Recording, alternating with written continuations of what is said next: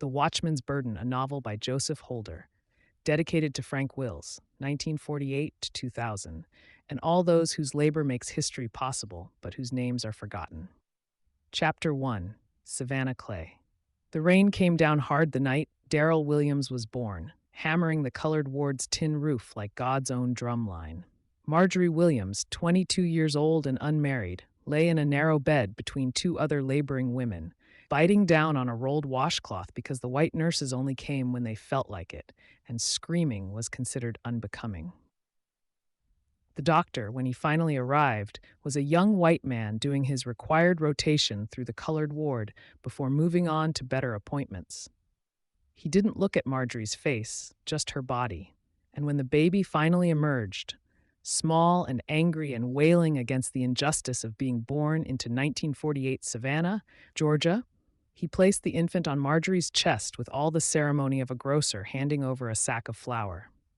"Healthy boy," he said, already moving to the next bed. "Nurse will be by to record the birth." Marjorie didn't respond. She was too busy looking at her son, at his perfect fingers and the way his tiny chest rose and fell with each furious breath. She'd been terrified for 9 months, knowing she'd face this alone. The father, a man whose name she would never speak aloud again, had disappeared the moment she told him. Her own mother had stopped speaking to her, said she'd shamed the family. The other women at the canning factory where she worked had offered sympathy but little help. Money was tight everywhere in the colored section of Savannah, and another mouth to feed was another burden. But looking at him now, this small creature who'd fought his way into the world during a February storm, Marjorie felt something shift inside her. Not joy, exactly. Life had taught her that joy was a luxury. But purpose, maybe. A reason to keep going when everything else told her to give up. "Darryl," she whispered, trying out the name she'd been holding in her mind for weeks. Darryl Williams. The baby's crying softened, as if he recognized her voice.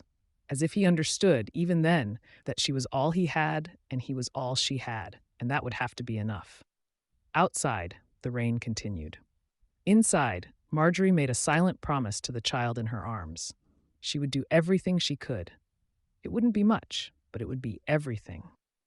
The nurse came by 3 hours later with a yellowed form and a pen that kept skipping. She filled in the basics without asking Marjorie any questions, as if her opinion on the matter of her own son's birth certificate was irrelevant. "Father's name?" the nurse asked, pen poised. "Unknown," Marjorie said quietly. The shame of it burned in her throat, but she wouldn't give them his name. He'd given her nothing. He deserved nothing in return. The nurse made a mark on the form. "Next of kin?" "Just me." Another mark. The nurse's face remained impassive, neither cruel nor kind. Just tired. Just doing her job in a colored ward on a night shift that probably paid half what the white ward paid. "He got a name?" "Darryl. Darryl Williams." The pen scratched across the paper. Official now. Real. When the nurse left, Marjorie allowed herself to cry. Not from sadness, though there was that. Not from fear, though there was plenty of that too. But from the sheer overwhelming weight of what she'd taken on. This child, this life, was now her responsibility. Every decision she made would shape him. Every mistake would mark him. She thought about her own mother's final words to her. "You've made your bed, girl. Now you lie in it." Well, she would. She'd lie in it and she'd make it as comfortable as possible for her son. He didn't ask to be born into this world, into this skin, into this poverty. But he was here now, and by God, she'd make sure he knew he mattered.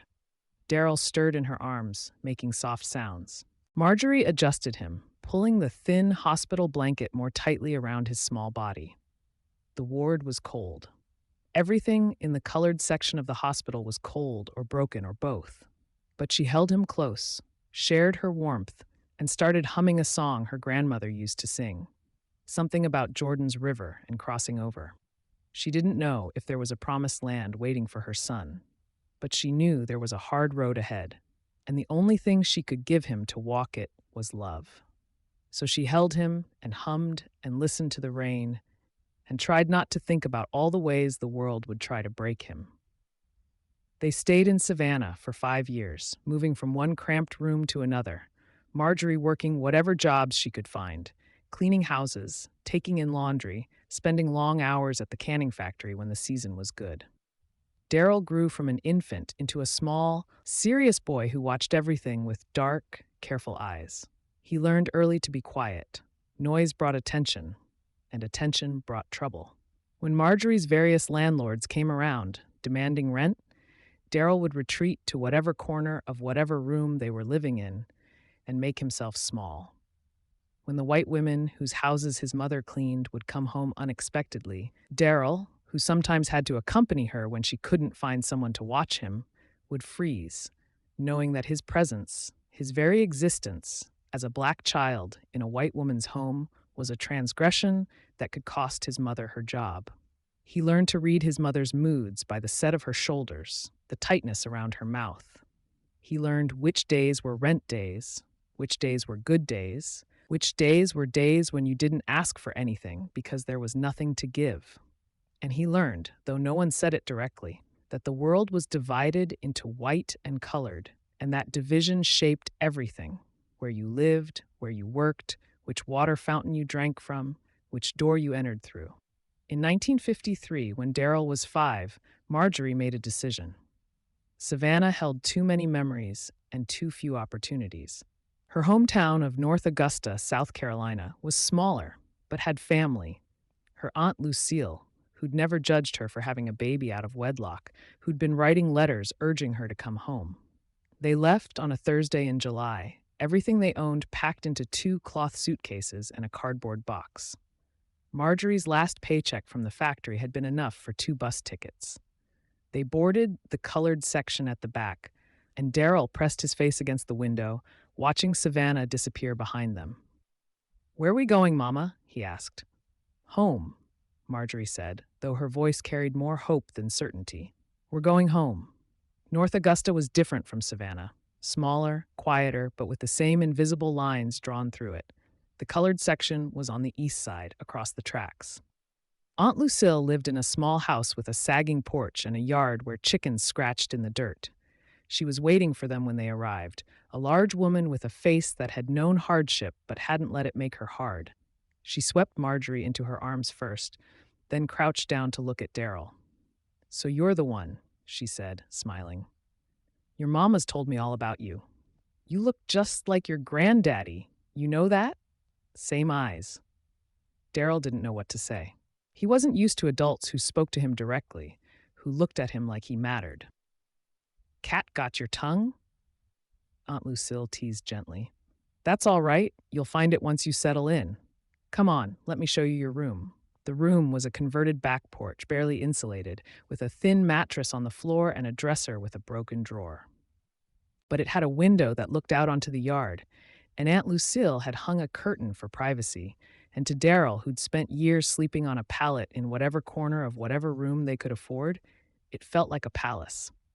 "This is ours?" he whispered to his mother. "This is ours," Marjorie confirmed, and the relief in her voice was palpable. They settled into a new rhythm. Marjorie found work as a domestic, cleaning houses for white families in the better part of town. Aunt Lucille watched Darryl during the day, teaching him his letters and numbers, letting him help tend the chickens and the small vegetable garden. North Augusta wasn't perfect. The schools were segregated, the opportunities were limited, and the same casual racism that permeated Savannah existed here too. But there was also something Darryl hadn't experienced before: community. Neighbors who looked out for each other. Church on Sundays where people knew his name. A sense, however fragile, of belonging. It was here, in this small house with a sagging porch, that Darryl started to understand who he was and who he might become. The world outside was hard and unforgiving, but inside these walls, he was safe. He was loved. He mattered. Darryl was 7, the first time he truly understood what the invisible lines meant. It happened on a Saturday in August, hot enough that the air felt thick as cotton. Marjorie had taken him into town to buy school supplies at Woolworth's. Darryl loved going to town. The storefronts with their bright displays, the bustle of people, the sense that the world was bigger than the 4 blocks of the colored section where they lived. But Marjorie had rules when they went to town. Strict rules. Don't touch anything unless I say you can. Don't look white folks in the eye. If someone white needs to pass on the sidewalk, you step aside. You hear me? Yes, ma'am. I'm serious, Darryl. You have to be careful. The world don't work the same for us. He didn't fully understand what she meant, but he nodded anyway. He'd learned that when his mother's voice got that tight, serious quality, you didn't ask questions. You just obeyed. They entered Woolworth's through the side door. There was a main entrance for white customers and a side entrance for colored. The store was crowded, filled with white families doing their Saturday shopping. Marjorie held Darryl's hand tightly as they navigated through the aisles toward the school supply section in the back.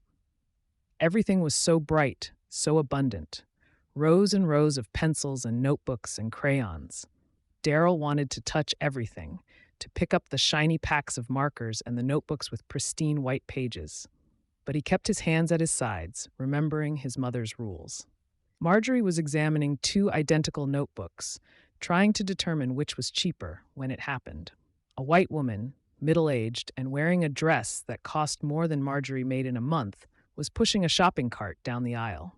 Walking beside her was a colored man, clearly an employee, wearing a store apron, carrying a large box. As they approached, Marjorie immediately stepped aside, pulling Darryl with her. It was automatic, ingrained. Step aside for white folks. Don't block their path.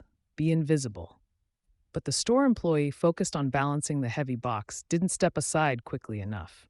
The white woman had to slow her cart slightly to navigate around him. Watch where you're going, she snapped. Sorry, ma'am, the man said immediately. Just moving this stock to the back. I don't care what you're doing. You don't block a customer's path. Did no one teach you manners?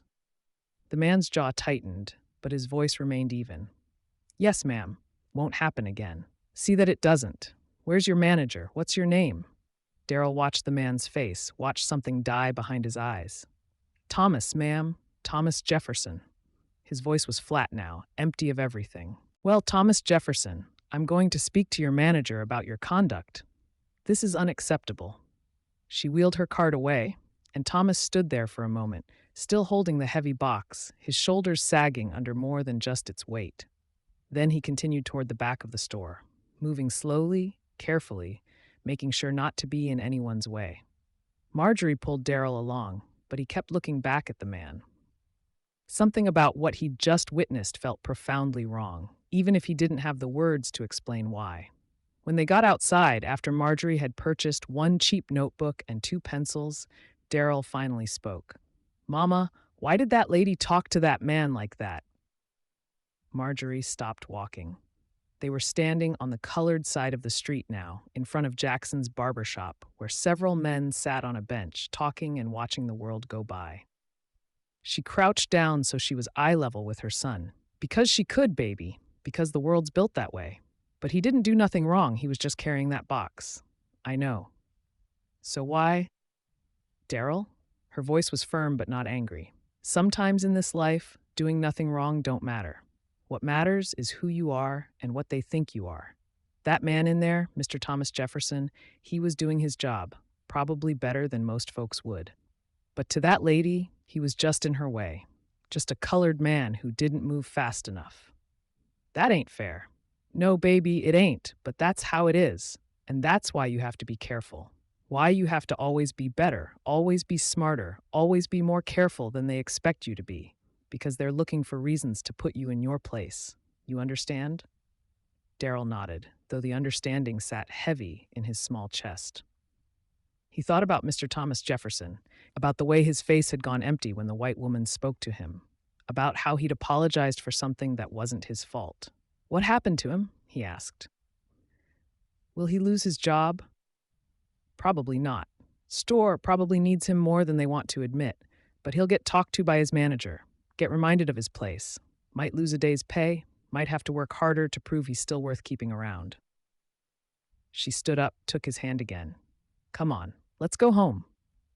As they walked back toward the colored section, past the white church with its perfect lawn and the white school with its new playground equipment, Darryl felt something crystallize inside him. An awareness. A knowledge that there were rules governing the world that had nothing to do with right or wrong, fair or unfair. Rules based solely on the color of skin. And in that moment, Walking hand in hand with his mother through the summer heat of North Augusta, Darryl Williams made a decision that would shape the rest of his life, though he didn't have words for it yet. Do your job. Do it well. Don't cause trouble. Keep your head down.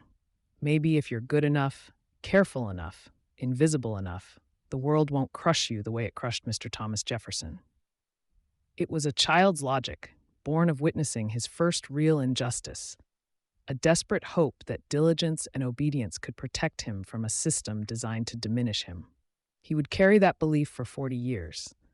It would lead him to discover the most important political crime in American history, and it would cost him everything.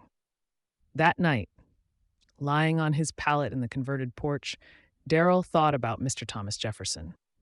He wondered if the man had made it home, if he'd lost his job, if his family had enough to eat. He thought about his mother, about how she navigated the world with such careful precision, always aware of the invisible lines, how she'd stepped aside in that aisle without even thinking, her body knowing what her mind had learned long ago: be small, be invisible, don't draw attention. He thought about himself, 7 years old, growing up in a world that had already decided what he was worth before he'd even had a chance to prove himself. Outside, the August night pressed against the windows, heavy and humid. Somewhere in the distance, a dog barked. The chickens in Aunt Lucille's yard made soft, settling sounds. The house creaked and sighed as it cooled from the day's heat.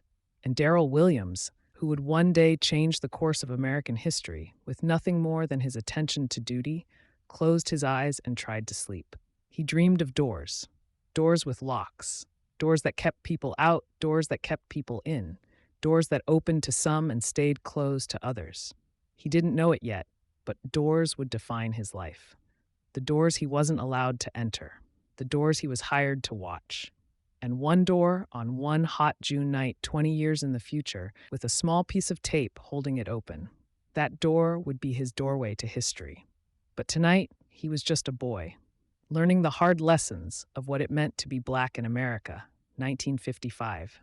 Learning that the world was divided into those who gave orders and those who obeyed them, those who demanded apologies and those who gave them. He fell asleep with his mother's words echoing in his mind. You have to be careful. The world don't work the same for us. It was a lesson he would never forget. And in some ways, it was a lesson that would save democracy. In other ways, it was a lesson that would destroy him. Chapter 2. Marcus and Jefferson High. The first time Darryl Williams met Marcus Bell, they were both 8 years old and standing in the principal's office at Washington Street Elementary, waiting to be punished for a crime neither of them had committed. It was the fall of 1956, and someone had broken a window in the colored school's only classroom that had glass instead of boards. The window looked out onto the small yard where children played during the 15-minute recess they were allowed. It had been broken during lunch, a rock thrown through it, though no one had seen who threw it. The principal, Mr. Josiah Crawford, was a thin man with wire-rimmed glasses who believed that order was the only thing standing between colored children and chaos. He ruled the school with a rigid hand, quick to use the paddle, quicker still to call parents in for conferences that usually ended with a child getting whipped twice, once at school, once at home. When the window was discovered broken, Mr. Crawford had done what he always did. He'd lined up all the boys who'd been outside during lunch and picked the two who looked most likely to have done it. Darryl, because he was quiet and therefore sneaky. Marcus, because he was loud and therefore trouble. They stood side by side now, two small boys in clothes that had been patched and repatched, waiting for judgment. One of you broke that window, Mr. Crawford said, walking back and forth in front of them like a lawyer in a courtroom. I know it was one of you. Maybe both of you. Now you can confess and take your punishment like men, or you can lie and make it worse for yourselves. Darryl kept his eyes on the floor, heart pounding. He hadn't broken the window. He'd been on the other side of the yard, sitting under a tree, eating the biscuit and bit of fatback his mother had packed for his lunch. But he knew from experience that what he'd actually done didn't matter. What mattered was what Mr. Crawford believed. Beside him, Marcus spoke up. I didn't break no window, sir. Didn't break any window, Mr. Crawford corrected. If you're going to lie, at least do it with proper grammar. I'm not lying. I didn't do it. Mr. Crawford turned to Darryl. What about you? You break that window? No, sir. Speak up. I can't hear you when you mumble. No, sir, Darryl said louder, though his voice shook. I didn't break it. Two liars. Mr. Crawford shook his head. This is what's wrong with your generation. No respect. No accountability. Well, if neither of you will confess, then you'll both take the punishment. He reached for the paddle hanging on the wall, a wooden board with holes drilled in it to reduce wind resistance and increase pain. Darryl had felt it before, 3 times. Once for talking back when he'd tried to correct a teacher who'd marked his arithmetic wrong even though it was right. Once for being late to school because his mother had been sick and he'd had to help her before leaving. Once for looking sullen during morning assembly. The paddle hurt. But worse than the physical pain was the injustice of it. Being punished for something you didn't do. Having no voice, no power, no way to defend yourself. Mr. Crawford pointed at Marcus. You first. Marcus stepped forward, and something in his posture changed. His back straightened, his jaw set. He didn't cry when the paddle hit him. 3 sharp cracks that echoed in the small office. He didn't make a sound at all. Now you, Mr. Crawford said to Darryl.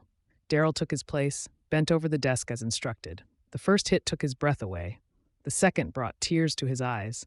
The third made his vision go white for a moment. But he bit his lip hard enough to taste blood and didn't cry out.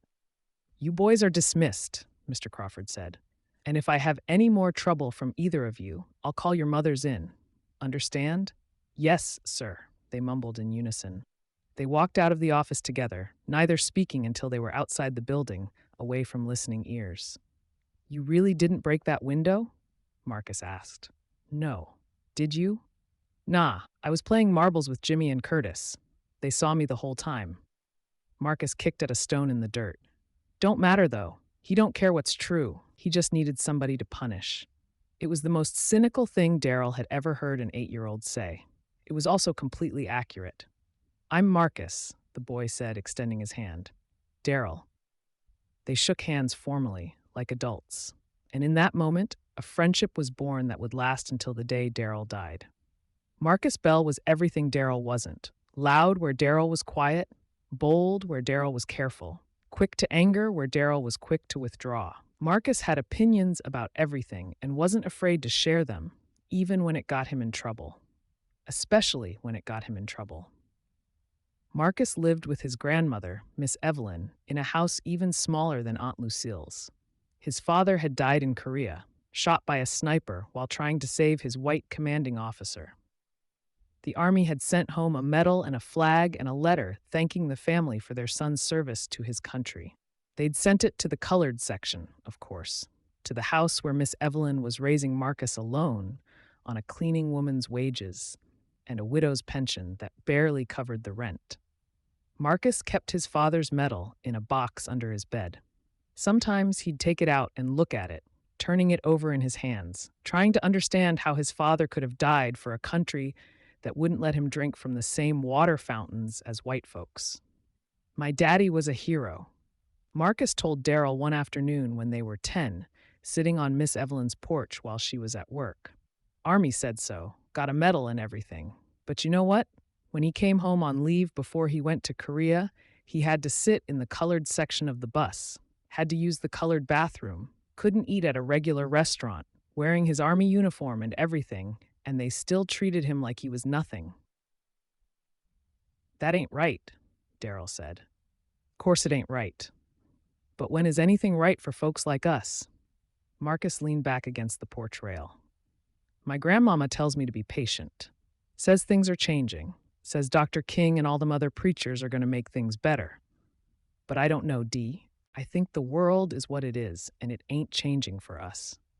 Darryl didn't know what to say to that. He'd heard about Dr. King. Everyone had, after the Montgomery bus boycott. Marjorie and Aunt Lucille talked about it in hushed, hopeful voices. But Marcus was right about one thing. North Augusta felt the same as it always had. The invisible lines were still there. The separate water fountains, the separate schools, the separate everything. My mama says if we just do our jobs and don't cause trouble, things will be okay, Darryl offered. Marcus laughed, but there was no humor in it. Yeah? And how's that working out? Your mama's been doing her job, keeping her head down, and she's still cleaning white folks' houses for pennies.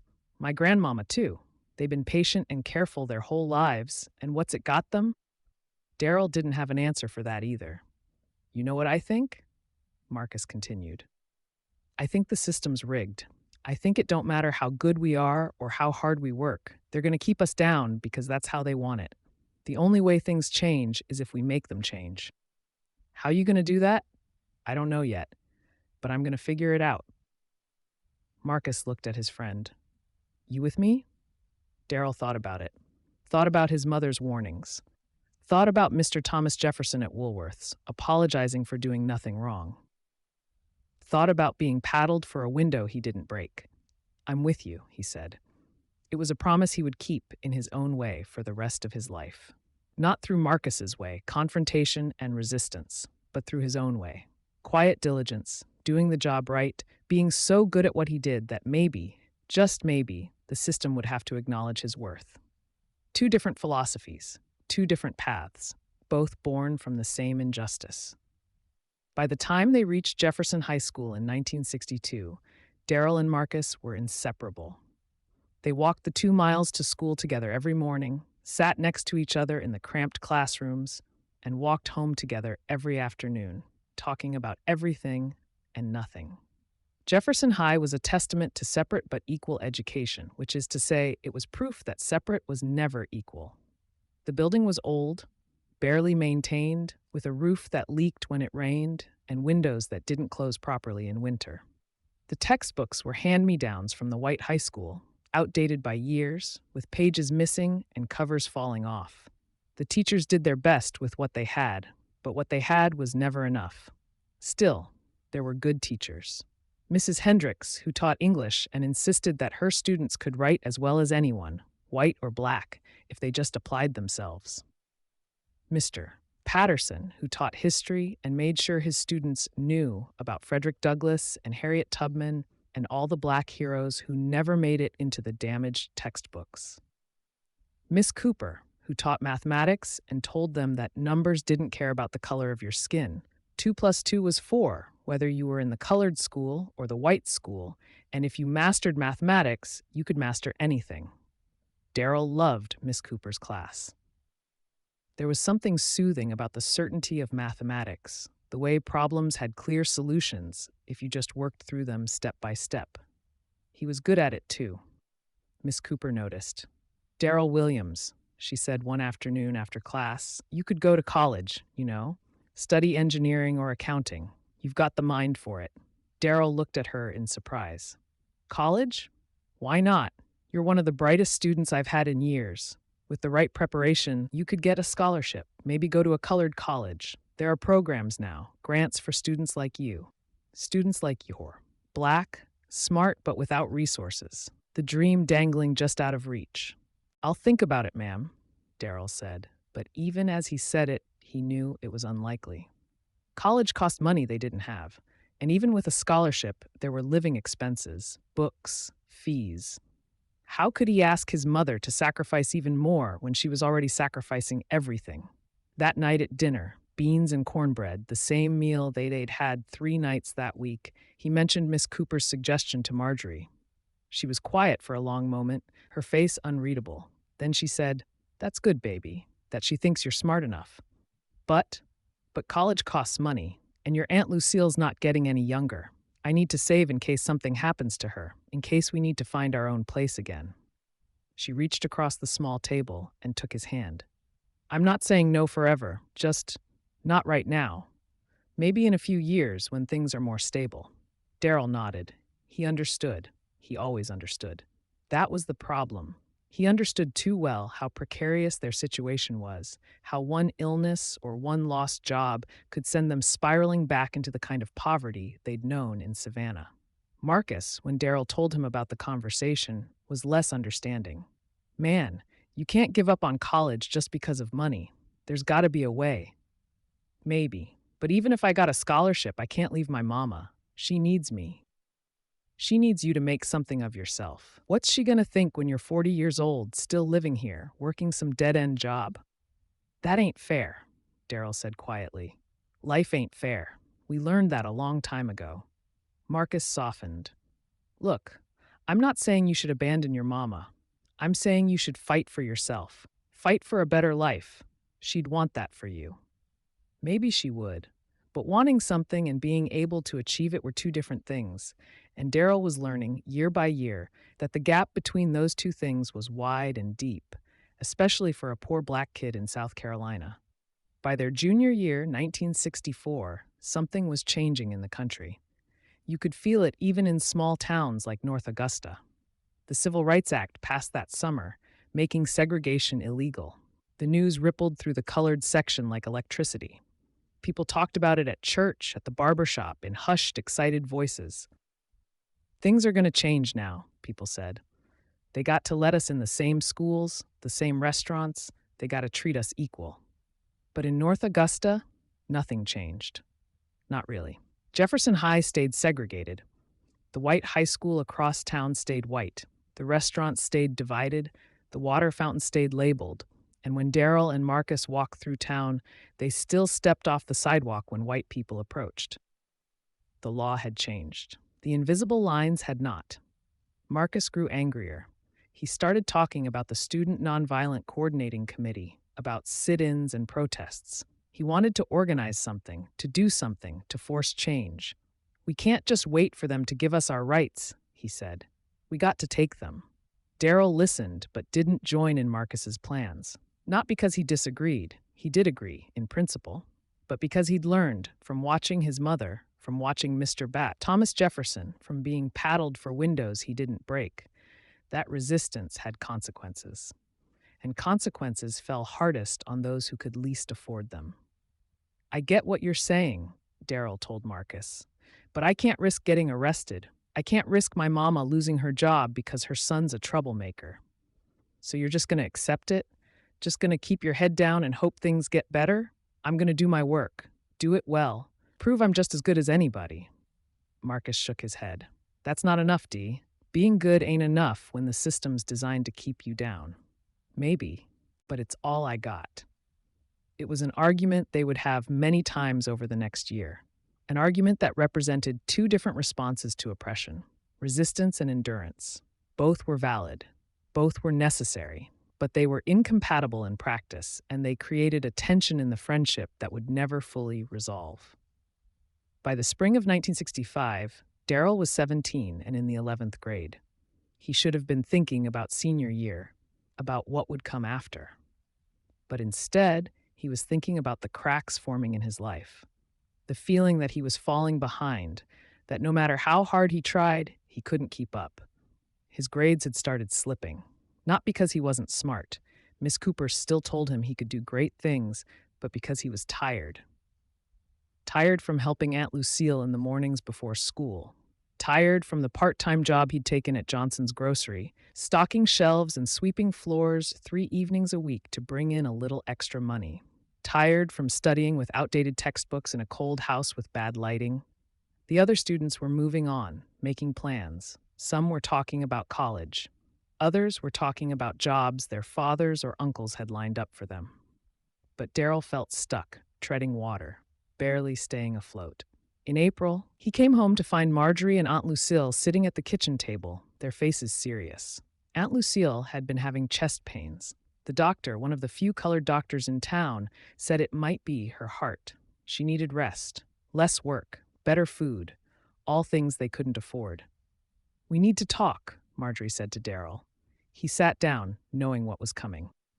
"I've been thinking," Marjorie began carefully, "that maybe you should look into the Job Corps. You remember, the program President Johnson started. They train young men in trades, help them get jobs. You'd go to Michigan for a year, learn something useful, get your GED. "I'm already in school," Darryl said. "I know, baby. But the Job Corps, they pay for everything. Room, board, training. And when you finish, you come out with a skill, with something real you can use to get a good job." She paused.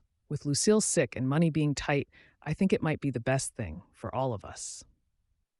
Darryl looked at his mother's face, at the exhaustion there, at the worry lines that had deepened over the past year. He looked at Aunt Lucille, who'd taken them in when they had nowhere else to go.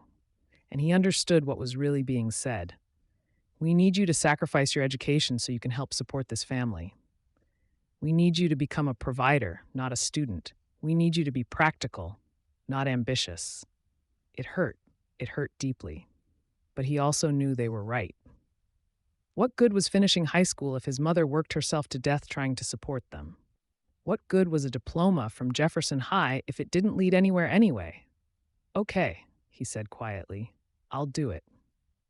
Marjorie's relief was visible. It's just for a year, baby, and you'll learn something useful. That night, lying on his pallet in the converted porch, Darryl thought about Miss Cooper's words from 2 years earlier. You could go to college, you know. He thought about Marcus's words. You got to fight for yourself. And he thought about his own decision, made years ago in a Woolworth's parking lot. Do your job. Do it well. Keep your head down. Maybe if you're good enough, the world won't crush you. He was 17 years old, and he was dropping out of high school to learn a trade so he could help pay for his aunt's medicine. This was not the life he'd imagined, but it was the life he had. And he would make the best of it. Because that's what you did when you were poor and black, and the world had already decided what you were worth before you'd even had a chance to prove yourself. The next day, he told Marcus. They were walking home from school, Darryl's last few weeks at Jefferson High, and Marcus was talking about the protest march he was trying to organize. We're going to march from the colored section to the courthouse, demand they integrate the schools for real. You will? You in? I can't, Darryl said. I'm leaving. Marcus stopped walking. What? I'm joining the Job Corps, going to Michigan for a year to learn a trade. You're dropping out? I'm getting training, getting a skill so I can help my family. This is bullshit, D. You're smarter than half the people in that school.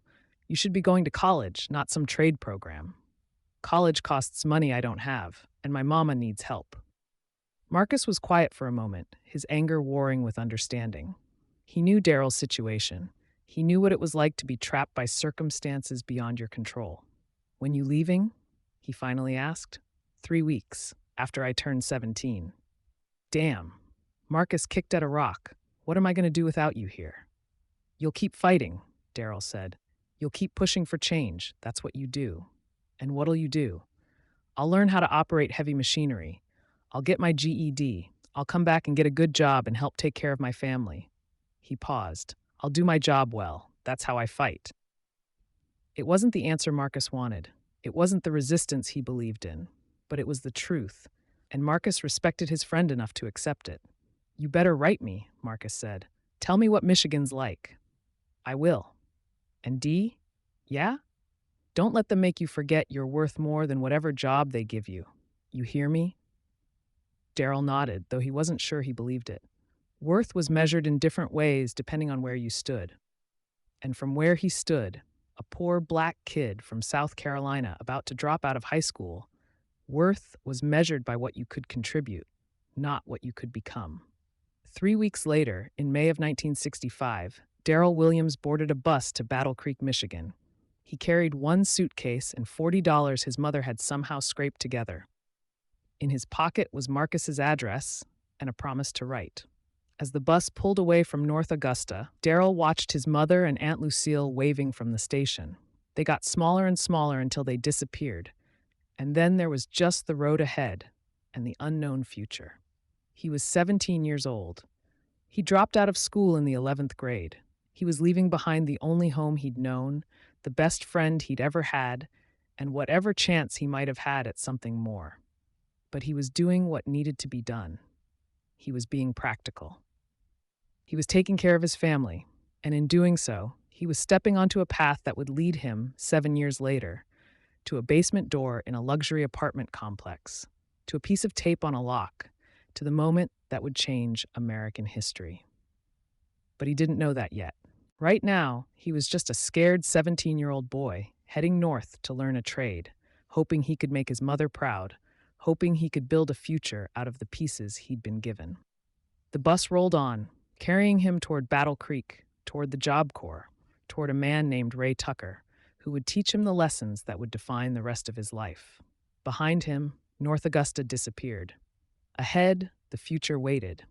And Darryl Williams, who had learned to watch and wait and do his job well, stared out the window at the passing landscape and wondered what kind of man he would become. Chapter 3: The Dropout and the Door North. The Job Corps Center in Battle Creek, Michigan, sat on the edge of town like an afterthought, a collection of low-slung buildings that had once been an Army training facility before the government repurposed it for President Johnson's war on poverty. Darryl Williams arrived on a Tuesday in late May 1965, stepping off a bus into air that felt different from anything he'd known in the South. Cooler, cleaner, carrying the industrial smell of the Kellogg's cereal factory that dominated the town's economy. He was one of 47 young men who'd arrived that week, mostly black and brown faces from the South and Southwest, all of them poor, all of them dropouts or barely graduated, all of them looking for the same thing: a way out, a way up, a way forward when every other path seemed closed. The intake process was efficient and impersonal. A white administrator with tired eyes checked names off a clipboard, assigned bunks, handed out uniforms, blue work pants and shirts with Battle Creek Job Corps stenciled across the back. The dormitory was a long room with metal frame beds lined up in 2 rows, reminiscent of military barracks because that's exactly what it had been. Darryl found his assigned bunk, number 23, and set down his single suitcase. The boy on the bunk next to him was unpacking too, a slim kid with processed hair and a nervous energy. "Where you from?" the kid asked. "South Carolina." "You?" "Birmingham, Alabama." He extended his hand. Jerome Washington." "Darryl Williams." They shook hands, and in that simple gesture, Darryl felt some of his anxiety ease. He wasn't alone here. Whatever was coming, they were all in it together. The first week was orientation. They sat in classrooms that smelled of chalk and disinfectant while instructors explained the program. 6 months of basic education, reading, writing, mathematics to prepare for the GED exam. 6 months of vocational training in various trades: automotive mechanics, welding, carpentry, electrical work, heavy machine operation. At the end of the year, they'd leave with a diploma, a skill, and assistance finding employment. It sounded almost too good to be true, and for many of the young men there, it was their last chance at something resembling a future. Darryl chose heavy machine operation because that's where the best jobs were, according to the counselor who interviewed him. The automotive plants in Detroit were hiring. If you could operate a crane or a forklift or heavy construction equipment, you could make a decent wage. Not rich, but comfortable.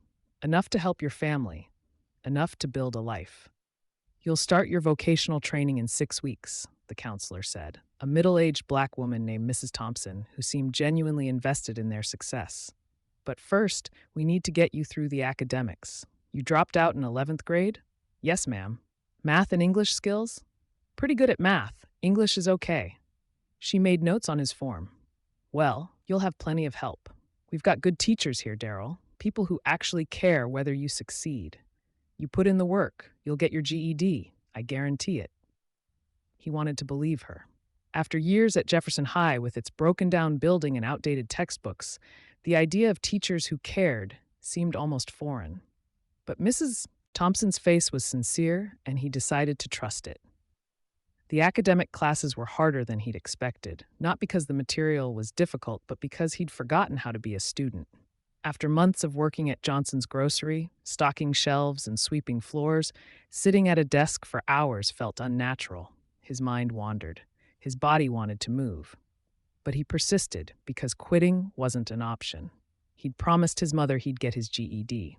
He'd promised himself he'd make something of this opportunity. The other students were a mixed group. Some, like Jerome, were genuinely trying to turn their lives around. Others were there because it was better than jail or better than starving.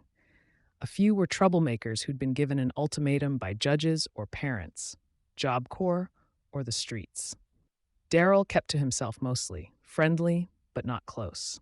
He'd learned in North Augusta that friendship meant vulnerability, and vulnerability could be exploited.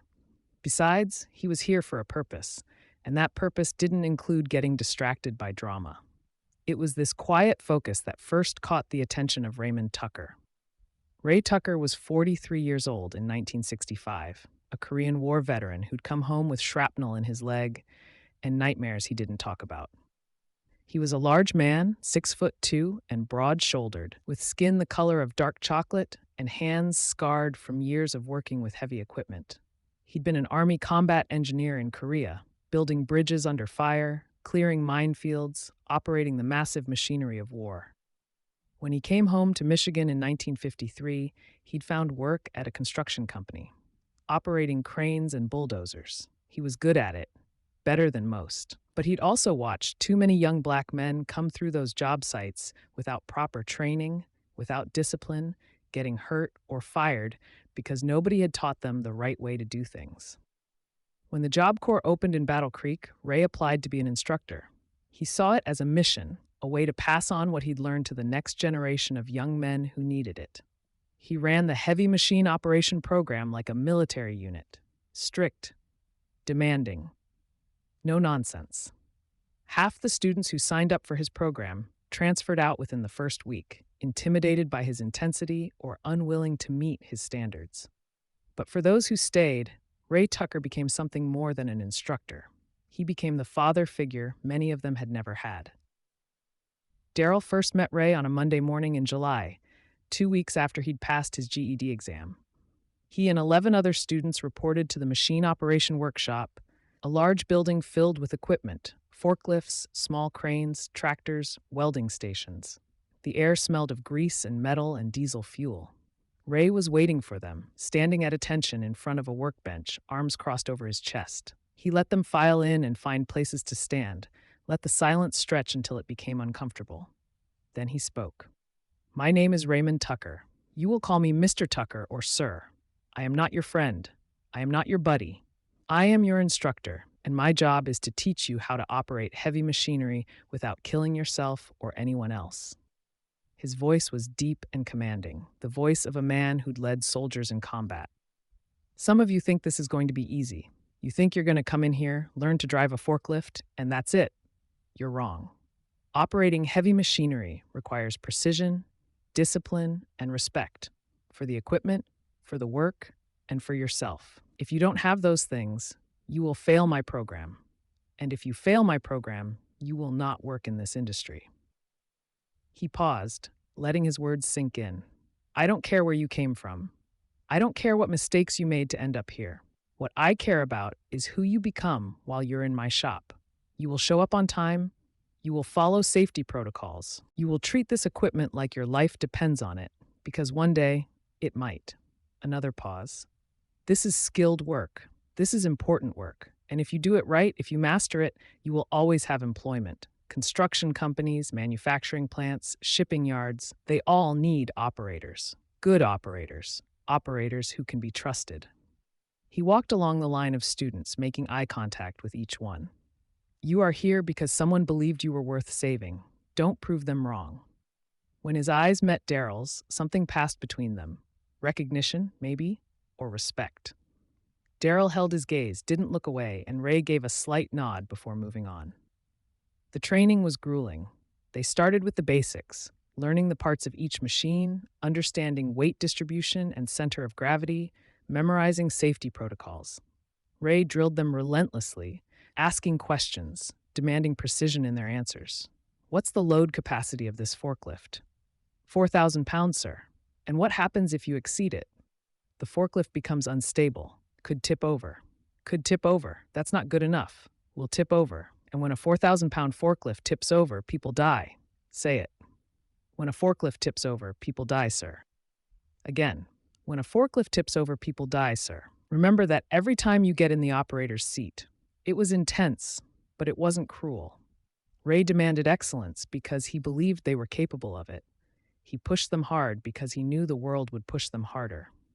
And slowly, the students began to understand that his strictness came from respect, not contempt. He treated them like men, not boys. Like skilled workers in training, not charity cases. And for many of them, it was the first time an adult had treated them that way. Darryl thrived under Ray's instruction. The work suited him. The precision, the focus, the clear rules and expectations. Either you operated the equipment correctly or you didn't. Either you followed safety protocols or you didn't. There was no ambiguity, no invisible lines to navigate. He showed up early every morning, stayed late every evening. He studied the manuals Ray provided, memorized specifications and procedures. He practiced on the simulators until his movements became automatic. And when Ray finally let him operate real equipment, Darryl treated it with a reverence that bordered on religious. Ray noticed. One evening, after the other students had left, Ray called Darryl over to his office, a small room off the main workshop with a desk, a filing cabinet, and a coffee maker that was always on. "Sit down, Williams." Darryl sat, nervous. He'd done something wrong, and he didn't know what. But Ray just poured 2 cups of coffee and handed one to him. "You drink coffee?" "Yes, sir." "Good. Man should know how to appreciate coffee. Keeps you sharp." Ray sat down across from him. "You're doing well in the program. Best in your cohort, actually." "Thank you, sir." "Don't thank me. You're doing the work. I'm just providing the instruction." Ray sipped his coffee. "Tell me something, Williams. Why are you here? What are you trying to prove?" The question surprised him. "I'm not trying to prove anything. I'm trying to learn a skill so I can support my family." That's the practical answer. What's the real answer? Darryl was quiet for a moment, thinking. "I dropped out of high school because my family needed help. I'm here because this is my second chance. Maybe my only chance." "Chance at what?" "At being worth something. At having a future." Ray nodded slowly. "Let me tell you something. In Korea, I worked with white boys who thought black soldiers couldn't handle complex equipment, thought we were only good for digging ditches or driving supply trucks. I proved them wrong every single day. Operated cranes under fire, built bridges that held when they said they wouldn't. And you know what I learned?" "What, sir?" "I learned that excellence is the best revenge. You can't argue with excellent work. You can't dismiss a man who does his job better than anyone else. That's power, Williams. Real power. Not the power to force change, but the power to be undeniable." He leaned forward, his eyes intense. "You're good at this work. Better than good. You've got steady hands and a steady mind. But more than that, you've got something most people don't have. You understand that the work itself matters, not the recognition, not the praise, the work." "My mama taught me that," Darryl said quietly. "Then your mama's a wise woman." Ray stood up, walked to the window overlooking the workshop floor. "I'm going to tell you something I don't tell most students. This program, this training, it's not just about learning to operate equipment. It's about learning to operate in the world. You're going to face employers who don't think you're capable. You're going to face coworkers who resent you. You're going to face a system that's designed to keep you in your place." He turned back to Darryl. "But if you master your craft, if you do your job so well that they can't deny your competence, you create opportunities that wouldn't otherwise exist. You become indispensable. And when you're indispensable, you have leverage. Not much, maybe, but some." "That's what I want," Darryl said. "To be so good at what I do that they have to give me a chance. Then you're on the right path. But remember something. Being excellent isn't about getting recognition. Sometimes you won't get recognition. Sometimes you'll do excellent work and nobody will notice or care. You do it anyway. You do it because the work matters. Because your integrity matters. Because who you are when nobody's watching is who you really are." It was a lesson that would echo through Darryl's life. A lesson that would lead him to check a basement door at 1:47 a.m. on a June night 7 years in the future. A lesson about doing your job right even when nobody cares. "Yes, sir," Darryl said. "I understand." "Good. Now finish your coffee and get out of here. You've got an early day tomorrow." The months passed quickly after that. Darryl mastered one machine after another. Forklifts, cranes, backhoes, bulldozers. Ray taught him not just how to operate them, but how to maintain them, how to diagnose problems, how to work efficiently and safely. He learned the language of construction and manufacturing, the procedures and protocols that kept job sites running smoothly. But Ray taught him other things too, things that couldn't be found in any manual. He taught him about dignity, how a man could maintain his self-respect even when the world tried to strip it away. How doing your job with excellence was a form of resistance, a way of asserting your humanity in a system that wanted to deny it. He taught him about patience, how lasting change came slowly, how you had to play the long game. "Dr. King and the others, they're doing important work," Ray said one day. But there are different ways to fight. Some people march, some people organize, some people do their jobs so well that they force the system to acknowledge their worth. All of it matters. He taught him about survival, how to navigate a world that was hostile to your existence. Pick your battles, Ray advised. Some fights are worth having, some fights just get you killed. Learn the difference. And he taught him about legacy, what a man left behind when he was gone. Your father, Ray said once, the only time he brought up Darryl's family directly. He's not in your life? No, sir. Never met him. That's his loss, his failure, not yours. But it means you get to decide what kind of man you'll be. You get to build your own legacy. Make sure it's one you're proud of. Darryl thought about that often in the quiet moments. What kind of man did he want to be? What kind of legacy did he want to leave? He didn't have clear answers, but he knew he wanted to be someone his mother was proud of. Someone who worked hard, who could be counted on, who did the right thing even when it was difficult. It seemed like a modest ambition, but it was his. The other students in Ray's program formed a tight brotherhood. There was Jerome from Birmingham, who was brilliant with engines, but struggled with written tests. There was Carlos from Texas, who could operate a crane with surgical precision, but had a temper that got him in trouble. There was Marcus, a different Marcus, but the name made Darryl think of his friend back home, who was older, 22, and had spent 2 years in prison before finding his way to the Job Corps. They learned from each other, covered for each other, pushed each other to be better. In the evenings after training, they'd gather in the dormitory and talk about their futures, their dreams, their fears. I'm going to get a job at Ford, Jerome said one night. Make enough money to bring my mama and sisters to Detroit, get them out of Birmingham. I'm going to start my own construction company, Carlos said. Hire guys like us, pay them fair wages. I'm just going to stay alive and stay out of prison, said Marcus, the older one. That's my goal. Anything better than that is a bonus. They all laughed, but there was truth in it. For young black men in 1965, simply surviving to old age was an achievement. What about you, Dee? Jerome asked. What are you going to do when you get out of here? Darryl thought about it. Get a job. Send money home to my mama. Save up enough to bring her to wherever I end up. Make sure she doesn't have to work as hard. That's it? Just work? Just work, Darryl confirmed. Good, steady work. That's all I want. It wasn't glamorous, it wasn't revolutionary, but it was honest, and it was achievable, and it was his. In December, 6 months into the program, they took their certification exams. Written tests on safety protocols, mechanical knowledge, and operational procedures. Practical tests where they had to demonstrate their skills on each piece of equipment. Darryl passed everything with near-perfect scores. Ray shook his hand, a rare smile crossing his weathered face. I'm proud of you, Williams. You came in here a scared kid, and you're leaving a skilled craftsman. That's transformation. That's what this program is supposed to do. Thank you, sir, for everything you taught me. I just showed you the path. You walked it yourself. Ray pulled an envelope from his desk. This is a letter of recommendation. When you're ready to look for work, show this to potential employers. I've written that you're one of the best operators I've ever trained. That's not charity. That's truth. Darryl took the letter with trembling hands. A letter of recommendation from Raymond Tucker might not mean much to the world, but to him, it meant everything.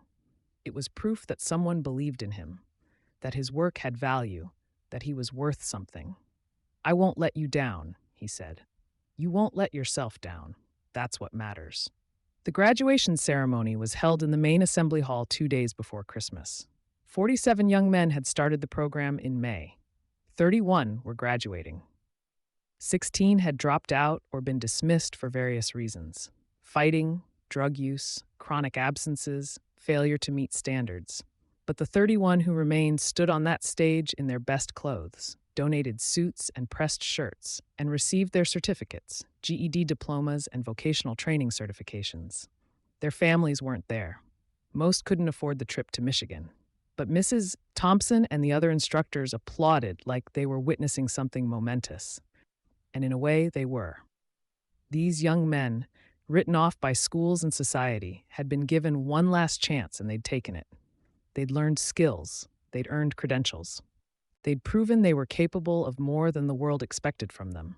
Ray Tucker called each name personally, shaking hands, handing over certificates. When he got to Darryl, he held his hand a moment longer than the others. "Remember what I taught you," he said quietly. "Excellence is the best revenge." "Yes, sir, I'll remember." "And Williams? When you're 50 years old and looking back at your life, make sure you can say you did your best. Not for anyone else, for yourself." "I will, sir." It was a promise Darryl would keep, though it would cost him more than he could imagine. After the ceremony, the graduates gathered in the dormitory one last time, packing their belongings, exchanging addresses, making promises to keep in touch that most of them wouldn't keep. Life would scatter them across the country, into factories and construction sites, and futures, both hopeful and tragic. Jerome was heading to Detroit, where he already had a job interview lined up at a Ford supplier plant. Carlos was going back to Texas to work construction. Marcus was staying in Michigan, had found work at a local manufacturing company. "What about you?" Jerome asked Darryl. "Where are you headed?" "Detroit," Darryl said. "Going to try the auto plants. That's where the money is." "Then I'll see you there. We can room together, maybe. Help each other out." "I'd like that." They exchanged information, promised to connect once they were both settled in the city. It was a promise they'd keep, at least for a while, before life pulled them in different directions.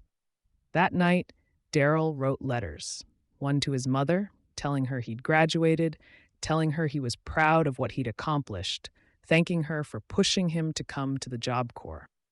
One to Aunt Lucille, hoping her health had improved, and one to Marcus Bell in North Augusta, updating him on everything that had happened.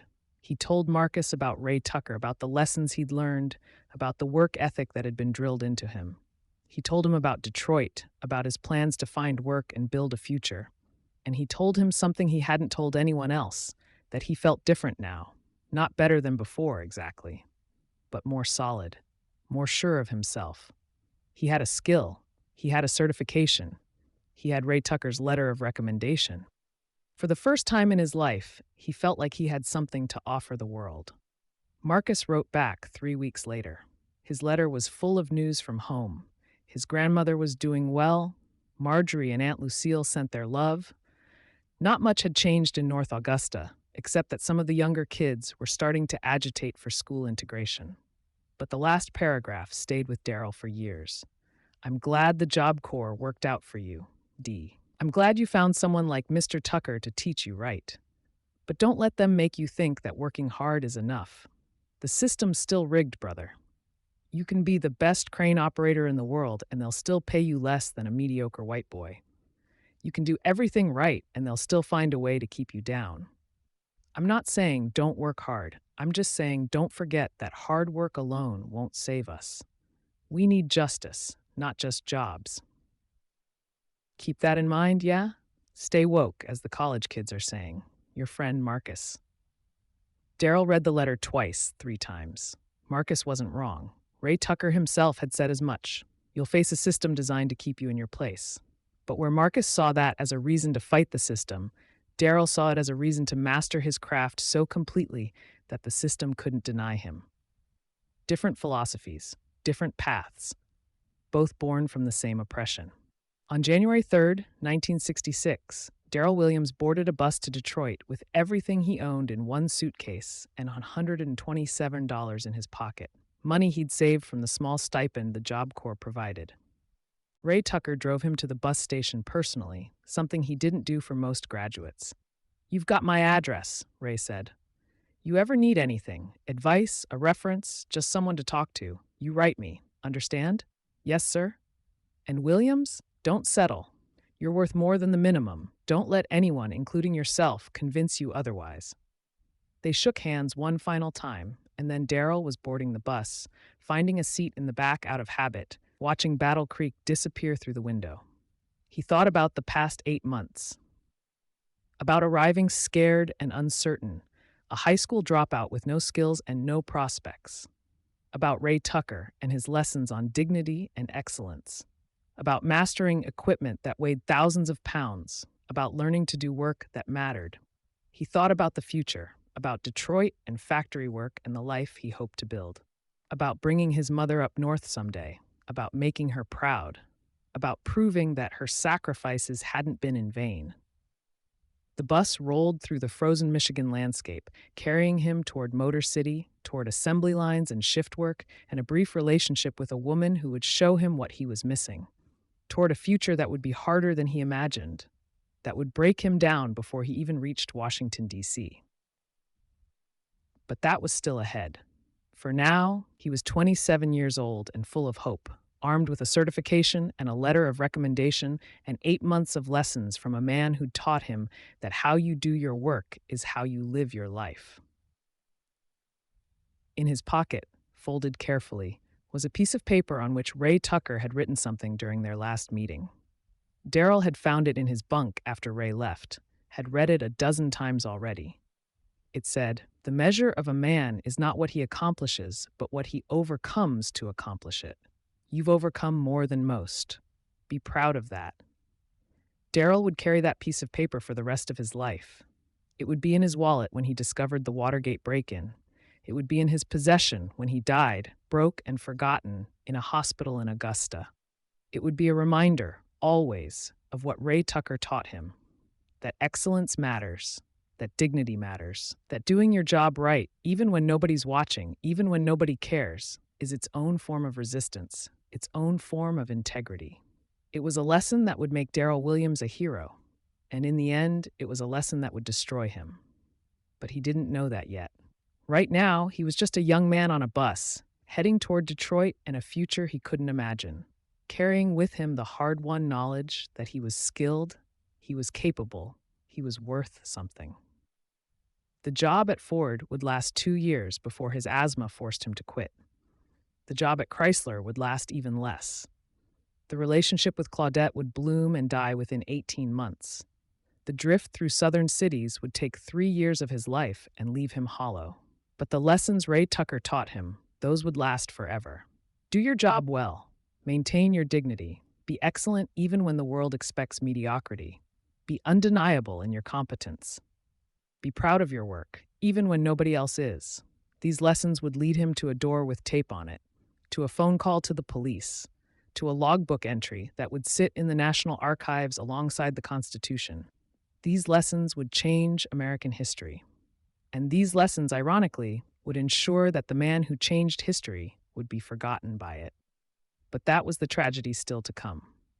For now, Darryl Williams watched Michigan roll past his window and allowed himself to hope, allowed himself to believe that maybe, just maybe, things would work out.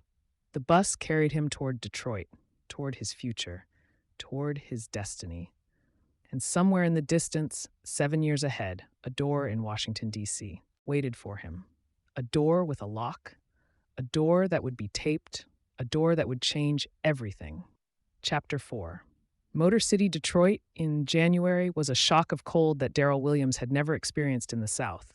The wind off the Detroit River cut through his thin jacket like a blade, and the gray slush that lined the streets never seemed to melt, just accumulated in dirty piles that froze solid at night. But the cold didn't matter, because Detroit was alive with possibility. The automotive plants ran 3 shifts, 24 hours a day, churning out cars for an America that couldn't get enough of them. The factories needed workers, thousands of them, and if you had skills, if you had training, if you were willing to work hard, you could find employment. Darryl had skills. He had training.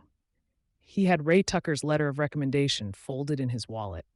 He also had Jerome Washington's address scribbled on a piece of paper. And that's where he headed first, taking a bus from the Greyhound station into the city's east side, into a neighborhood that reminded him of the colored section of North Augusta, worn but not broken, poor but proud, holding on. Jerome lived in a boarding house on Chain Street, a 3-story building that had seen better days but was clean and relatively well-maintained. The landlady, Mrs. Opal Carter, was a round black woman in her 60s who ran the place with firm kindness. She took one look at Darryl standing on her porch with his single suitcase and knew exactly what she was seeing. Another young black man, fresh from somewhere else, looking for work, looking for a chance. "You a friend of Jerome's?" she asked. "Yes, ma'am. We were at Job Corps together." "He mentioned you might show up. Come on in. I've got a room on the third floor. $35 a month, includes one meal a day, dinner at 6, bathrooms shared. No drinking, no drugs, no women after 9 p.m. You break those rules, you're out. Understood? Yes, ma'am. Good. Jerome's at work, but he'll be home around 4. Room 7. Up the stairs. End of the hall. The room was small, barely big enough for a single bed, a dresser, and a chair, but it had a window that looked out over the street, and the radiator worked. And to Darryl, who'd slept on a converted porch in South Carolina, it felt like luxury. He unpacked his single suitcase, hanging his 2 shirts and 1 pair of dress pants in the narrow closet, placing his work clothes in the dresser. Then he sat on the bed and allowed himself to feel, just for a moment, the overwhelming weight of what he'd done. He was in Detroit, alone, in a city of almost 2 million people where he knew exactly one person. He had $127 to his name and no job lined up. If he couldn't find work quickly, that money would run out, and he'd be homeless in a city where winter could kill you. The fear was real and physical, settling in his chest like a stone. But so was the determination. He'd come this far. He'd earned his certification. He'd learned from Ray Tucker. He would find work. He had to. Jerome came home at 4:15, tired and covered in a fine layer of metal dust from his job at an automotive parts supplier. Man, you made it! When'd you get in? This morning. Mrs. Carter set me up in room 7. That's right next to me. Perfect. Jerome dropped his lunch pail on his bed. Let me clean up and we'll go get something to eat. There's a diner down the street that's cheap and the food's actually good. We can talk about your job hunt. An hour later, they sat in a booth at Murphy's Diner, eating meatloaf and mashed potatoes while Jerome laid out the landscape. Ford's hiring right now. So is Chrysler. GM too, but they're pickier about experience. With your heavy equipment certification, you should try for the bigger plants first. Ford River Rouge, Chrysler Jefferson. They've got positions for forklift operators, materials handlers, all that. How do I apply?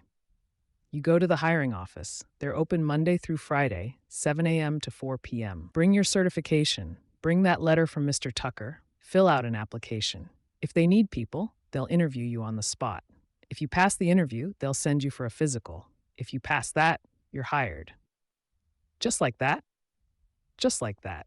Detroit needs workers, D. The plants are running overtime trying to keep up with demand. They're not as picky as they used to be. Jerome paused. Well, they're still racist as hell. Don't get me wrong, but they need black workers because white workers won't do the dirtiest, most dangerous jobs for what they're willing to pay. So if you can operate heavy equipment, you've got a shot at decent work. It was the reality of the American industrial economy in 1966. Black workers were simultaneously needed and resented, essential to production, but relegated to the worst positions, paid less than white workers for the same labor. But it was still better than sharecropping or domestic work or no work at all.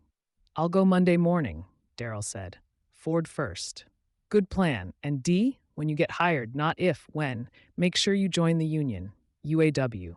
United Auto Workers. They're not perfect, still got a lot of racism in the leadership, but they'll protect you from some of the worst stuff, and they fight for decent wages.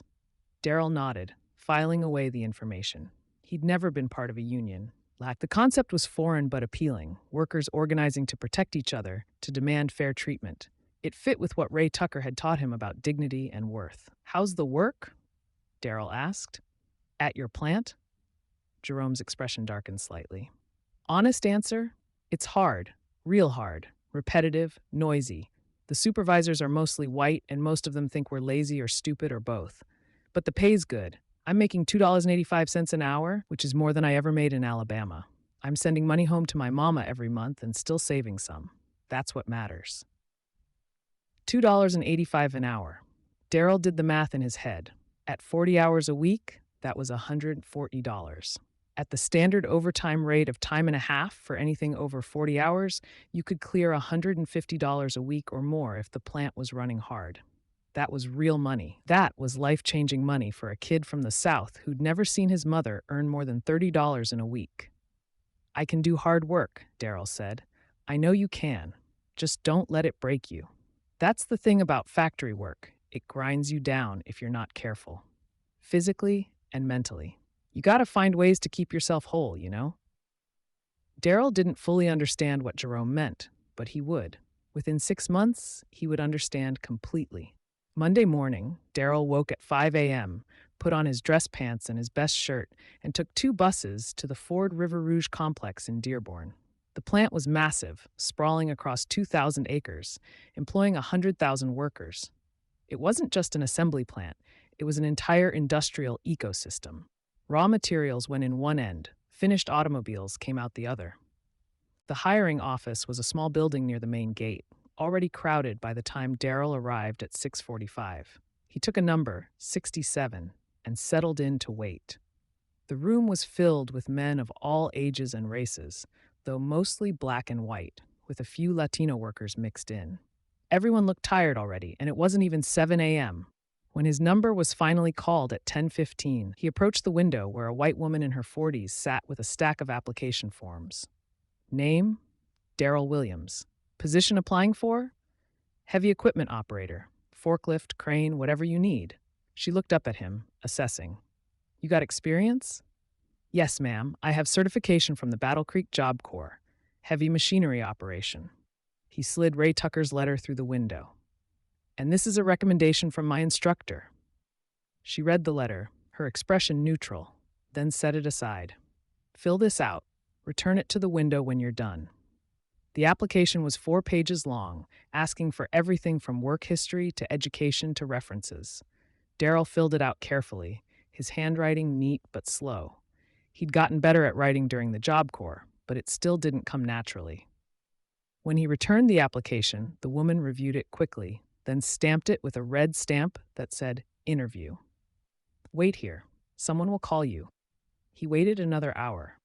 At 11:45, a white man in his 50s wearing a supervisor's jacket came out and called his name. Darryl Williams? Yes, sir. Come with me. They went into a small office with a desk and 2 chairs. The man sat heavily, looked over Darryl's application, then looked up at him. Says here you're certified in heavy equipment operation. Yes, sir. Forklifts, cranes, bulldozers, backhoes. I trained for 8 months at Battle Creek. Battle Creek Job Corps? Yes, sir. The man's expression was unreadable.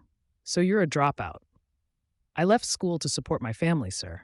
Then I got my GED through the Job Corps and my vocational certification. And you think that makes you qualified to work at Ford? Darryl felt the familiar tightening in his chest, the sense that he was being judged not on his skills, but on his circumstances. But he kept his voice even, professional. I think my training and certification make me qualified, sir. I'm a hard worker. I follow safety protocols. I'm reliable. That's all in my instructor's letter. The man glanced at Ray Tucker's letter again, read it more carefully this time. His expression softened slightly, not much, but enough to notice. Your instructor speaks highly of you, says you're one of the best operators he's trained. He set the letter down. We've got a position in materials handling, moving parts around the plant with forklifts and small cranes. It's second shift, 3 p.m. to 11 p.m., and the starting pay is $2.60 an hour. After 90 days, if you're doing good work, you'll get bumped to $2.95. You interested? $2.60 an hour. Second shift. It wasn't ideal. He'd hoped for day shift, hoped for slightly higher starting pay, but it was employment. It was a foot in the door. Yes, sir, I'm very interested. You'll need to pass a physical and a drug test. Can you pass a drug test? Yes, sir. Good. Report to Building 4, Occupational Health, tomorrow at 8 a.m. If you pass, you'll start training on Wednesday. Any questions? Do I need to bring anything? Steel-toed boots, long pants, long-sleeved shirt. They'll issue you a uniform and safety equipment on your first day. The man stood up, extended his hand. Welcome to Ford, Williams. Don't make me regret hiring you. They shook hands, and Darryl felt something he hadn't felt in a long time. Pride. He had a job, a real job, at Ford Motor Company. He'd done it. He'd made it to Detroit and found employment within 1 week. He called his mother that night from the payphone in Mrs. Carter's hallway. It was expensive, 90 cents for 3 minutes, but it was worth it to hear Marjorie's voice, to tell her he'd found work. Ford Motor Company, he said, unable to keep the pride from his voice. Starting Wednesday. Oh, baby, I'm so proud of you. Her voice cracked slightly. Your daddy, wherever he is, he should be ashamed he missed knowing you. You're going to do great things. I'm just going to work hard, Mama. Do my job well. Send you money when I can.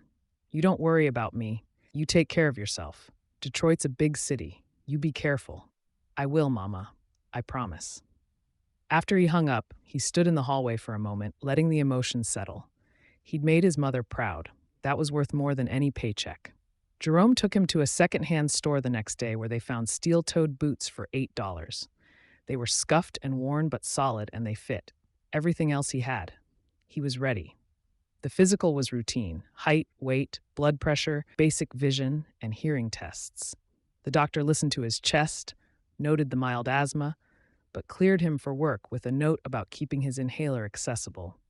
Wednesday morning, Darryl reported to the River Rouge complex at 2:30 p.m. for his first shift.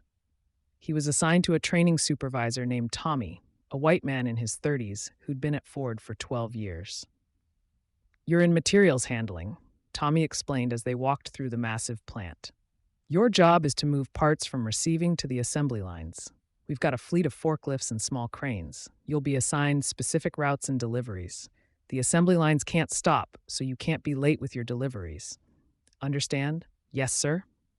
Don't call me sir. Call me Tommy." He glanced at Darryl. "Job Corps trained you, huh?" "Yes, Tommy." "Good. Job Corps guys usually know what they're doing, better than the guys who just walk in off the street with no training." They stopped at a row of forklifts. "These are your equipment. You'll be assigned forklift number 47. That's your responsibility. You check it every shift. Oil, brakes, steering, forks. Anything wrong, you report it immediately. You damage it through negligence, it comes out of your pay. You got it?" "Got it." "Good. Let's see what you can do." The training shift went smoothly. The forklifts at Ford were larger and more powerful than the ones at Battle Creek, but the principles were the same. Darryl operated carefully, precisely, following Tommy's instructions, demonstrating the competence Ray Tucker had drilled into him. By the end of the shift, Tommy was nodding approvingly. "You'll do fine. Better than fine. Tomorrow you're on your own. Here's your route sheet." He handed over a laminated card with a list of delivery locations and times. "Stick to this schedule. The line supervisors will let you know if anything changes. Questions?" "No. I got it. Then I'll see you tomorrow at 3. Don't be late." The work was exactly what Jerome had described: hard, repetitive, demanding. Darryl's shift started at 3 p.m. and ended at 11 p.m., 5 days a week, sometimes 6 when overtime was available. He'd arrive early, check his forklift, then spend 8 hours moving pallets of parts: engine blocks, transmissions, doors, hoods, seats, from the receiving docks to the assembly lines. The plant was loud, a constant roar of machinery and compressed air and metal on metal. The air was thick with dust and oil mist. The supervisors were demanding, always pushing for faster deliveries, shorter turnaround times. The assembly line never stopped, which meant Darryl couldn't stop either. But he was good at it. The precision he'd learned from Ray Tucker served him well. He never missed a delivery. He never damaged equipment. Within 2 weeks, he was one of the most reliable operators in his section. The other workers noticed. Some were supportive. Other black workers who knew how hard it was to prove yourself in a white-dominated space. Others were resentful. White workers who saw him as a threat, worried that a competent black worker might take opportunities away from them. Darryl kept his head down and did his job. It was the Ray Tucker philosophy: be so good, they can't deny your competence. After 90 days as promised, his pay was bumped to $2.95 an hour. With regular overtime, which was plentiful in 1966, he was clearing $160 to $180 a week. It was more money than he'd ever seen, more than his mother made in a month. He sent her $50 every 2 weeks. The rest went to rent, food, and savings. He was building something, a foundation, a future. He met Claudette Harris in June, 3 months into his time at Ford. It was a Saturday afternoon, his rare day off, and he'd gone to a community center in his neighborhood where they sometimes had events, dances, talent shows, picnics. Jerome had convinced him to come, said he needed to do something besides work and sleep. The center was hosting a summer social, and the lawn was full of people eating, playing music, talking. Darryl stood awkwardly by the food table, not sure what to do with himself. He'd never been good at social situations, never learned how to make small talk or approach people casually. That's when he saw her. Claudette was standing near the refreshment table, talking to another woman, and when she laughed, the sound cut through all the other noise. She was beautiful, not in a flashy way, but in a refined way. She wore a yellow dress that looked expensive, and her hair was styled perfectly. She carried herself with a confidence that spoke of education, of opportunities, of a life very different from his own. Jerome noticed him staring. That's Claudette Harris. Works as a secretary at Metropolitan Insurance. Her daddy's a dentist. She's out of your league, man. I wasn't. Yeah, you were. But hey, shoot your shot. Worst she can do is say no. But Darryl couldn't bring himself to approach her. What would he say? He was a forklift operator with a GED. She was educated, professional, from a good family. They lived in different worlds. Except she noticed him, caught him looking, and instead of turning away, smiled. Then she said something to her friend and walked over. You're new to the neighborhood, she said. It wasn't a question. Yes, ma'am. Moved here in January. Don't call me ma'am. I'm not that old. She extended her hand. Claudette? They shook hands, and he was acutely aware of how rough his palm was from work, how her hand was soft and small in his. What brought you to Detroit, Darryl? Work. I got a job at Ford. Assembly line, materials handling. I operate forklifts and cranes. She nodded, her expression interested rather than dismissive.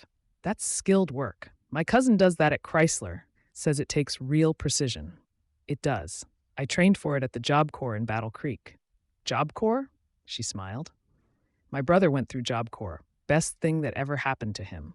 Where are you from originally? South Carolina, North Augusta. I'm from here.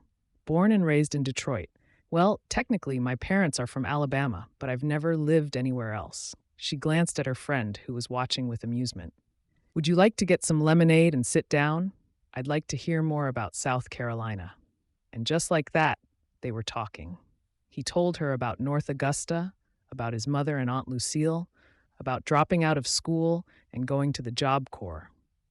She told him about growing up in Detroit's black middle class, about her father's dental practice, about her job at the insurance company where she typed letters and answered phones and dreamed of something more. They talked for 2 hours until the sun started to set and the social began to wind down. When they finally stood up to leave, she said, I'd like to see you again, Darryl, if you'd like that too. I would, he said, barely believing his luck. I'd like that very much. She wrote her phone number on a piece of paper and handed it to him. Call me this week. We'll go to dinner. He called her Monday night. They went to dinner Thursday, a small restaurant that served soul food, where he spent nearly a week's savings but didn't care because Claudette looked at him like he was someone worth knowing. And for the first time since leaving South Carolina, Darryl Williams felt like maybe, just maybe, he could have more than just work. Maybe he could have a life. The relationship with Claudette unfolded over the summer and fall of 1966, like something from a dream. She introduced him to parts of Detroit he'd never seen, art galleries and jazz clubs and restaurants where black professionals gathered. She took him to her church, a large, respectable institution where the congregation wore their Sunday best and the pastor preached about uplift and progress. Her parents were polite but skeptical when they met him. Dr. Harris, her father, asked pointed questions about Darryl's education, his prospects, his plans for the future. Mrs. Harris, her mother, was warmer but watchful, clearly wondering what her educated daughter saw in a factory worker with a GED. But Claudette didn't care what they thought. She saw something in Darryl, a quiet strength, a dignity, a determination. She saw a man who worked hard, who sent money home to his mother every month, who didn't drink or gamble or run the streets.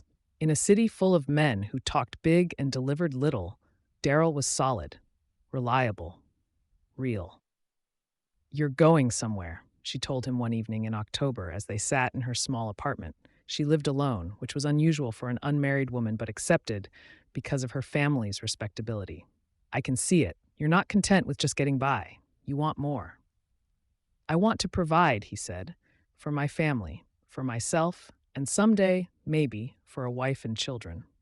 She smiled at that, the implication clear. What would you do if you could do anything? If money wasn't an issue? He thought about it. I don't know. I never really thought about it that way. I always just thought about what I had to do, not what I wanted to do. That's what I'm asking. What do you want? I want my mother to never have to clean another white woman's house. I want a home, not a rented room, but a real home. I want to be good at something, good enough that people respect the work I do. That's all. It's not fancy, but it's mine. Claudette reached out and took his hand. That's more than most people want. Most people just want to get by. You want to build something. Is that enough? For someone like you? Someone like me? Educated. From a good family.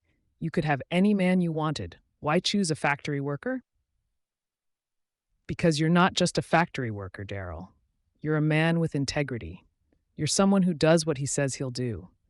You're someone who thinks about other people, not just himself. She squeezed his hand. Those things are rare, and they're more valuable than any college degree. It was the nicest thing anyone had ever said to him. He wanted to believe it, wanted to believe he was worth what she saw in him. But by December, the cracks were starting to show. The factory work that had seemed challenging and purposeful in the beginning was becoming grueling. The repetitive nature of it, the same routes, the same deliveries, hour after hour, day after day, was wearing him down. His body ached constantly. His asthma, which had been manageable in South Carolina and tolerable at the Job Corps, was worsening from the dust and chemicals in the plant. He'd wake up in the night, coughing, unable to catch his breath. He'd use his inhaler 3, 4, 5 times a shift. The plant doctor told him it was the environment, that his lungs were being damaged by the constant exposure to particulates and fumes. But quitting wasn't an option. He needed the money. His mother needed the money. Aunt Lucille was sick again, and the medical bills were piling up. Claudette noticed the deterioration. She'd watch him struggle to breathe, watch him pop pills and use his inhaler, and her face would fill with worry. You need to see a real doctor, Darryl. Not the plant doctor, a specialist. I can't afford a specialist. My father could. No. His voice was sharper than he intended. I'm not taking charity from your family. It's not charity, it's help. It's the same thing. It was their first real argument, and it revealed the fundamental tension in their relationship. Claudette was used to solving problems with resources, money, connections, family support. Darryl was used to enduring problems because resources weren't available. She wanted to help him. He wanted to prove he didn't need help. By the spring of 1967, his health had deteriorated to the point where he was missing shifts. Ford didn't care why you missed work. Health, family emergency, whatever. 3 missed shifts in a month and you got a written warning. 6 in 3 months and you were suspended. 9 in 6 months and you were fired. Darryl was at 5 missed shifts by April. He tried everything, different inhalers, avoiding certain sections of the plant, working through the attacks. But his body was breaking down faster than he could adapt. Claudette pushed harder for him to quit, to find different work. There are other jobs, Darryl. You could work construction outside, where the air is cleaner. You could go back to school, get more training. My father knows people. He could help you find something. And what would I do for money while I'm looking? How would I pay rent? How would I send money to my mother? I could help. I said no. She stepped back, hurt and frustrated. Why won't you let me help you? Why won't you let anyone help you? Because if I can't make it on my own, what's the point? My whole life, people have told me I'm not good enough, not smart enough, not worth investing in. The Job Corps was supposed to change that. Ray Tucker was supposed to change that. I learned a skill. I got certified. I got a good job. And now my own body is betraying me, and you want me to give up and admit I can't do it. That's not what I'm saying. That's what it feels like. He sat down heavily on her couch, exhausted from the argument and from breathing. I don't know how to be the man who needs help. I only know how to be the man who helps. Claudette sat down next to him, took his hand. Needing help doesn't make you weak. It makes you human. We all need help sometimes. But I needed help my whole life. When does it end? When do I become the person who has enough, who is enough? She didn't have an answer for that, because the truth was, in America in 1967, a poor black man with a high school equivalency and a damaged body might never have enough, might never be enough. The system wasn't designed for him to win. It was designed for him to survive, if he was lucky, and fail, if he wasn't. The end came in June. Darryl collapsed on the factory floor during his shift, unable to breathe, his inhaler empty because he'd already used it 5 times that day. They rushed him to the plant infirmary, where they gave him oxygen and called an ambulance. At the hospital, the doctor was blunt. "Your lungs are severely inflamed. You're developing chronic occupational asthma. If you continue working in that environment, you'll do permanent damage. You could end up disabled or worse." "I need my job," Darryl said. "You need to be alive more than you need that job." The doctor wrote something on a chart. "I'm recommending medical leave, 6 weeks minimum. And when you come back, if you come back, you need to be assigned to a different area, somewhere with better ventilation." Medical leave meant no pay except for a small disability payment that wouldn't cover his rent, much less the money he sent home. 6 weeks without income would wipe out his savings. When Claudette came to visit him in the hospital, he told her what the doctor said. "This is good news," she said. "It means you can quit Ford, find something better." "It means I can't provide. It means I'm broken." "You're not broken, Darryl. You're sick. There's a difference." But he couldn't see the difference. All he could see was failure. He'd come to Detroit to build a future, and instead he was lying in a hospital bed, unable to work, unable to help his family, unable to be the man he'd promised to be. "I think you should go," he said quietly. "What?" "Go home, Claudette. You don't need to be here." "I want to be here. I care about you." "You care about who you think I could be, but this is who I am, a factory worker with bad lungs and no prospects. That's not going to change." "That's not true. Please go." She stood there for a long moment, tears in her eyes. Then she picked up her purse and walked out. He never saw her again. She called a few times over the next weeks, but he didn't return the calls. She sent a letter, but he didn't open it. He couldn't bear to hear her try to save him when he was drowning. Couldn't bear to drag her down with him.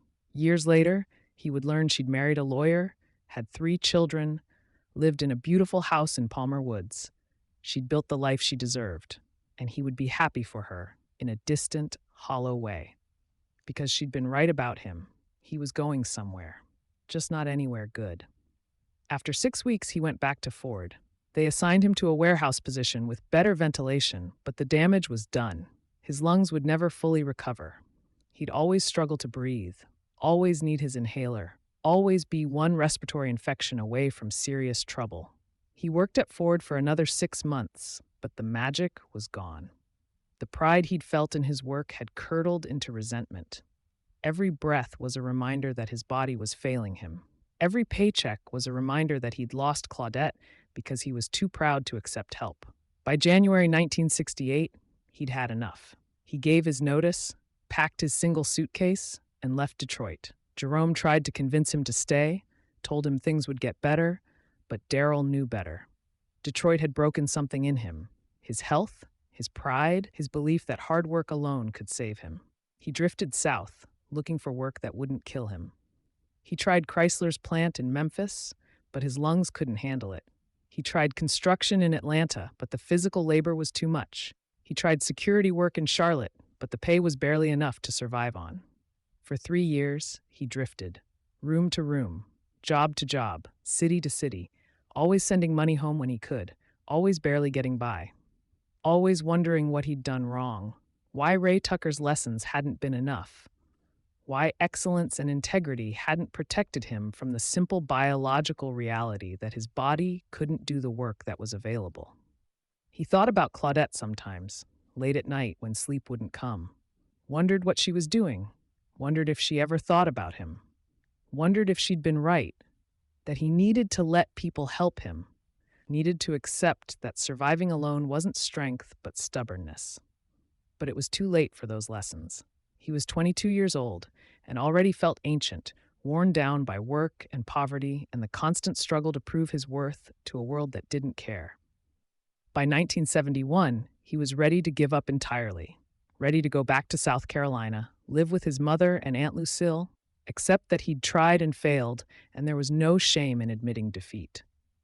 That's when Marcus Bell called him from Washington, D.C., with an offer that would change everything. "Man, come up here," Marcus said over a crackling long-distance line. "There's work, government work, security, you can get right." Darryl was so tired. tired of drifting, tired of failing, tired of trying to build a future that kept collapsing. But Marcus was his oldest friend, and if Marcus thought DC might be different, maybe it was worth one more try. "Okay," Darryl said. "I'll come." He boarded a bus to Washington, carrying his single suitcase and the ghost of every failure he'd accumulated, every lesson he'd learned, every piece of himself he'd lost along the way. He was 23 years old. He had $43 in his pocket and asthma that would never fully heal. He'd loved and lost a woman who deserved better than him. He'd worked in factories that had poisoned his lungs. He'd drifted through cities that had chewed him up and spit him out. He was broken in ways Ray Tucker's lessons couldn't fix. But he still believed in one thing: do your job well, even when it kills you, even when nobody cares, even when it costs you everything. That belief would lead him to a door with tape on it. That belief would change American history. And that belief, ultimately, would cost him everything he had left. But he didn't know that yet. Right now, he was just a tired young man on a bus to Washington, hoping that maybe, just maybe, this time, things would be different. The bus rolled north, carrying him toward his destiny, and in a luxury apartment complex on the Potomac River, a door waited for him. A door he would guard. A door someone would tape. A door that would change everything. Chapter 6: The Graveyard Shift. Washington, D.C. in April 1971 was a city of contradictions. The gleaming monuments and marble government buildings spoke of power and permanence, while just blocks away, neighborhoods still smoldered with the memory of the 1968 riots that had followed Dr. King's assassination. It was a city where black men in expensive suits walked into the Capitol building every morning, while other black men swept the floors behind them. Darryl Williams arrived at Union Station on a Thursday afternoon with $43 in his pocket, a suitcase held together with rope and lungs that wheezed with every breath. He was 23 years old and looked 30. The years of drifting had carved lines into his face that shouldn't have been there yet, had given him the permanent stoop of someone expecting the next blow. Marcus Bell was waiting at the station, and when Darryl saw him, he felt something loosen in his chest. His oldest friend looked good, filled out, confident, wearing clothes that suggested steady employment. Marcus had made it, had found a way to survive in this city where so many others failed. Marcus grabbed him in a bear hug. "Man, you look terrible." "Good to see you too," Darryl managed, trying to smile. "Sorry, I just mean, when's the last time you ate a real meal? You're skin and bones." "I eat." "Yeah, I can tell. Come on, let's get some food in you, then we'll figure out your situation." Marcus had a car now, a used Chevy that had seen better days but ran reliably. As they drove through the city, Marcus narrated like a tour guide. "That's the Capitol. That's the Supreme Court. That's where they're building the new FBI headquarters. Ugly as sin, but what can you do? This here is Capitol Hill, where all the congressional staffers live. Over there is Southwest, where they're tearing down all the old neighborhoods to build new stuff. And this," he turned onto a tree-lined street, "is where we're going. DuPont Circle area. I got a little apartment. You can crash on my couch until you find work." "I appreciate it, Marcus. I'll pay you back." "I know you will. You always do."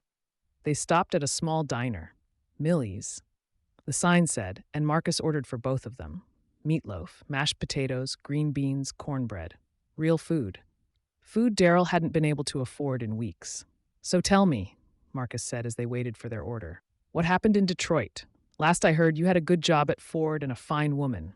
Darryl told him the abbreviated version. The factory, the asthma, Claudette, the medical leave, and the slow deterioration of everything he'd built.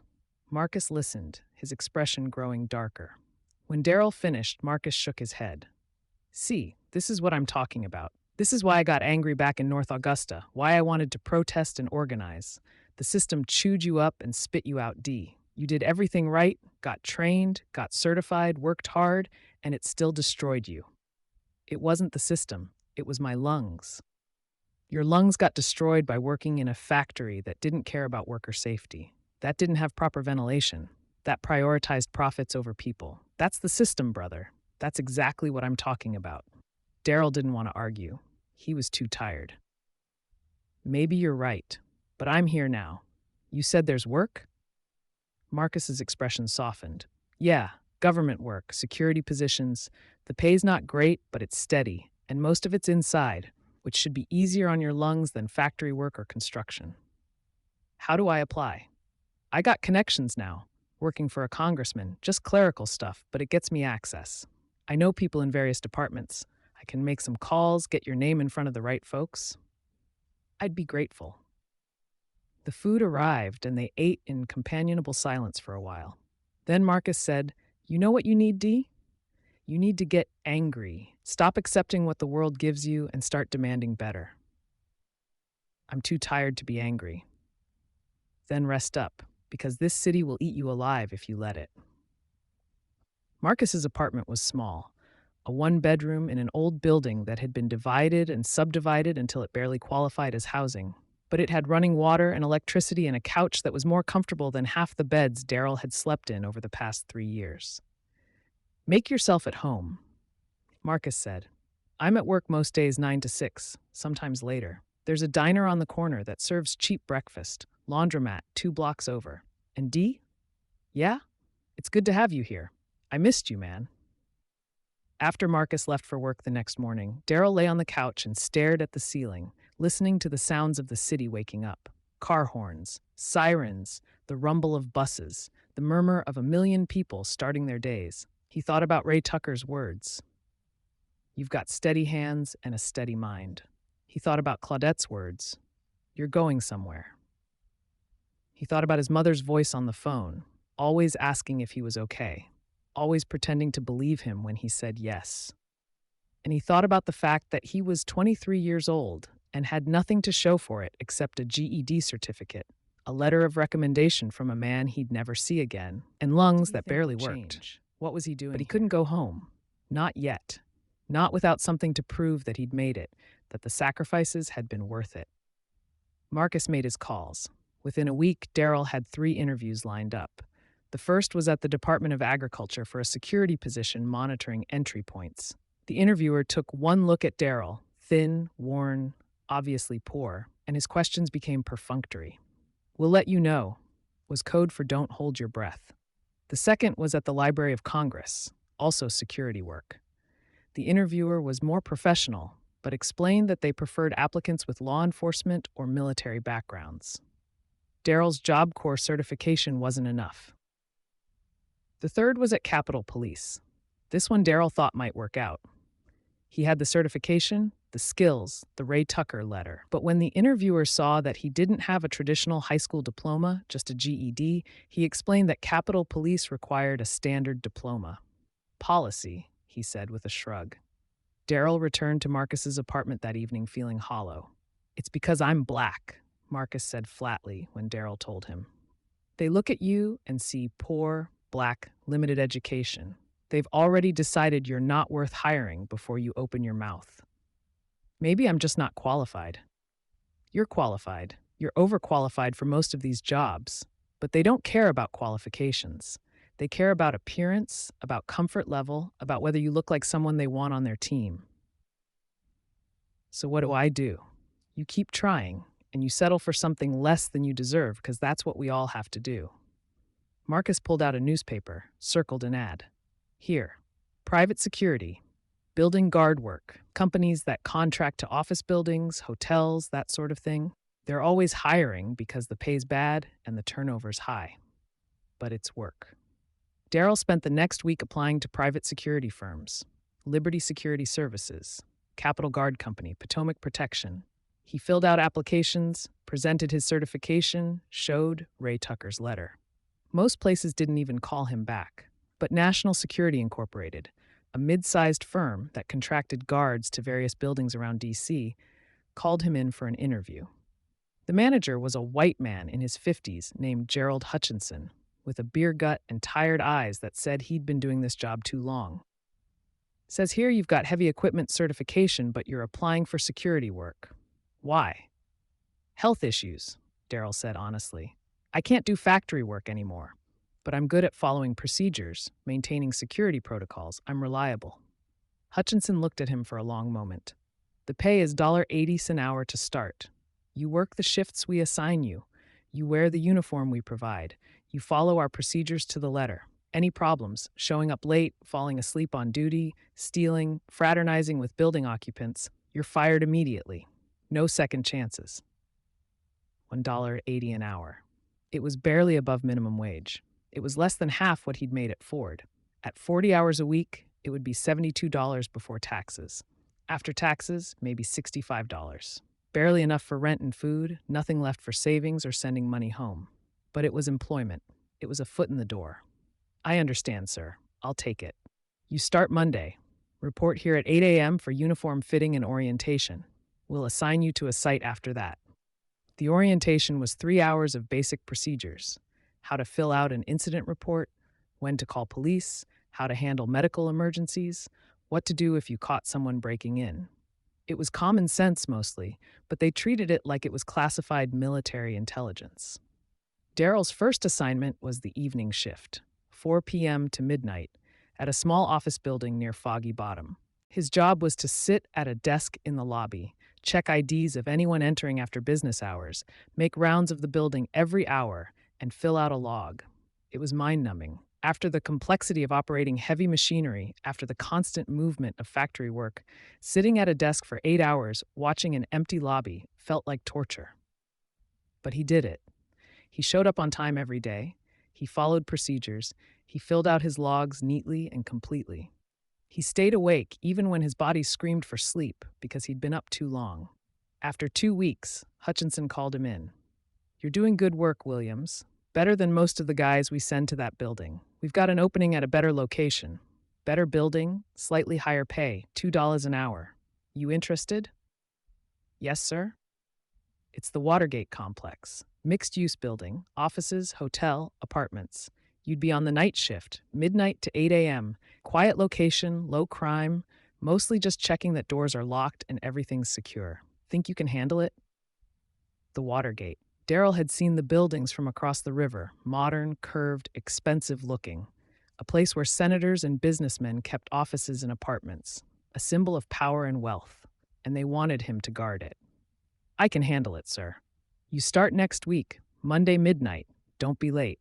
The Watergate complex sat along the Potomac River like a set of white waves frozen in concrete. 6 buildings total, 3 apartment buildings, the Watergate Hotel, the Watergate office building where the Democratic National Committee had its headquarters, and a commercial complex with shops and restaurants. Darryl reported for his first shift at 11:45 p.m. on a Monday in June 1971. The building manager, a middle-aged white man named Mr. Peterson, showed him around. "This is a prestigious location," Peterson explained. "We have senators, congressmen, journalists, business executives living and working here. The security needs to be professional and unobtrusive. You understand?" "Yes, sir." "Your primary job is to make rounds, all 6 buildings, basement to top floor, checking that doors are locked and nothing's amiss. You'll also monitor the parking garage levels. If you see anything suspicious, you call DC police immediately. If you see anything that needs maintenance, you note it in your log and will handle it during business hours."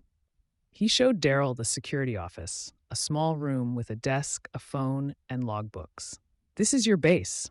You'll spend most of your time making rounds, but when you're not actively patrolling, you're here." Questions? How long should the rounds take? Figure an hour, hour and 15 for a complete circuit. You should be making rounds at least every 2 hours. The rest of the time, you're available for any issues that come up. What kind of issues usually come up? Honestly, not much. This is a quiet building. Occasionally, someone locks themselves out of their apartment. Occasionally, the fire alarm goes off for no reason. Occasionally, you'll find a door that didn't close properly. That's about it. This is an easy assignment, Williams. Don't mess it up. The first few weeks at the Watergate were exactly as Peterson described. Quiet, uneventful, almost boring. Darryl would arrive at midnight, check in with the evening shift guard, a white man named Lou, who treated the job like a joke, spent most of his time reading magazines and eating sandwiches, and then begin his rounds. He developed a system. Start at the basement parking levels, work his way up through the office building, cross to the hotel, check the apartment buildings, circle back. By 1:30 a.m., he'd completed 1 circuit. He'd sit in the security office for 30 minutes, then make another round at 2 a.m., another at 3:30, another at 5. By 6 a.m., the building was starting to wake up. Early morning joggers, people heading to early flights, kitchen staff arriving at the hotel restaurant. The work was solitary, which suited Darryl fine. He'd never been much for conversation, never been comfortable with small talk. The midnight to 8 shift meant he rarely saw other guards, rarely interacted with building occupants. He was a ghost, moving through the pristine hallways, checking locks, noting details, invisible. But he was meticulous. He checked every door, every lock, every fire exit. He noted everything in his log, which lights were burned out, which doors stuck, which areas needed attention. Mr. Peterson noticed. "You're thorough," Peterson said one morning when Darryl finished his shift. "More thorough than we need you to be, honestly, but I appreciate the attention to detail. Just doing my job, sir." "Well, keep it up. We need more guards like you." It was faint praise, the kind you give to a competent subordinate without actually valuing them. But to Darryl, who'd spent 3 years being told he wasn't good enough, wasn't qualified enough, it felt like recognition. He was good at this work. Maybe not important work, not skilled work in the way Ray Tucker had taught him, but work that required attention, diligence, care. And for the first time in years, he felt like maybe he'd found a place where he belonged. The other guards thought he was crazy. There were 4 guards total who rotated through the Watergate assignment. Lou on the evening shift, Darryl on the night shift, and 2 others who covered weekends and fill-in shifts. Lou was explicit about his philosophy. "This is the cushiest assignment in the company. Nothing ever happens. You can sleep half your shift and nobody notices. Why are you working so hard?" "It's my job," Darryl said. "It's a job, not a career." "You really checking every door, every floor, every night?" "Yes," Lou laughed. "Man, you're going to burn yourself out. This building's got, 20 floors across 6 buildings? You don't need to check every door. Just make it look like you made rounds. Fill out the log. Punch the time clock. That's all they care about." But Darryl couldn't do that. Ray Tucker's voice was always in his head. Who you are when nobody's watching is who you really are. Nobody was watching at 2 a.m. in an empty building. But Darryl was watching himself, and he knew that if he cut corners, if he slacked off, if he treated this job like it didn't matter, then he was admitting that he didn't matter. So he checked every door, every lock, every floor, because the work mattered, because his integrity mattered, because he was the kind of man who did his job right even when nobody cared. Marcus thought he was wasting his talent. They'd have dinner once a week at Millie's, and Marcus would update him on the political scene. The growing opposition to the Vietnam War, the youth movements organizing across campuses, the Black Power movement gaining traction. Marcus was involved in several community organizations, always organizing something, always pushing for change. "You should come to a meeting," Marcus said one evening in October. "We're trying to get the city to invest in affordable housing in Ward 8. Could use more voices." "I work nights, Marcus. I'm sleeping when your meetings are." "So come to a weekend meeting, or just get involved somehow. You can't just work and sleep, Dee. You've got to be part of something bigger." "I'm part of keeping a building secure. That's something." Marcus looked at him with a mix of frustration and pity. "You're better than this. You're smarter than this. You're wasting yourself guarding some fancy building where rich white people sleep. It's honest work. I'm not saying it's not honest. I'm saying it's beneath you. You've got skills. You've got training. You could be doing something that actually changes things." "Like what?" "I tried skilled work. My body couldn't handle it.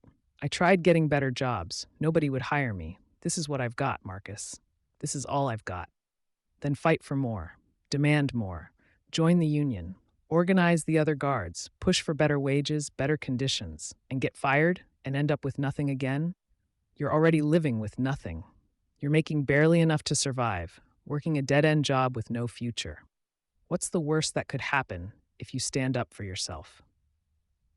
Darryl was quiet for a long moment. Then he said, "The worst that could happen is I lose this job and can't find another one and end up back in South Carolina having accomplished nothing. That's the worst that could happen, and I can't risk it." Marcus sighed.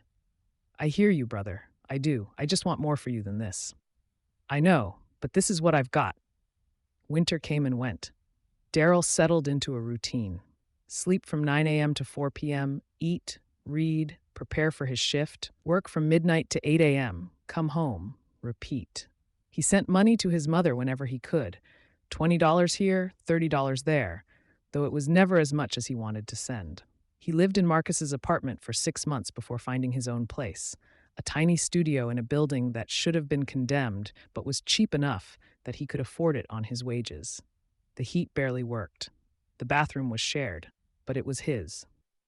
He bought a small television from a pawn shop and watched it before his shifts, the news mostly, though he didn't fully understand half of what he was seeing. Vietnam, Watergate hearings about some campaign finance investigation, Nixon denying involvement in various scandals. It was all noise, background sound, while he prepared for another night of checking locks. By the spring of 1972, he'd been at the Watergate for almost a year. He knew every floor, every door, every quirk of the building. He knew which stairwell doors stuck in humid weather. He knew which bathroom faucets dripped. He knew which apartment residents came home late, which hotel guests were loud, which office workers forgot to lock their doors when they left. He knew the building like he'd known the machinery at Ford. Intimately, completely, with the kind of knowledge that comes from repetitive, careful attention. Mr. Peterson appreciated it. "You're our most reliable guard," he said one morning. "Never late, never a complaint. I wish all our employees were like you." Darryl nodded, accepted the compliment, didn't mention that he'd asked for a raise 3 times and been denied each time. Didn't mention that he was barely surviving on $2 an hour, that one unexpected expense would wipe out his savings, that he was one illness away from homelessness. He just kept doing his job, because that's all he had. That's all he knew how to do. June arrived hot and humid. Washington in summer was oppressive, the air thick enough to chew. The Watergate's air conditioning struggled to keep up, and by the time Darryl started his midnight shift, the building was stuffy and uncomfortable. But the nights were still quiet, still uneventful, still predictable, until June 17th. Darryl arrived at the Watergate at 11:45 p.m. on Saturday, June 17th, 1972, the same way he arrived every night. He checked in with Lou, who was eating a sandwich and reading a magazine. "Quiet night," Lou said. "Nothing to report. Building's all yours. Any maintenance issues I should know about?" "Nope. Everything's good. Have fun making your rounds." There was the usual mockery in Lou's voice, the implication that Darryl was wasting his time with his thoroughness. Darryl ignored it. He went to the security office, reviewed the log from the previous shifts, noted that everything appeared normal. Then he grabbed his flashlight. Though most of the building was well lit, some areas like the parking garage were dim, and began his first round of the night. 11:55 p.m. Start with the basement levels. The parking garage was vast, 3 levels underground, with spaces for residents and office workers.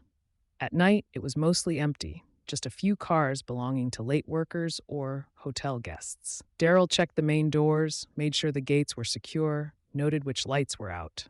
12:20 a.m., moved to the office building. Most doors were locked, though a few offices had people working late. He could see lights under the doors, hear the faint clack of typewriters. He didn't disturb them, just noted their presence in his log. 12:45 a.m., checked the hotel. The lobby was quiet, just the night clerk reading a newspaper. A few guests moving through, heading up to their rooms or out for the night. Darryl nodded to the clerk, checked the back exits, moved on. 1:10 a.m., the apartment buildings. The wealthy lived here. Senators, diplomats, journalists. The hallways were carpeted, the walls decorated with expensive art. Darryl checked the stairwells, the fire exits, the service entrances. By 1:30 a.m., he'd completed his first round. Everything was secure. Everything was normal. Another quiet night at the Watergate. He returned to the security office, filled out his log. 1:30 a.m., all floors checked, all secure. No incidents. Then he took a short break. He'd bought an orange juice from a vending machine earlier, and he drank it while sitting at the desk, thinking about nothing in particular. In 6.5 hours, his shift would end. He'd go home, sleep, wake up, and do it all again. This was his life. This was his future. An endless cycle of checking locks in a building full of people who never saw him, never acknowledged him, never thought about the thin black man in the security uniform who ensured their safety while they slept. It wasn't much, but it was his. At 1:45 a.m., he decided to take a walk to the Howard Johnson Motel across the street. Sometimes he did this on quiet nights, just to stretch his legs, to see something other than the Watergate's pristine hallways. The motel had a small restaurant that served coffee all night, and occasionally he'd buy a cup, bring it back with him. He left the building, walked across the street. The night was warm, humid, the air heavy with the promise of rain.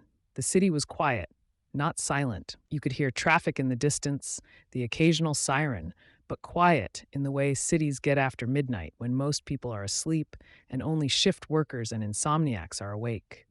He bought his orange juice, they were out of coffee, and stood by the window for a moment, looking back at the Watergate complex. The curved white buildings were lit from below, glowing against the dark sky, beautiful in their way. A monument to wealth and power and everything Darryl would never have. But he could protect it.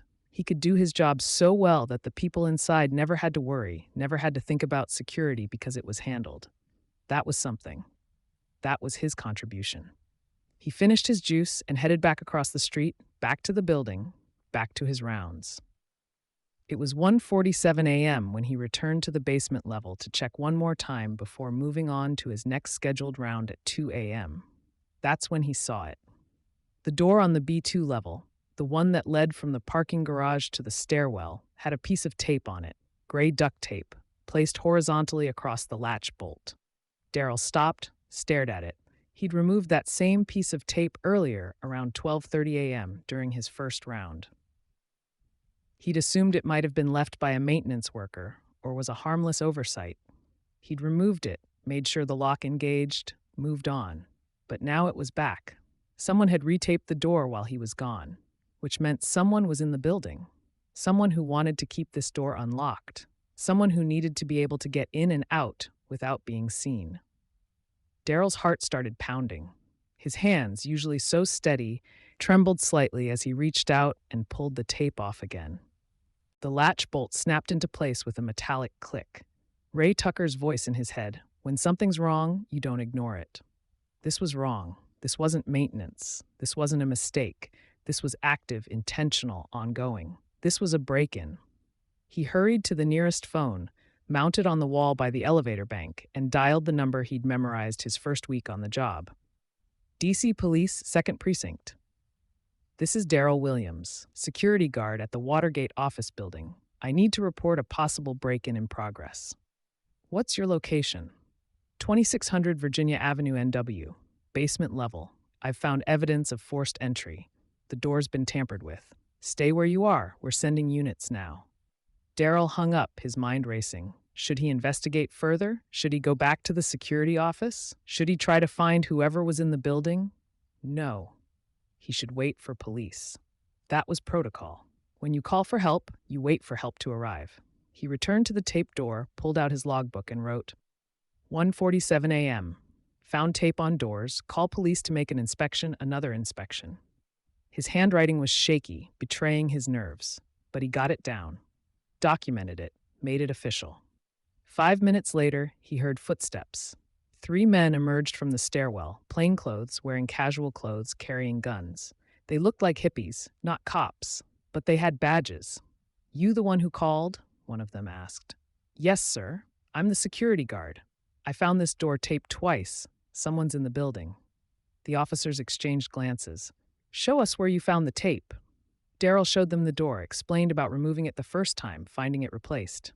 The officers nodded, suddenly very serious. Okay, we need to search the building. You know the layout? Yes, sir. I know every floor. Then you're coming with us. Stay behind us. If we tell you to run, you run. Understand? Yes, sir. And just like that, Darryl Williams, a 24-year-old security guard making $2 an hour, a high school dropout with bad lungs and no prospects, a man the world had written off as nothing special, was about to change American history. They moved through the building floor by floor, checking doors, listening for sounds. The officers were professionals, efficient, quiet, methodical. Darryl stayed behind them, his heart pounding so hard he could feel it in his throat. When they reached the sixth floor, the Democratic National Committee headquarters, they heard sounds, movement, voices, muffled and urgent. The lead officer held up his hand. Stop. He listened, then signaled to his partners. They drew their weapons. Police, don't move. What happened next would be dissected by journalists, investigators, historians, conspiracy theorists. 5 men caught red-handed in the DNC offices, sophisticated electronic surveillance equipment, thousands of dollars in sequential $100 bills, lockpicks, cameras, a connection to the committee to re-elect the president. But in the moment, all Darryl knew was that his decision to call the police, his refusal to ignore that second piece of tape, had interrupted something. Something big. Something that made the plainclothes officers go very quiet and very serious as they radioed for backup. By 3 a.m., the building was swarming with cops, FBI agents, detectives, crime scene technicians. Mr. Peterson showed up, furious that he'd been woken but trying to be helpful. Lou showed up, stunned that something had actually happened on Darryl's watch. A detective took Darryl's statement, writing down everything carefully. And you removed the tape the first time at 12:30? Yes, sir. But you didn't call police then? No, sir. I thought it was maintenance. But when you found it again, I knew something was wrong, so I called. The detective looked at him for a long moment. Good instinct, son. Most guards would have ignored it. Nope, just removed it and moved on. But you called it in. You probably just stopped something very significant. Darryl didn't know what to say to that. He'd just done his job, followed procedure, called police when something seemed wrong. But the detective was looking at him like he'd done something heroic. By 7 a.m., the story was on the news. Burglary at the DNC. 5 men arrested. No details yet on who they were or what they were doing, but reporters were already gathering outside the building. Darryl finished his shift in a daze.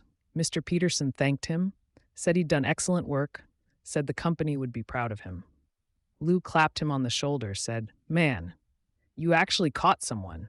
In a year and a half here, I've never seen anything happen." Darryl walked home through the early morning light, exhausted and confused. He'd done his job, followed procedure, made a phone call, and somehow that had mattered, had meant something, had interrupted something that the police and FBI seemed to think was important. He climbed the stairs to his tiny studio, collapsed on his bed, and fell asleep with his clothes still on. He had no idea that he'd just toppled a presidency, had no idea that his name would be remembered, or more accurately, forgotten, by history, had no idea that he'd done the most important thing he would ever do, and that it would cost him everything. All he knew was that he'd done his job. He'd checked the doors, he'd noticed something wrong, he'd called for help. That was all. That was everything. And it would have to be enough, because for Darryl Williams, doing his job was all he'd ever had, all he'd ever been, all he would ever be. The tape on the door was gone, but the consequences were just beginning. Chapter 8, the morning after. Darryl Williams woke at 2:47 p.m. to the sound of someone pounding on his door. For a moment, he was disoriented. His tiny studio apartment was dark, the blackout curtains he'd hung to sleep during the day blocking out the June sun. His body ached with exhaustion. He'd only been asleep for 6 hours after working an 8-hour shift that had turned into something much more complicated. The pounding continued. Open up! I know you're in there! Marcus. Darryl dragged himself out of bed, still wearing his security uniform, and opened the door. Marcus burst in carrying a newspaper, his face animated in a way Darryl hadn't seen since they were teenagers planning some small rebellion. "Man, you're on the news. You're in the papers. Do you understand what you did last night?" Darryl blinked, his mind still fuzzy with sleep. "I called the police. They arrested some burglars." "Some burglars?" Marcus laughed, but it had an edge to it. You didn't catch some random thieves. You caught people connected to Nixon's re-election campaign breaking into the Democratic National Committee headquarters. This is huge. He spread the Washington Post on Darryl's small table. "Look," the headline screamed, "5 held in plot to bug Democrats' office here." Darryl sat down, read the article slowly. The 5 men arrested. James McCord, security coordinator for the committee to re-elect the president. Bernard Barker, Eugenio Martinez, Frank Sturgis, Virgilio Gonzalez, all with ties to anti-Castro Cuban groups and, the article implied, possibly the CIA. They'd been caught with sophisticated electronic surveillance equipment, cameras, and nearly $2,300 in cash, mostly in sequential $100 bills. "You stopped a political espionage operation," Marcus said, and there was something in his voice, pride mixed with something else. Anger, maybe, or frustration. "You, a security guard making $2 an hour, just interrupted something that goes all the way to the White House." "They don't know that yet," Darryl said, still reading. "The article doesn't say anything about the White House. Not yet, but they will. This is too big, too organized to be some random operation. Somebody high up authorized this, and you," Marcus shook his head, "you're the one who caught them, because you actually do your job." Darryl set the paper down. "I just made a phone call." "You made the right phone call at the right time. Do you know how many other guards would have just ignored that tape, would have removed it and moved on? Most of them." "Lou would have," Darryl admitted. "Exactly, but you didn't. You paid attention. You cared enough to notice something was wrong." Marcus sat down across from him. "This could change everything for you, Dee. This could be your moment. National news, recognition. They'll have to give you a raise, a promotion. They'll have to acknowledge what you did." Darryl wanted to believe that. Wanted to believe that doing the right thing, doing his job well, would finally be rewarded. But something in him, something learned from years of disappointment, hesitated. "Maybe," he said. "Not maybe. Definitely. This is your story, brother. Make sure they tell it right." The phone in the hallway started ringing at 3:30 p.m. Mrs. Opal, the building's landlady, knocked on his door. "Mr. Williams, you got a call. Says he's from the Washington Post." Darryl's heart jumped. The Washington Post wanted to talk to him. The same newspaper whose article was sitting on his table. He went to the hallway phone, picked up the receiver. "Hello? Is this Darryl Williams, the security guard from the Watergate?" "Yes, sir." "This is Bob Woodward from the Washington Post. I'm covering the break-in story. I'd like to ask you a few questions about what you saw last night." Darryl had never been interviewed by a reporter before. He wasn't sure what to say, how much to say, whether he was allowed to say anything. "I gave a statement to the police. Shouldn't you talk to them?"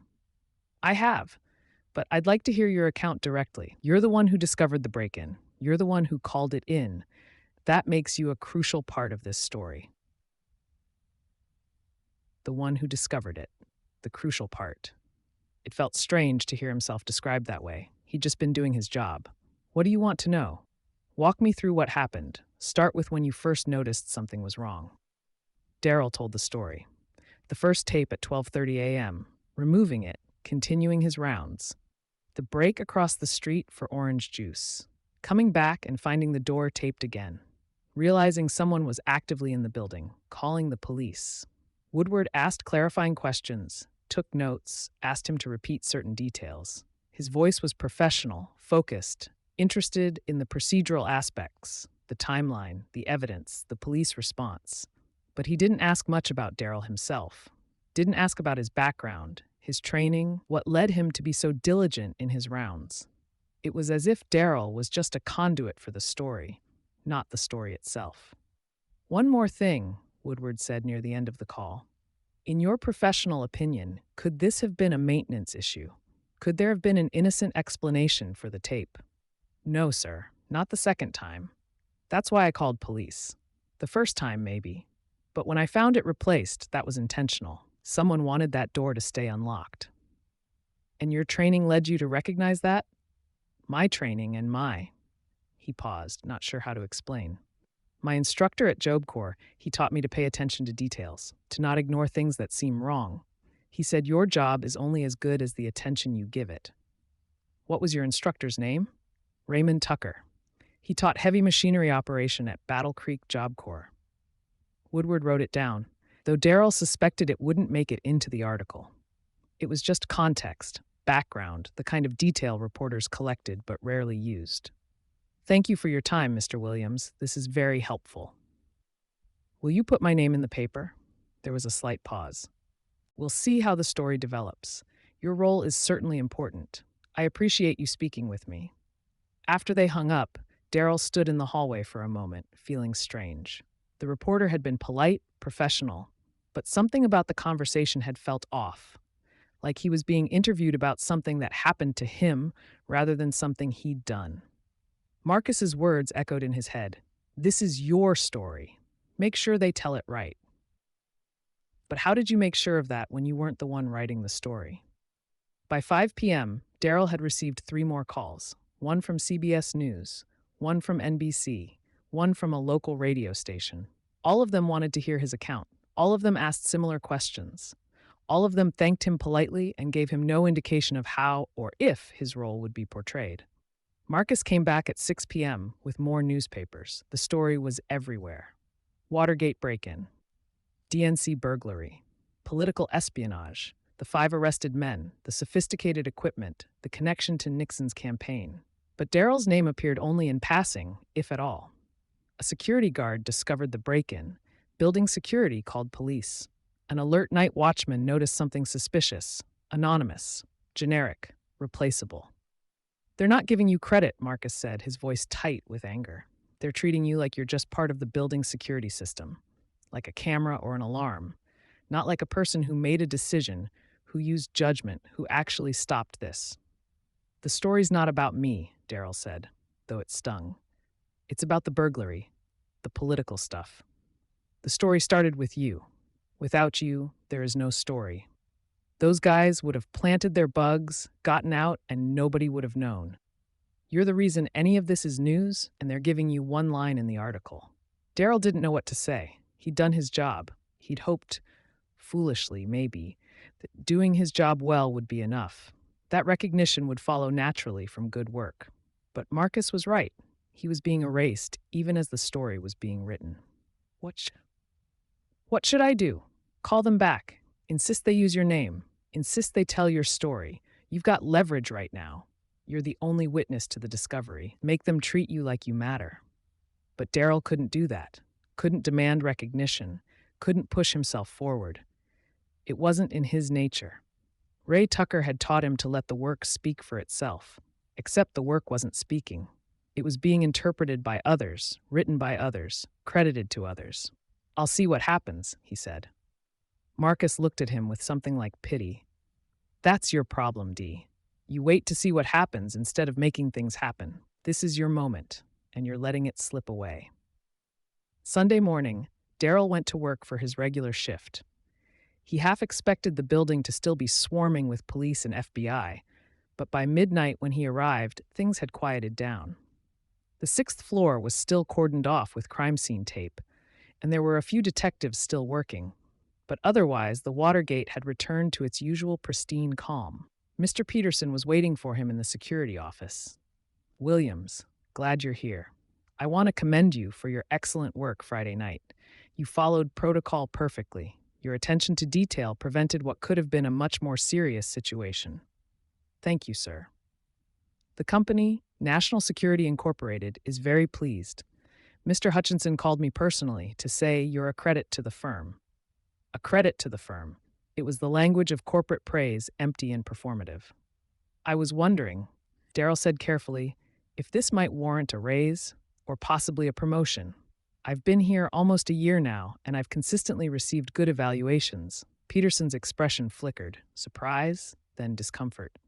Well, raises are determined by the company schedule. You're not due for a review until your full anniversary. But given the circumstances, I'll tell you what, I'll put in a special commendation to Mr. Hutchinson, recommend you for early review. But I can't make any promises. These things go through channels. The language people used when they meant bureaucracy, no, but didn't want to say it directly. I understand, Darryl said, though he didn't. How could you stop a major political crime and not even get a raise? In the meantime, just keep doing what you're doing. You've made national security look very good. That reflects well on all of us. After Peterson left, Darryl sat at the security desk and felt something cold settle in his chest. He'd done something significant. Everyone agreed on that. But significance wasn't translating to anything concrete. Not to recognition. Not to money. Not to opportunity. Just to more of the same. Do your job. Be grateful you have a job. Don't ask for more. Monday morning's newspapers had longer articles. Bob Woodward and Carl Bernstein had the byline on the Washington Post story. It was detailed, well reported, raising questions about who had authorized the break in and why. But Darryl's name appeared only once in a paragraph about the discovery. Frank Wills, a 24-year-old security guard, noticed tape on a door lock during his rounds and called police. Frank Wills. They'd gotten his name wrong. Darryl stared at the article for a long moment. He should call them, correct it. But something stopped him. What did it matter? Frank or Darryl, it was all the same to them. Just a name attached to a security guard, quickly mentioned and then forgotten as the story moved on to the important people, the important details. Marcus exploded when Darryl showed him. They couldn't even get your name right? This is disrespectful, D. This is... He stopped, his face shifting from anger to something else. Understanding, maybe, or resignation. This is how it always is. They take our work and they get the credit. Woodward and Bernstein are going to be famous for this story. They'll probably win awards. And you, the person who actually made the story possible, you get one line with the wrong name. Maybe I should call them. Correct it. You should, but I'll tell you what'll happen. They'll correct it in tomorrow's paper, if you're lucky. A tiny correction nobody will notice, and then they'll move on. Because to them, you're not the story. You're just the mechanism that started it. By Tuesday, the story was national news. The White House was denying any involvement. Ron Ziegler, Nixon's press secretary, had called it a third-rate burglary attempt, not worthy of serious attention. Democrats were demanding investigations. The media was digging deeper, following the money, tracing connections. And Darryl Williams, whose name was now appearing correctly in most articles after he'd called the Post to correct it, was already fading from the narrative. He received a few more interview requests, local TV stations mostly. He did one interview with a CBS affiliate, standing outside the Watergate in his security uniform, explaining what he'd seen. The reporter asked good questions, seemed genuinely interested in his account. But when the segment aired that evening, Darryl's interview had been cut to 15 seconds, just long enough to establish that a security guard had made the discovery. Then the story moved on to the real news, the political implications, the White House response, the ongoing investigation. Marcus watched it with him at Millie's diner. When it was over, Marcus just shook his head. They used you for context, for color, not for your actual story. What is my actual story? Darryl asked, more to himself than to Marcus. I'm a security guard who found some tape. That's it. That's the whole thing. No, your story is that you're a high school dropout who got training, who worked his way up from nothing, who does his job with integrity, even though nobody notices. Your story is that you saved democracy by paying attention when 100 other guards would have ignored it. Your story is about what it means to do work that matters, even when the world tells you you don't matter. Darryl looked at his friend. That's a nice story, but it's not the one they're telling. Then tell it yourself. How? I'm not a writer. I'm not a journalist. I'm just... He gestured at himself, at his worn uniform, at his exhaustion. I'm just a guy who did his job. And that should be enough, Marcus said quietly. In a just world, that would be enough. But this wasn't a just world. They both knew that. Wednesday morning, Darryl received a letter from National Security Incorporated, official company letterhead. He opened it expecting good news, the raise, the promotion, the recognition Mr. Peterson had hinted at. Instead, Dear Mr. Williams, on behalf of National Security Incorporated, I want to personally commend you for your exemplary conduct during the incident at the Watergate office building on June 17, 1972. Your attention to duty and proper adherence to protocol reflect well on our company and our security standards. In recognition of your service, we are pleased to award you a merit increase of 0.125 cents per hour, effective immediately. This brings your hourly rate to $2.125. Additionally, we are issuing a formal commendation for your personnel file, which will be considered during future promotion reviews. Congratulations on your achievement. Sincerely, Gerald Hutchinson, Director of Operations, National Security Incorporated. 12.5 cents an hour, $5 a week before taxes, maybe $4 after taxes. He'd stopped a major political crime, been on national news, been interviewed by major newspapers, and his reward was 12.5 cents an hour. Darryl sat in his small apartment and did the math. His rent was $85 a month, Food ran about $60 a month if he was careful. Utilities, another $20. He sent his mother $40 a month when he could. That left maybe $20 for everything else: clothes, transportation, emergencies, the occasional treat. The $5 weekly raise meant an extra $20 a month. It would barely cover the cost of the phone calls he'd made to his mother since the break-in, telling her he was okay, that yes, he'd been on TV, that no, it wasn't dangerous, that yes, he was proud of what he'd done. Marcus's reaction was more visceral. 12 cents? They gave you a 12-cent raise for stopping the biggest political crime of the decade? That's not recognition, that's an insult. It's better than nothing, because it feels like they're telling you exactly what they think you're worth. And what they think you're worth is 12 cents an hour more than you were making before you became a national news story. Darryl couldn't argue with that. The letter was praise wrapped around contempt, the language of appreciation masking the reality of dismissal. What should I do? Quit. Find another job. You've got national recognition now. You've got your story. Leverage it. But Darryl didn't know how to leverage recognition, didn't know how to translate brief fame into actual opportunity. And besides, in the back of his mind was the same fear that had always haunted him. What if he quit and couldn't find anything better? What if this was the best he could do? By Thursday, a week after the break-in, something strange was happening. Darryl was receiving attention, but it was the wrong kind. A local black newspaper, The Afro-American, ran a story about him, focusing on his background, his Job Corps training, his work ethic. It was the kind of recognition he'd hoped for, painting him as an example of what you could achieve through diligence and integrity. But at work, Mr. Peterson pulled him aside. "Williams, I need you to dial back the media appearances. It's becoming a distraction. I've only done 3 interviews. That's 3 more than most guards do in their entire career. The building residents are starting to notice. They're asking questions. It's drawing unwanted attention to our security procedures. I thought national security was proud of what I did. We are. But there's a difference between internal recognition and external publicity. We prefer our security work to remain discreet. Discreet, invisible. Stay in your lane." "I understand," Darryl said, though it felt like a door closing. Friday, he got a call from Howard University. They were looking for security personnel, and someone had recommended him. The pay was slightly better, $2.50 an hour, and it was a university campus, which seemed like it might be more interesting than watching an empty building at night. He scheduled an interview for Monday. But when Monday came, something had changed. The interviewer, a black man in his 50s, dressed in a suit that suggested administrative authority, was polite but distant. "Mr. Williams, I've reviewed your application and your recent notoriety. You're clearly a diligent worker with good instincts." "Thank you, sir. However, I have some concerns about how your presence might affect the university's relationship with federal funding sources. As you may know, Howard receives substantial government support. And given the political nature of the Watergate incident and your role in it, there could be complications." Darryl stared at him. "You're saying you won't hire me because I stopped a burglary?"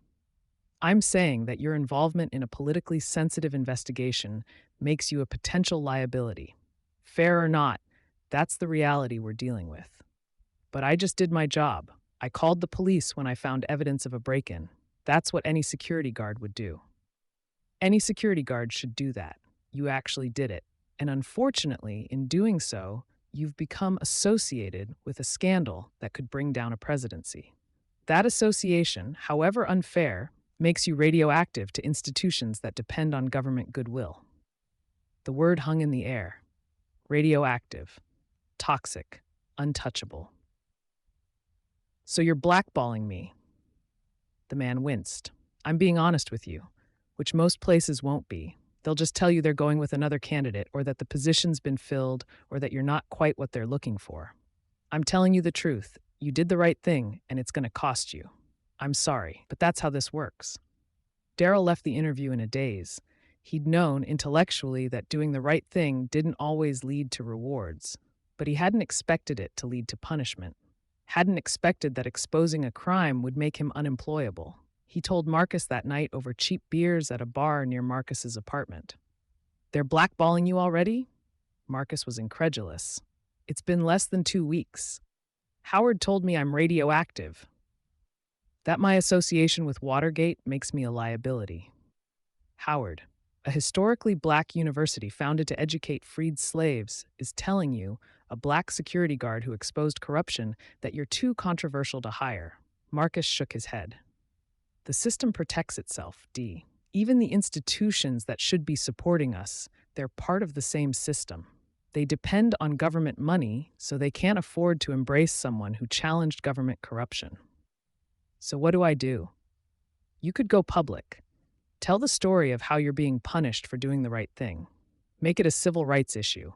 Make them defend why they're blackballing a black man who exposed white corruption. And then I'll definitely never work again.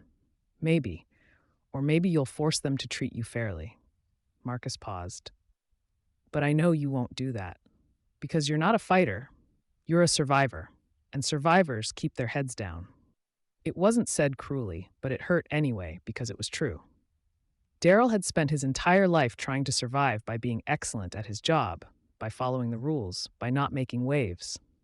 The idea of deliberately creating controversy, of making himself more visible, more demanding, it went against everything he'd learned.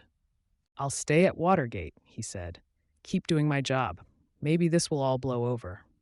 "It won't," Marcus said quietly. "This story's just getting started, and the more it grows, the more they'll need to minimize your role. Because if they acknowledge how important you were, a poor black security guard who noticed what trained operatives missed, it makes them look bad. It makes their whole system look bad." By the end of June, the pattern was clear. The Watergate story was exploding. New revelations daily. Connections to the White House, campaign finance violations, cover-ups. Woodward and Bernstein were writing article after article, each one peeling back another layer of conspiracy. And in all of that coverage, Darryl Williams, whose observation had started it all, appeared less and less. When he was mentioned at all, it was in passing. The break-in was discovered by a security guard, or an alert night watchman called police. Anonymous, generic, forgotten. Meanwhile, Woodward and Bernstein were becoming celebrities, talk show appearances, book deals, the kind of recognition that translated to money, to opportunity, to career advancement. And Darryl was still making 211.25s an hour, checking doors at midnight in a building that was now famous because of what he'd discovered. He wanted to be angry. Wanted to feel the righteous fury that Marcus kept expressing on his behalf. But mostly he just felt tired. Tired and resigned and not at all surprised. This was how it had always been. This was how it would always be. You could do everything right, get training, develop skills, work with integrity, make a difference, and the world would still find a way to make sure you stayed in your place. On June 30th, 2 weeks after the break-in, Darryl's mother called him. It was expensive, long distance from South Carolina, but she'd scraped together the money because she needed to hear his voice. "Baby, I saw you on TV. I'm so proud of you." "Thanks, Mama. You saved those Democrats from getting spied on. That's important work. That matters. I just did my job." Don't diminish what you did. You noticed something wrong and you reported it. Most people would have ignored it, but you didn't. That's who you are. That's who I raised you to be. Her voice was fierce with pride, and Darryl felt his throat tighten. She believed in him. She thought he was a hero, and he couldn't bear to tell her that heroism didn't pay the rent, didn't get you promoted, didn't change anything except making you more visible, and therefore more vulnerable. "I love you, Mama. I love you too, baby, and I'm proud of you. Don't forget that. Whatever happens, I'm proud." After they hung up, Darryl sat in the hallway with the phone receiver still in his hand, and he allowed himself to cry. Just for a moment, just long enough to release some of the pressure that had been building for 2 weeks. He'd done something important. His mother was proud. That should be enough. But it wasn't. Because pride didn't pay bills. Pride didn't heal the ache of being erased from your own story. Pride didn't protect you from a system that was already working to forget you existed. July arrived hot and thick. The Watergate story continued to grow. Senate hearings were announced. The FBI investigation was expanding. Every day brought new revelations. new connections, new evidence of a conspiracy that reached high into the Nixon administration. And every day, Darryl went to work at midnight, made his rounds, checked his doors, and wondered what any of it meant. Lou, the day shift guard, had a theory. They're going to bury this. Too many important people involved. They'll make some low-level guys take the fall, and everyone else will skate. Watch. Maybe, Darryl said. I mean, look at you. You caught them red-handed. You're the one who made this whole thing happen. And what'd you get? 12 cents an hour and your 15 minutes of fame. Meanwhile, those reporters are going to win Pulitzers. That's how it works. The little guy does the work, the big guys take the credit. It was the most insightful thing Darryl had ever heard Lou say. On July 15th, Darryl made a decision. He was going to quit the Watergate. Not quit security work. He needed employment, but quit this specific job, this specific building. He couldn't keep walking past the 6th floor every night, couldn't keep being reminded of what he'd done and how little it had mattered. He drafted a resignation letter, kept it simple and professional, thanked national security for the opportunity, gave 2 weeks' notice as required. But before he could deliver it, Mr. Peterson called him in. Williams, I need to talk to you about your future here. Darryl braced himself. Was he being fired? Transferred? The Watergate building management has requested a change in night security. They feel the situation has become complicated. Too much media attention, too many questions from residents. They'd like a lower profile. You're reassigning me. We're reassigning you. There's an opening at a small office building in Arlington.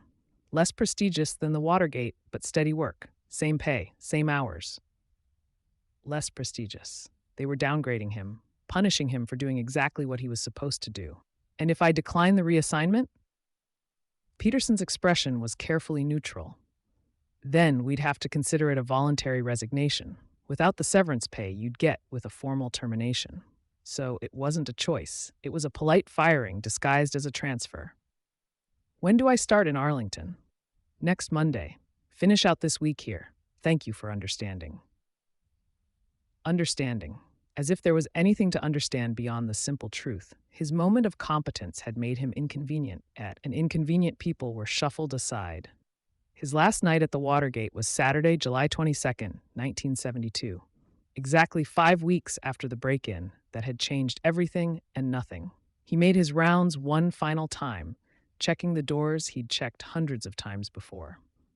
The 6th floor was no longer taped off. The FBI had finished processing the crime scene. But there was still something heavy about the space, something that reminded him of that night, that moment of decision when he'd chosen to call the police instead of ignoring the tape. If he'd ignored it, if he'd just removed the tape and moved on the way Lou would have, where would he be now? Still at the Watergate, probably. Still making his $2 an hour. Still invisible, but employed. Was he better off for having done the right thing? Or had he just made his life harder? He didn't know. Couldn't know. All he knew was that he'd followed Ray Tucker's teaching. Pay attention, do your job right, be the kind of man who notices when something's wrong. And the reward for that was being transferred to a lesser job because his competence was inconvenient. At 7:45 a.m., as his shift ended, Mr. Peterson came by to shake his hand. Good luck in Arlington, Williams. You're a good guard, maybe the best we've got. Then why are you moving me? Peterson had the grace to look uncomfortable. Sometimes being the best at your job isn't enough. Sometimes there are other considerations. I wish it were different. So do I, sir, so do I. Darryl walked home through the morning light, past the monuments and government buildings, past the wealth and power that define this city. And he thought about a piece of tape on a door and a phone call at 1:47 a.m. and how doing everything right had somehow led to being punished. Marcus was waiting at his apartment with coffee and solidarity. Heard you got reassigned. That's bullshit. That's reality. Same thing in this country. They sat in silence for a while, drinking bitter coffee, not needing to say what they both understood. The system had shown its hand. Darryl's role in exposing Watergate was simultaneously too important to ignore and too inconvenient to acknowledge, so he was being erased, transferred to a different building, written out of the story, forgotten. What are you going to do? Marcus asked. Keep working. Keep surviving. What else is there? You could fight. You could make them acknowledge what you did. You could, I could make myself unemployable. I could turn myself into a symbol instead of a person. I could spend the rest of my life being the guy who caught the Watergate burglars instead of just being Darryl Williams trying to make a living. He shook his head. I'm tired, Marcus. I'm tired of fighting. I just want to work and survive, and maybe someday have enough. Marcus looked at his oldest friend and saw what Darryl was becoming. A man defeated not by failure, but by the exhaustion of constantly having to prove his worth to a world that had already decided he had none. Okay, Marcus said quietly. Okay, but Dee, when this is over, when the investigations are done and the books are written and the movies are made, don't let them forget you were there. Don't let them erase you completely. I'll try, Darryl said. But even as he said it, he knew it was already too late. The erasure had begun. And there was nothing a poor, black security guard with a GED and bad lungs could do to stop it. The story of Watergate would be told and retold for decades. Books would be written, movies would be made, heroes would be celebrated. But Darryl Williams, who'd done the first thing, the essential thing, the thing without which there would be no story, would be a footnote, a mention, a name most people wouldn't remember. He'd done his job. He'd done it perfectly. And his reward was to be forgotten. Chapter 9, Blackball. The office building in Arlington was everything the Watergate wasn't. Small, unremarkable, occupied by minor government contractors and insurance companies that nobody had heard of. The lobby had scuffed linoleum instead of marble, flickering fluorescent lights instead of chandeliers, and a pervading smell of old coffee and industrial cleaner. Darryl's first night there, Monday, July 24th, 1972, he stood in the empty lobby and felt the full weight of his demotion.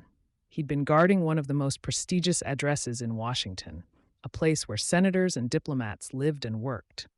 Now he was watching a building where the most exciting thing that happened was someone working late on their TPS reports. The job was the same: make rounds, check doors, fill out logs. But the meaning was gone. At the Watergate, he'd felt like his work mattered, like he was protecting something important. Here, he was just a body filling a shift, a security guard in a building that didn't need securing because nothing worth stealing was inside. Lou had been right all along. Just make it look like you did your job. Nobody cares if you actually do it well. But Darryl couldn't stop caring. Even in this diminished place, even knowing it made no difference, he still checked every door, every lock, every floor. Because Ray Tucker's voice was still in his head. Who you are when nobody's watching is who you really are. And if he stopped caring, stopped being thorough, then the Watergate situation would have taken more than his job. It would have taken who he was. The Watergate story continued to explode through the summer and fall of 1972. Every day brought new revelations. The Washington Post, led by Woodward and Bernstein, was uncovering connections between the burglary and Nixon's re-election campaign, following the money, exposing the cover-up that was growing more elaborate by the day. Darryl watched it all from the sidelines, reading the newspapers during his breaks, listening to news on the small transistor radio he kept in the security office. He felt strange watching the story grow, proud of having started it, but also disconnected from it, like watching something that had happened to someone else. His name appeared occasionally in the articles, always briefly. Frank Wills, the security guard who discovered the break-in. But with each new revelation, with each expansion of the story, his role seemed smaller. He was the first domino, but nobody cared about first dominoes once the whole chain was falling. Marcus kept him updated on the political implications. The McGovern campaign was trying to make Watergate an issue in the presidential election, but it wasn't gaining traction with voters. Nixon was ahead by huge margins. The election in November would be a landslide. People don't care, Marcus said one evening over dinner at Millie's. Or they don't believe it's as bad as it is. Or they think Democrats are just making noise. Either way, Nixon's going to win big. So the break-in didn't matter? Oh, it matters. It's going to matter. But not in time for this election. This is a slow-motion bomb, D. It's going to take years to fully explode. But when it does, he shook his head. It's going to change everything. Darryl stirred his coffee, thinking about that. Years. The story he'd started would take years to fully unfold, and by the time it did, by the time history rendered its judgment, he would be completely forgotten. Just a name in old newspaper articles that nobody read anymore. The Post called me again, Darryl said. Wanted to do a follow-up story. Where is the Watergate security guard now, kind of thing. You going to do it? I don't know. What's the point? They'll write whatever they want to write, and my boss told me to stop doing media, said it's unprofessional. Your boss is scared you'll get too much attention and start demanding what you're worth. Maybe, but he's also the one who signs my paychecks. So, Marcus was quiet for a moment. Then, you know what I realized? They need you to be invisible. The whole story works better if the security guard who discovered it is just a faceless nobody. Because if they acknowledge that you're a real person with skills and judgment and a story of your own, then they have to acknowledge that the system failed you, that doing the right thing got you punished. And that complicates the narrative they want to tell. What narrative is that? The one where brave journalists expose corruption and democracy is saved. They can't have the hero of the story be a poor black security guard who ended up worse off for his trouble. That's too depressing, too real. So they're writing you out of it. Darryl wanted to argue, but he couldn't. Because Marcus was right. The story was being shaped in real time, and the shape didn't include him except as a footnote. November 7th, 1972. Nixon won re-election in a landslide. 49 states. The Watergate story hadn't made a dent in his popularity. Darryl watched the election returns on his small TV and felt a strange emptiness. He'd exposed a major crime, and it hadn't changed anything. Nixon was still president. The people who'd authorized the break-in were still free. And Darryl was still making $2 or $1.25 an hour watching an empty building in Arlington. What had been the point? Marcus called the next morning.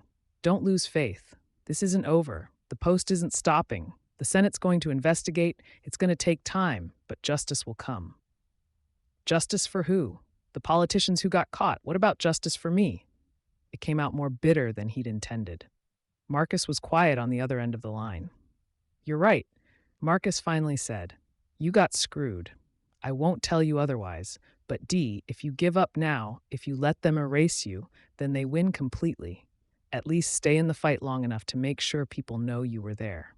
How do I do that when nobody wants to listen? I don't know yet, but we'll figure it out. By January 1973, Darryl's situation was becoming desperate. The raise he'd gotten, 12 cents an hour, wasn't keeping up with inflation. Rent had gone up. Food prices were rising. The gas crisis was making everything more expensive. He'd stopped sending money to his mother. He couldn't afford it anymore. The guilt ate at him. She needed help. Aunt Lucille was getting sicker, but he was barely keeping himself afloat. He started applying for other jobs. Not even better jobs, just different jobs. Anything that might pay a little more or have better prospects. He applied to the DC Metro system for a position as a station agent. Didn't get it. He applied to the Postal Service. Didn't get it. He applied to 3 different security companies, hoping to leverage his Watergate recognition into a supervisory role. None of them even called him back. He applied to Capitol Police again, hoping that maybe with Watergate on his resume, they'd reconsider. They didn't. Each rejection was polite and bureaucratic. We've decided to go with another candidate. Your qualifications don't quite match our current needs. The position has been filled. But Darryl knew what was really happening. Howard University had been honest about it. He was radioactive. His association with Watergate made him a liability. Companies and institutions that depended on government contracts or funding couldn't afford to hire someone who'd embarrassed the Nixon administration, even if what he'd done was completely legal and proper. Marcus called it blackballing. They're punishing you for making them look bad. It's not official, not written down anywhere. But the word is out. Darryl Williams is trouble. Don't hire him. How do I fight that? You can't. That's the point. It's invisible, deniable. They'll never admit it's happening, but it is. In March 1973, James McCord, one of the 5 burglars Darryl had helped catch, wrote a letter to Judge John Sirica claiming that the Watergate defendants had been pressured to remain silent, that perjury had been committed, that higher-ups were involved. The story exploded again. Senate hearings were scheduled. The cover-up was unraveling. And once again, journalists wanted to talk to Darryl. The Washington Post, the New York Times, CBS, NBC. He agreed to a few interviews, hoping that maybe this time, with the story heating up again, his role would be properly acknowledged. Bob Woodward interviewed him again, this time at a coffee shop near the Arlington building. Woodward was friendly, professional, asked about how Darryl's life had changed since the break-in. Darryl told the truth. The transfer. The failed job applications. The sense that he was being punished for doing the right thing. Woodward took notes, nodded sympathetically, said it was important to document these kinds of consequences. But when the article ran, most of Darryl's comments were left out. There was a paragraph about him, where he was working now, that he'd received a modest raise, but nothing about the blackballing, nothing about the struggle, nothing that complicated the story the Post was telling. Darryl called Woodward. "Why didn't you include what I told you about not being able to find work?" "Editorial decisions," Woodward said, sounding genuinely apologetic. "My editors felt it was too tangential to the main Watergate story. They wanted to keep the focus on the political aspects. But it's part of the story. What happens to whistleblowers? What happens when you do the right thing in a corrupt system?" "I agree, I really do. But I don't control what gets published. I write the stories, but they decide what version runs." After they hung up, Darryl sat in his small apartment and understood something fundamental. His story didn't fit the narrative they wanted to tell. Watergate was becoming a story about the triumph of investigative journalism, about brave reporters taking down a corrupt president. They couldn't have it also be a story about how the system punished a working-class black man who'd enabled their investigation. That would complicate things. That would make the heroes look less heroic for benefiting from someone else's sacrifice. So his story would be trimmed away, reduced to a footnote, forgotten. The Senate Watergate hearings began in May 1973, televised live. Darryl watched when he could, during the hours before his shift. Day after day of testimony, of evidence, of the slow unraveling of the conspiracy. John Dean testified that Nixon was involved in the cover-up. Alexander Butterfield revealed the existence of Nixon's secret taping system. The phrase, "What did the president know and when did he know it?" became the central question. And through it all, Darryl Williams, who had started the entire chain of events, was never mentioned. The hearings began with the break-in, but they quickly moved past it to the cover-up, the payments, the obstruction of justice. The actual discovery of the crime became irrelevant background. Marcus watched the hearings with growing anger. "They're not even mentioning you. Not once. It's like the break-in was discovered by magic, by no one in particular." "Maybe it was," Darryl said quietly. "Maybe I was just in the right place at the right time. Anyone could have done what I did." "But they didn't. You did. And that matters." "Does it? What difference does it make who discovered it?" "The important thing is that it was discovered. The important thing is that you did something significant, and you're being erased from history while everyone else involved is becoming famous or infamous. That's not right." Darryl didn't have the energy to argue. Marcus was right, but being right didn't change anything. He was still working the night shift in Arlington. Still making barely enough to survive. Still invisible to everyone except the people who were actively working to keep him that way. August 1973, Vice President Spiro Agnew was under investigation for bribery and tax evasion. The corruption was everywhere, spreading like rot. October 1973, the Saturday Night Massacre. Nixon ordered the firing of Special Prosecutor Archibald Cox, which led to the resignation of the Attorney General and Deputy Attorney General. November 1973, "I am not a crook," Nixon declared at a press conference. The presidency was imploding in slow motion, and Darryl watched it all with a sense of detachment. He'd lit the fuse, but the explosion was so far away now that it felt like it was happening to someone else, in another world, another life. His own life was grinding along. Work, sleep, eat, repeat. Occasionally, Marcus would drag him to a community meeting or a social event, trying to keep him connected to something beyond his own shrinking existence. At one of these events, a holiday gathering at a community center, Darryl met a woman named Joanne Hooper.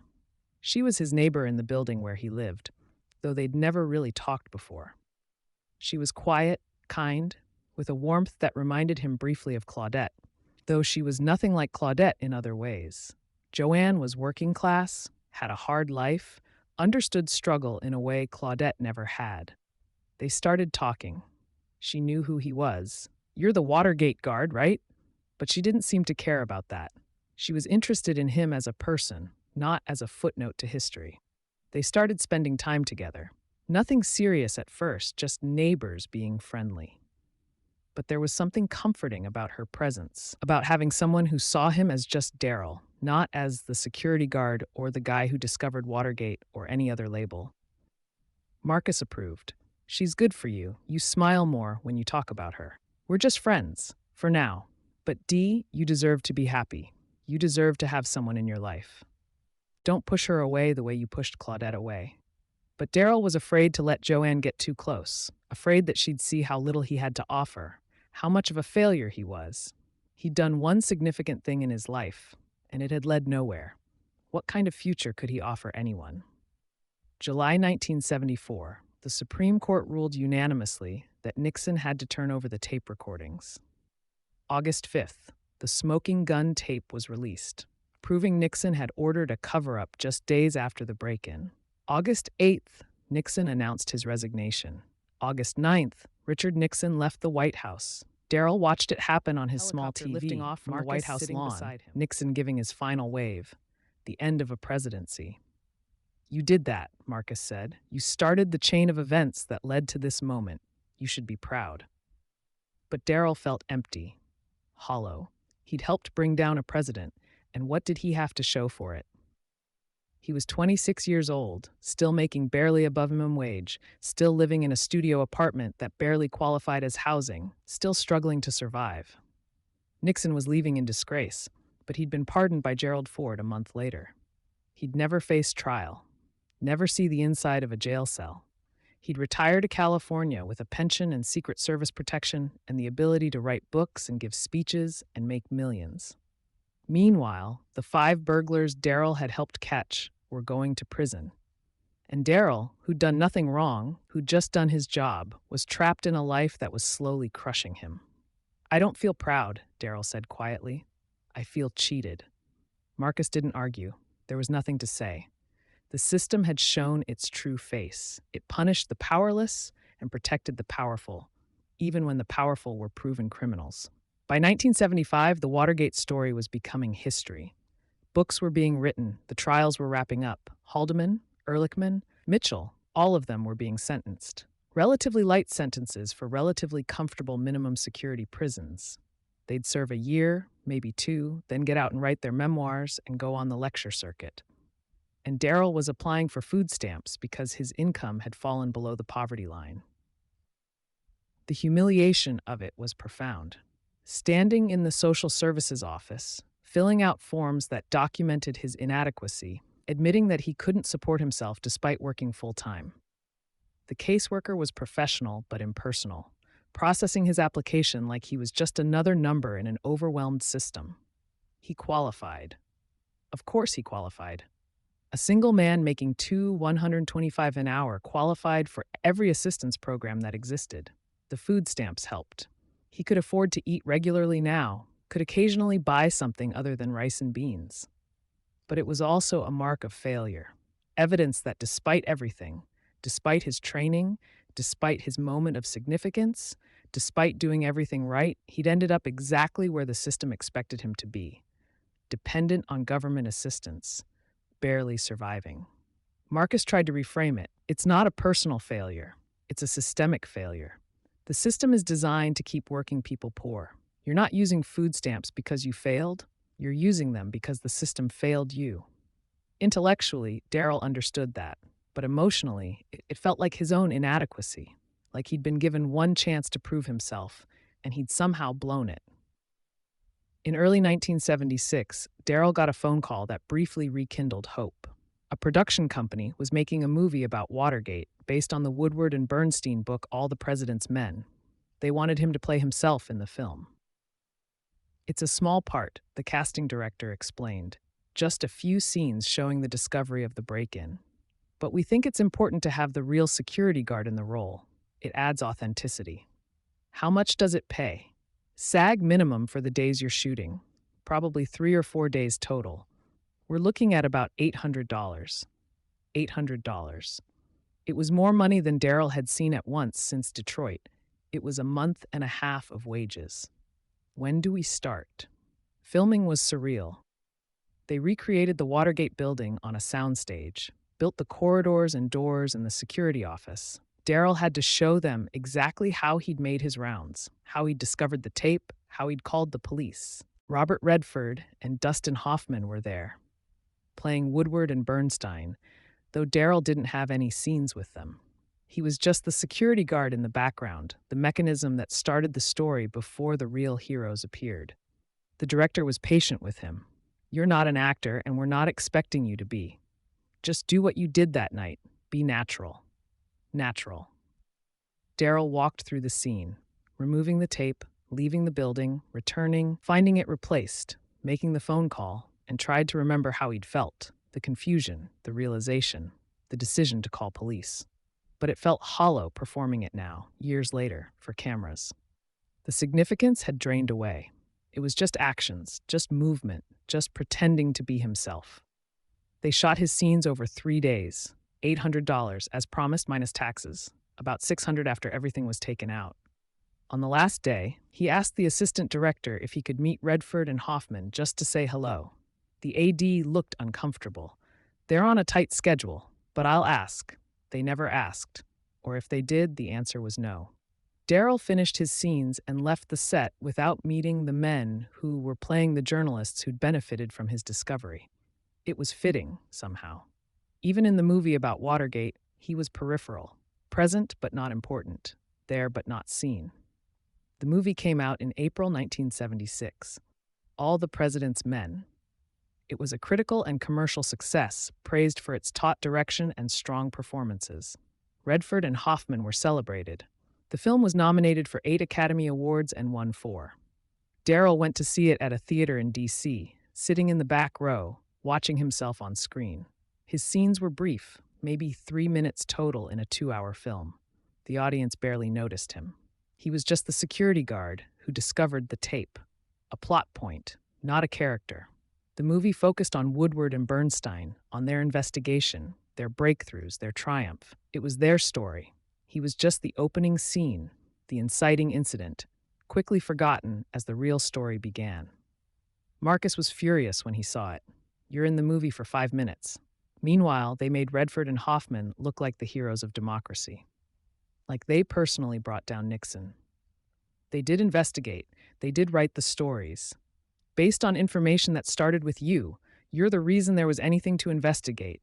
And they give you 5 minutes? Darryl shrugged. It's their movie. They can tell it however they want. That's the problem. It's always their story, their version, their heroes. People like you, the ones who actually do the work, take the risks, pay the price, you're just background, just scenery. The movie made $70 million at the box office. Woodward and Bernstein's book sold millions of copies. The actors, the director, the producers, all of them were celebrated and enriched. And Darryl went back to his night shift in Arlington. His brief moment of Hollywood behind him, the $600 from his role already spent on rent and food, and the debt he'd accumulated over 4 years of barely surviving. In May 1976, Darryl was convicted of shoplifting. It was a 98 pen from a drugstore. He'd been distracted, frustrated, not paying attention. He'd picked up the pen, used it to fill out a money order, then walked out without paying. The store security stopped him at the door. I forgot to pay, Darryl explained. I can pay for it now. But the security guard, a young white man, probably 19, was offended that another security guard would shoplift. Or maybe he recognized Darryl and wanted to prove that even the famous Watergate guard wasn't above the law. I'm calling the police. You know better than this. The police came, arrested him, took him to the station, charged him with petty theft. Marcus bailed him out. It was an accident, right? You just forgot? Yeah, I forgot. I was thinking about my mother. She called last night. Aunt Lucille's in the hospital again, and I just walked out without thinking. We'll get a lawyer. We'll fight this. But they couldn't afford a lawyer. The public defender who handled his case was overworked and uninterested. Just plead guilty. It's a first offense. You'll get a fine and probation. If you fight it and lose, it could be worse. So Darryl pled guilty. The judge gave him a $50 fine and 6 months probation. It was on his record now. Petty theft, from the man who'd exposed one of the biggest political crimes in American history. The irony wasn't lost on anyone. By the summer of 1976, Darryl was coming apart.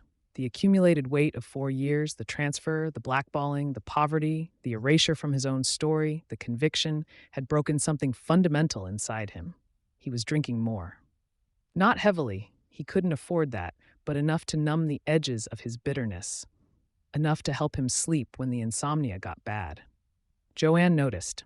They'd gotten closer over the past year, their friendship deepening into something more.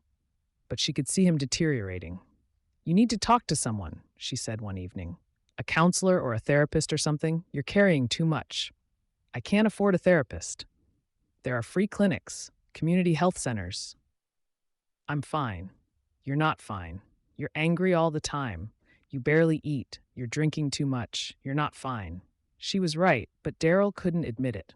Admitting he needed help, mental health help, felt like admitting he was weak, broken, less than. "I'll handle it," he said, but he wasn't handling it. He was barely functioning, going through the motions of life without really living.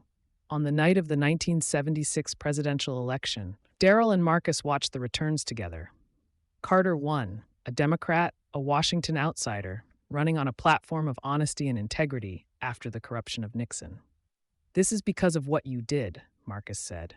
"Watergate made this possible. People wanted someone clean, someone honest. You helped create the conditions for this." "Carter doesn't know I exist." "That doesn't make it less true." Darryl took a long drink of his beer. "You know what the worst part is? It's not that people don't know what I did. It's that I don't know if it mattered. Nixon resigned, sure, but he got pardoned. His people went to minimum security prison for a year or two. And the system that allowed all of it, the corruption, the abuse of power, the cover-ups, that system's still in place. Nothing really changed." "Things changed," Marcus insisted. "The press is more aggressive now. Congress is more willing to investigate. The Church Committee exposed CIA abuses. The Freedom of Information Act got strengthened. Real reforms happened because of Watergate. And I'm still making $2 an hour." "I know," Marcus said quietly. "I know, and that's not right. But D, you can't measure your worth by how much the system rewards you, because the system's rigged. It's always been rigged. You did something important, something that mattered. Hold on to that." But Darryl couldn't hold on to it anymore. The significance had drained away, leaving only the bitter residue of wasted potential and missed opportunities. He was 28 years old. He'd done the most important thing he would ever do. And he had nothing to show for it except a criminal record and a growing certainty that excellence and integrity were punished more often than they were rewarded. By Christmas 1976, Darryl had made a decision. He couldn't stay in D.C. anymore. The city was a constant reminder of what he'd lost, what he'd never had, what he would never be. His mother needed help. Aunt Lucille had died in October, and Marjorie was alone now, her health failing, barely able to care for herself on her Social Security check. "I'm going back to South Carolina," he told Marcus, "going to take care of my mama." Marcus didn't try to talk him out of it. "Maybe that's good. Maybe you need to be somewhere that isn't constantly reminding you of Watergate." "Maybe. But D, don't disappear completely. Stay in touch. Let me know how you're doing." "I will." Joanne took the news harder. They'd grown close, and she'd hoped for more. "I could come with you, help you take care of your mother." But Darryl couldn't let her do that, couldn't let her tie herself to his sinking ship. "You have a life here, a job, friends. You don't want to move to rural South Carolina to take care of my sick mother." "What if I do?" "Then you're not thinking clearly." He said it more harshly than he meant to. "I've got nothing to offer you, Joanne. I'm going back home because I've got nowhere else to go. Because I'm a failure. You deserve better than that." She looked at him with tears in her eyes. "You're not a failure. You're hurt. There's a difference." "Maybe. But hurt or failed, The result's the same. I can't build a life here. I can't build anything. I'm going home. They didn't end on bad terms, but they didn't exchange addresses either. It was a clean break, the kind that was necessary when you were drowning and didn't want to pull anyone down with you. Darryl left Washington, D.C. on January 3rd, 1977, almost exactly 6 years after he'd arrived. He had one suitcase, $200 in his pocket, and the same worn-out hope that maybe, somewhere else, things would be different. But he knew better now. The problem wasn't geography. The problem was that he'd been born into a system that was never designed to let him succeed, and no amount of excellence or integrity could overcome that fundamental injustice. He'd caught the biggest political criminals of a generation, and his reward was to go back home, broke and bitter and forgotten, to take care of his dying mother in a house with no electricity. The bus rolled south, carrying him away from the Capitol, away from the monuments and the power and the story that had consumed 4 years of his life. Behind him, Watergate was becoming history. The books were being written, the definitive accounts were being established. And in all of them, Darryl Williams was a footnote, a brief mention, a name most people would never remember. He'd done his job, he'd done it perfectly, and it had cost him everything. Marcus's words echoed in his head, "Don't let them erase you completely."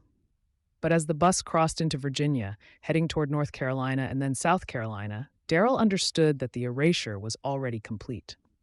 He'd been written out of his own story, reduced to a security guard in the history books, anonymous, invisible, forgotten. The tape on the door was gone. The burglars were in prison. Nixon was in exile. And Darryl Williams was going home with nothing to show for any of it except the knowledge that doing the right thing had been the biggest mistake of his life. Chapter 10. Joanne and Angel. The house in North Augusta, South Carolina, where Darryl returned in January 1977, was the same one Aunt Lucille had owned, the one where he'd spent his childhood.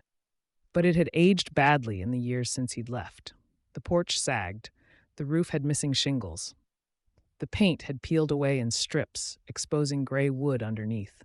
Inside wasn't much better. Cracked plaster walls, floors that creaked and dipped, windows that didn't close properly, letting in drafts during winter and heat during summer.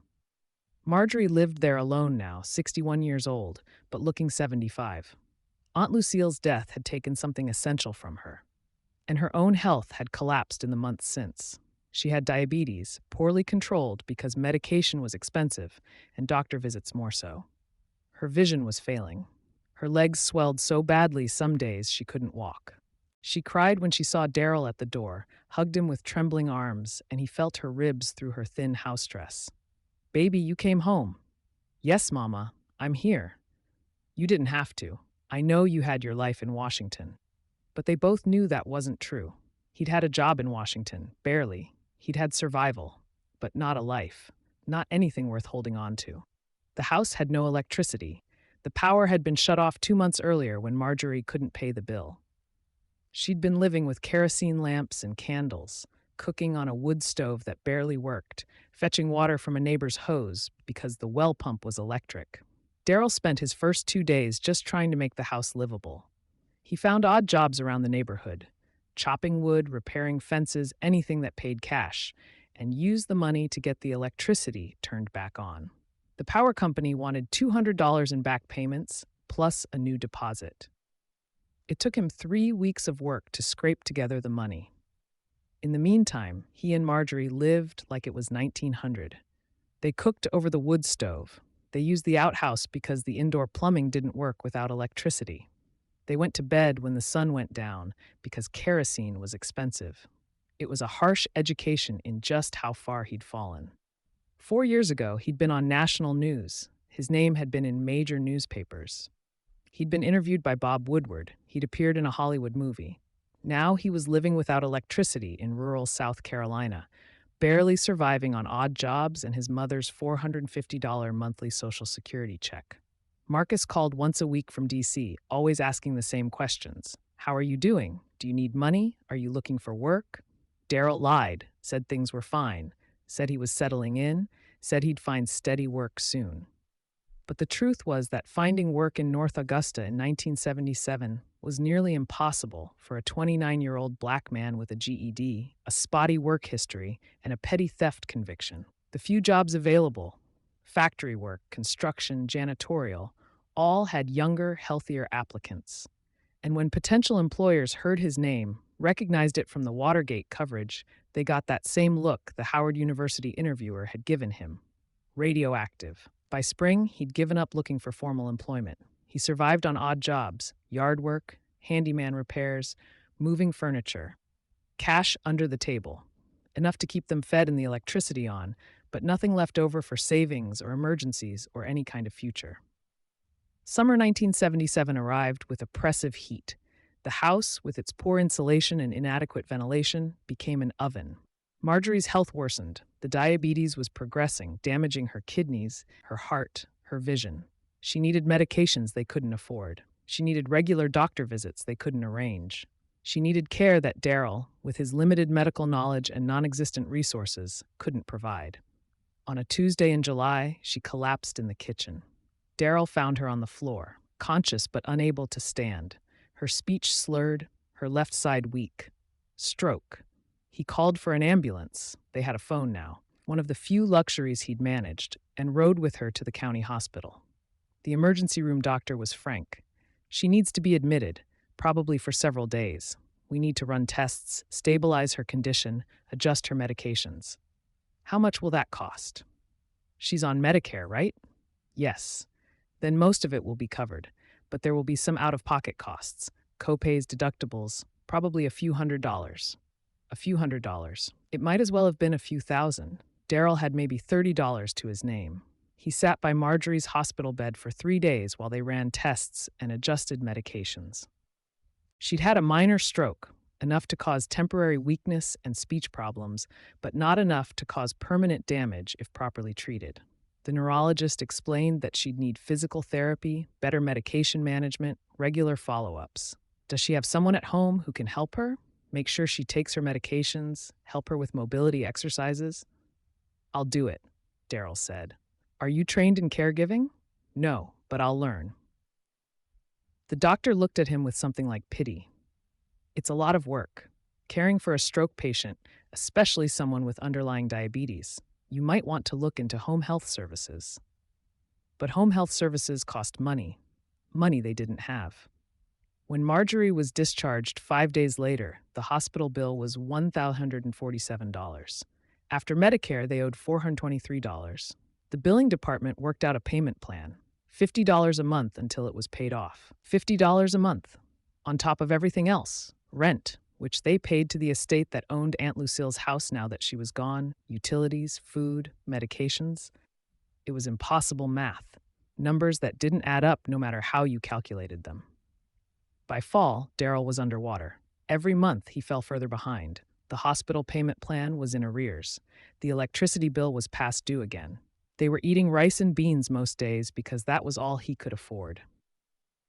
And his own health was deteriorating. His asthma, which had been bad in Detroit, was worse now. The stress, the poor living conditions, the inadequate medical care, all of it was taking a toll. He was using his inhaler multiple times a day, and when it ran out, he couldn't afford to refill it. He'd go days struggling to breathe, wheezing through every exertion, until he could scrape together the money for medication. Marcus sent money when he could, $50 here, $100 there. But Marcus had his own life now, his own expenses.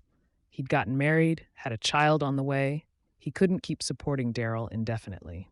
You need to get out of there, Marcus said during one phone call. Come back to D.C. I'll help you find work.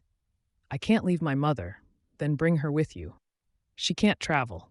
She's too sick. Then apply for disability. Apply for every assistance program that exists. You can't keep living like this, D. But applying for assistance meant admitting defeat. Meant admitting that he couldn't provide for himself or his mother. Meant accepting that he'd failed at the most basic requirement of manhood, the ability to support your family. He'd rather starve than admit that. Winter came, harsh and cold. The house's heating system, an ancient furnace that ran on oil, broke down. The repair would cost $800. They didn't have $800. They didn't have $80. So they heated the house with space heaters, which drove up the electricity bill to levels they couldn't afford. By January 1978, they were choosing between heat and food. Most days they chose heat because you could live hungry for a while, but you couldn't live frozen in South Carolina winter.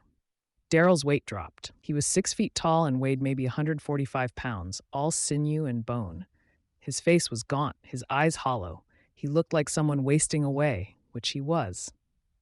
Marjorie noticed, worried. "Baby, you need to eat more. You're disappearing." "I eat enough, Mama. You worry about yourself." But she couldn't eat much either. The diabetes restricted her diet, and she needed foods they couldn't afford: fresh vegetables, lean proteins, complex carbohydrates. Instead, she ate what they had: cheap starches, canned goods, whatever was on sale. They were both dying slowly, ground down by poverty that wasn't their fault but was their reality. On Valentine's Day 1978, Darryl received a letter. It was from Joanne Hooper, forwarded through Marcus, who had her address. She tracked him down through Marcus, wanted to know how he was doing, wanted to tell him that she'd been thinking about him. The letter was warm, kind, full of concern without being pitying. She wrote about her life in D.C., still working her job, still living in the same building, still remembering their time together. "I know you had to leave, and I understand why, but I wanted you to know that I miss you. Miss our talks, miss your presence. If you ever want to write back, I'd love to hear from you. No pressure, no expectations, just a friend checking in on a friend." Darryl read the letter 3 times, then carefully folded it and put it in the drawer of his rickety nightstand. He didn't write back. What would he say?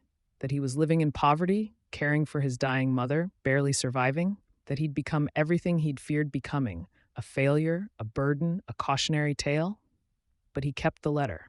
And sometimes, late at night when he couldn't sleep because his mother was coughing in the next room, or because his own lungs hurt too much, he'd take it out and read it again. A reminder that once, briefly, someone had cared about him for himself, not for what he'd done or might become. Spring 1978 brought a small miracle. Darryl got a job at a local grocery store, stocking shelves and loading trucks. It was part-time, barely 20 hours a week, but it paid $2.65 an hour.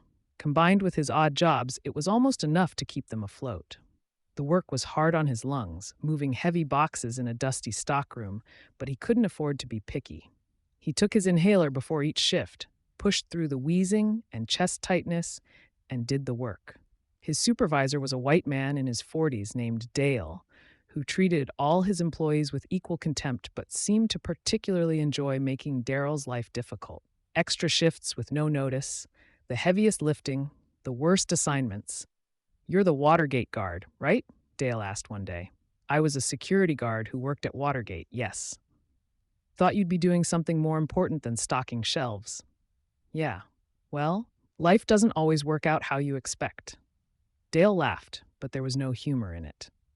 "Guess not. Guess catching burglars doesn't make you special." Darryl didn't respond. He'd learned that responding only made things worse. Better to keep your head down, do the work, take the small paycheck. He worked there for 11 months. Then, in February 1979, he was caught putting a 98-cent pen in his pocket. He'd been writing a note to remind himself about his mother's medication schedule. He'd grabbed a pen from a display, used it to write the note, then absently put it in his pocket instead of returning it to the shelf. Dale saw him do it, or claimed he did. "That's theft, Williams. You know that's theft." "It was an accident. I wasn't thinking. Let me pay for it now." "Too late. I saw you pocket it. That's theft. I'm calling the police." "Dale, please. It's a 98-cent pen. I'll pay for it. I'll pay double. Just don't call the police." But Dale wanted to make an example of him, or maybe he just wanted to humiliate the Watergate guard. Either way, he called the sheriff. Darryl was arrested. Again. Second offense now. The judge was less sympathetic this time. "Mr. Williams, you were convicted of shoplifting in 1976. Now here you are again, stealing from your employer. This shows a pattern of dishonesty." "Your Honor, it was an accident. I was distracted." "That's what you said last time. I'm tired of hearing excuses. This court sentences you to 90 days in county jail, suspended on condition of 1 year probation and 100 hours community service. If you violate probation, you'll serve the full 90 days. 90 days. He could have lost 90 days of his life over a 98-cent pen he'd forgotten to pay for. He lost his job anyway. Dale fired him the day after he was arrested. Can't have a thief working here. Bad for business. By summer 1979, Darryl had hit bottom. No job, no prospects, a criminal record that now showed 2 theft convictions. Caring for his mother full-time because she could barely walk now, her diabetes and stroke damage progressing despite his efforts. He applied for disability assistance on her behalf. The paperwork was overwhelming, but Marcus helped him navigate it. After 3 months of bureaucracy, they were approved for $225 a month in disability payments on top of her Social Security. It helped. Not enough, but some. They could pay the bills most months, could buy her medications most of the time, could keep the electricity on more often than not. But Darryl's own health was collapsing. His lungs were severely damaged now. He wheezed constantly. Some days he couldn't get out of bed because breathing took all his energy. He needed medical care he couldn't afford. Marcus kept sending money, kept calling, kept trying to help from 600 miles away. Apply for disability for yourself, Marcus urged. You're clearly not able to work regular jobs. You need help. I'm not disabled. D, you can barely breathe. You can't work. You're living below the poverty line. That's the definition of disabled. I'm not disabled, Darryl repeated. Because admitting disability meant admitting the system had won, meant admitting that his body, like his spirit, had been broken completely. The years blurred together. 1979 became 1980, became 1981. Darryl turned 31, then 32, then 33. He felt 50, felt ancient, felt used up. He did odd jobs when he could, mostly yard work since that didn't require background checks or references. He cared for his mother, who was declining steadily, losing her vision, losing her mobility, losing herself to the combined ravages of diabetes and stroke and age and poverty. He rarely left North Augusta, couldn't afford to. The world beyond his small town existed only through the television and occasional phone calls from Marcus. In 1980, Reagan was elected president. The country was moving right, moving toward trickle-down economics and government cuts, and the idea that poverty was a personal moral failing rather than a systemic problem. Darryl watched it happen with detached bitterness. The country he'd helped save was moving in a direction that would make his life even harder. In 1982, unemployment hit 10%. The recession was brutal, especially in the South, especially for Black men. Darryl stopped even looking for work. There was none to find. He survived on his mother's disability payments and Social Security, supplemented by food stamps and occasional odd jobs. It was a humiliating existence. A man in his early 30s living off his elderly mother's benefits because he couldn't support himself. The shame of it ate at him constantly. In August 1982, Darryl was arrested for the 3rd time. Shoplifting again. A pair of sneakers from a department store in Augusta. He'd gone into the store with his friend from down the street, Calvin, who needed shoes for a job interview. They'd been looking at the sneakers, and Darryl had picked up a pair in his size, thinking maybe he could afford them if they were on sale. They weren't on sale. $16.99, more than he had. He put them down, they left the store, and security stopped them outside. You need to come with me. What for? You took shoes, didn't pay for them. I didn't take anything. I looked at shoes. I put them back. But another customer had reported seeing him put shoes in his bag. It was a lie. He hadn't taken anything, but it was his word against theirs. And with 2 prior theft convictions, who would believe him? They arrested him, took him to county jail, set bail at $500. He couldn't make bail, spent 4 days in jail before his court date. The public defender advised him to plead guilty. But I didn't do it. I didn't take the shoes. They have a witness who says you did. You have 2 prior convictions. If you fight this and lose, you could get a year in jail. If you plead guilty to attempted theft, you'll get time served and probation. Time served? I've been here 4 days, which means you'd be released today. Probation is better than a year in prison. So Darryl pled guilty to a crime he didn't commit, because the alternative was risking a year in jail, because the system didn't care about the truth. Because he was poor and Black and had a record, and that made him guilty by default. He was released with 2 years probation and a third theft conviction on his record. The irony was crushing. The man who'd exposed the biggest political theft in American history was now a convicted thief 3 times over, for a total of maybe $20 worth of goods that he hadn't even stolen. Marcus, when he heard, went silent on the phone for a long time. This is insane. This is D. You need to get a lawyer. Fight this. You can't let them. I can't afford a lawyer. I can barely afford food. It's done. It's over. I just need to survive the probation. You served time for allegedly stealing shoes while Nixon and his people walked free after stealing a presidency. You know that's insane, right? Yeah, Darryl said quietly. I know. By 1983, Darryl had lost his car, a 15-year-old sedan that barely ran but was transportation, to unpaid parking tickets and expired registration. He couldn't afford to pay the fines or register it, so it sat in the yard, slowly rusting, a metal monument to failure. Without the car, he was trapped. Couldn't get to jobs, even if there were jobs to get to. Couldn't take his mother to doctor appointments except by begging rides from neighbors or calling expensive ambulances. He walked everywhere, to the grocery store 3 miles away, to the laundromat 4 miles away, to the pharmacy 5 miles away. His lungs protested every step, but walking was free, and free was all he could afford. By day, he was a caregiver, helping his mother to the bathroom, preparing her meals, administering her insulin, changing her bandages when the diabetes caused ulcers on her legs, listening to her cough at night, wondering if this would be the night she stopped breathing. By night, he was alone with his thoughts, and his thoughts were dark, increasingly dark. He thought about Watergate, about the tape on the door, about the moment he'd decided to call the police instead of ignoring it. What if he'd ignored it? What if he'd just removed the tape and moved on? He'd still be at the Watergate, probably. Still making his $1.25 an hour. Still surviving, barely. But surviving without the weight of significance, without the crushing disappointment of having done something important that led nowhere. Sometimes he wished he'd never seen the tape, never made the call, never set in motion the chain of events that had defined and destroyed his life. In the fall of 1983, something unexpected happened.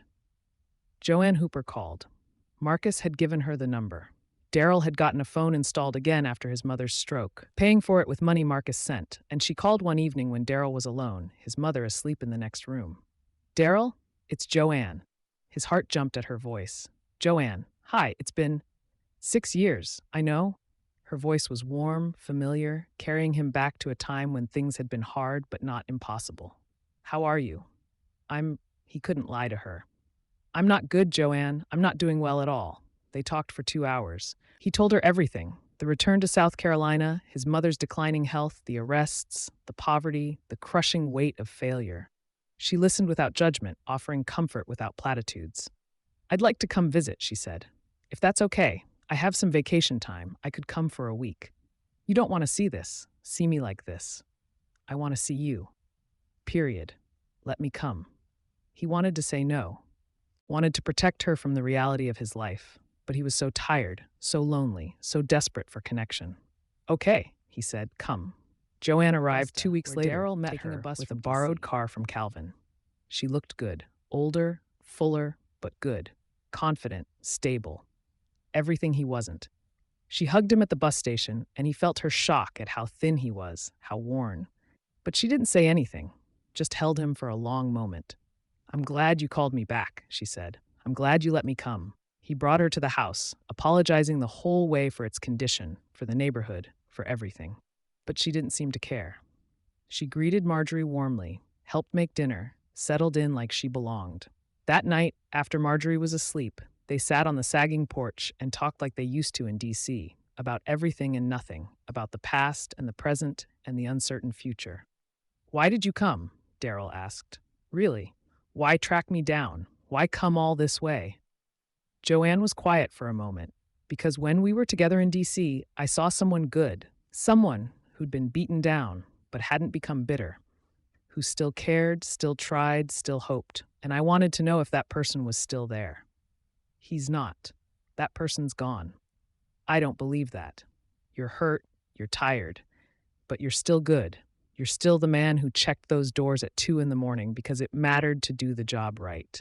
Look where doing the job right got me. It got you here, with your mother, taking care of her when she needs you. That's not nothing, Darryl. That's love. That's integrity. He wanted to believe her, wanted to believe that his life had meaning beyond the accumulation of failures. But it was hard. So hard. Joanne stayed for a week. She helped with Marjorie, cooked meals, cleaned the house, brought life back into spaces that had grown stale with neglect. And slowly, carefully, she and Darryl rediscovered each other. On her last night, they made love for the first time in 6 years. It was tender, bittersweet, full of recognition and regret and the desperate hope that maybe, just maybe, connection was still possible. I don't want to go back to DC without you, she said afterward. I can't leave my mother. I know, I'm not asking you to. She was quiet for a moment, but maybe I could move here, get a job in Augusta, help you take care of her. Joanne, you can't give up your life for me, for this. What if I want to? What if I'm tired of DC? What if I want to be with you? He didn't know what to say. The offer was generous, maybe too generous, but he was so tired of being alone, so desperate for help, that he couldn't bring himself to refuse. Think about it, she said. When you're ready, call me. Let me know if you want me here. She left the next morning, and Darryl stood on the porch, watching the borrowed car disappear down the road, feeling like he'd let something precious slip through his fingers again. He called her 3 weeks later. If you really meant it about moving here, I'd like that. I'd like you here. I meant it, she said. I'll give notice at my job. Be there by Christmas. And she was. Joanne arrived 2 days before Christmas 1983 with 2 suitcases and a determination to make things work. She found a job at a nursing home in Augusta. Tough work, low pay, but steady. She moved into the house with Darryl and Marjorie, and suddenly the crushing isolation of the past 6 years eased slightly. Having Joanne there changed everything. The house felt less like a tomb. Marjorie had someone else to talk to, someone to help with her care. And Darryl had a partner, someone who saw him as more than his failures. They fell into a rhythm. Joanne worked during the day. Darryl did odd jobs when he could find them and cared for Marjorie when he couldn't. At night, they'd sit together, exhausted but together, and it felt like maybe survival was possible after all.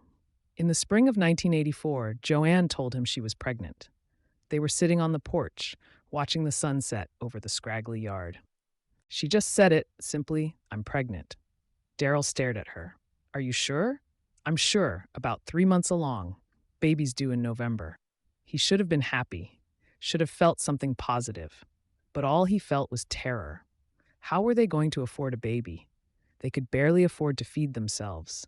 How were they going to provide for a child? I know what you're thinking, Joanne said, but we'll figure it out. People poorer than us have raised children. We'll manage. I don't know how. Neither do I, but we will. She took his hand. I want this baby, Darryl. I want your child. Do you want it? Did he? He thought about his own childhood, poor, uncertain, shaped by his mother's struggle. Did he want to bring a child into that? Into poverty and hardship and the certainty that the system would grind them down? But he also thought about his mother, about the love she'd given him despite having nothing else to give. About how that love had sustained him even when everything else failed. Yes, he said, I want it.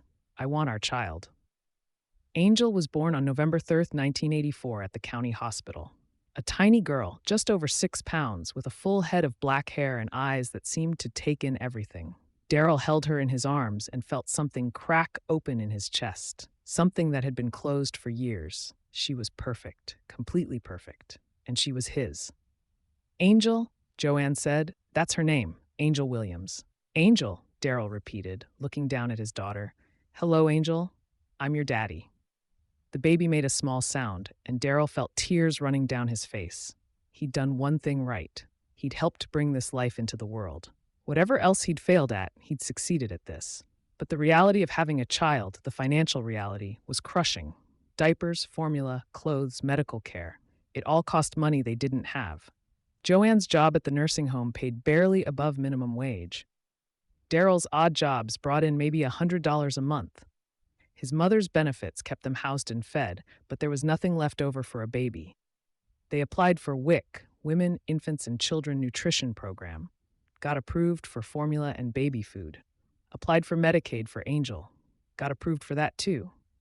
They were drowning in poverty, kept afloat only by government assistance programs that barely covered the basics. And Darryl felt the shame of it constantly, that he couldn't provide for his own daughter, that he needed the government to feed his child. The strain of having a baby in a house with no money and a dying woman slowly destroyed what was left of Darryl and Joanne's relationship. Joanne was exhausted from working full-time and caring for a newborn. Darryl was exhausted from odd jobs and caring for his mother, whose health was declining rapidly. There was no time, no money, no energy for anything except survival. They fought, not loudly. Neither of them had the energy for that, but constantly. About money, about responsibilities, about futures that seemed increasingly hopeless. "We can't live like this," Joanne said one night in February 1985, Angel crying in the next room, Marjorie coughing in her bedroom. "This isn't sustainable." "I know. So what are we going to do?" "I don't know." He was so tired. "I don't know, Joanne. I'm doing everything I can." "I know you are, but it's not enough. We need more. Angel needs more." "I can't give more. I don't have more to give." That was the heart of it. He'd been wrung dry, had nothing left, was running on empty, and had been for years.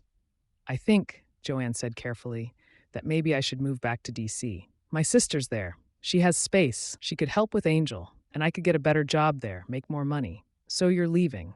"I'm trying to survive. We're all trying to survive. And staying here, in this house, in this situation, I don't know if we can." Darryl wanted to argue. Wanted to promise he'd do better, find better work, be a better provider. But he couldn't make promises he couldn't keep. "When are you leaving?" "End of the month. I've already talked to my sister. She's expecting us." "Us? You're taking Angel." "She's a baby, Darryl. She needs to be with her mother. But you can visit. You can call. You'll still be her father." It was the logical thing, the practical thing.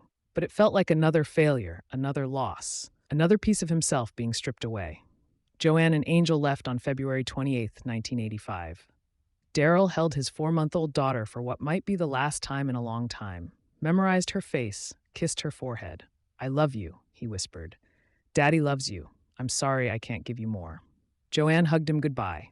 "Call us, write to us, stay in Angel's life, please." "I will, I promise." He watched them drive away in a friend's car, back to D.C., back to a life where Joanne might have a chance and Angel might have a future. Back to possibilities that didn't exist in this decaying house in North Augusta.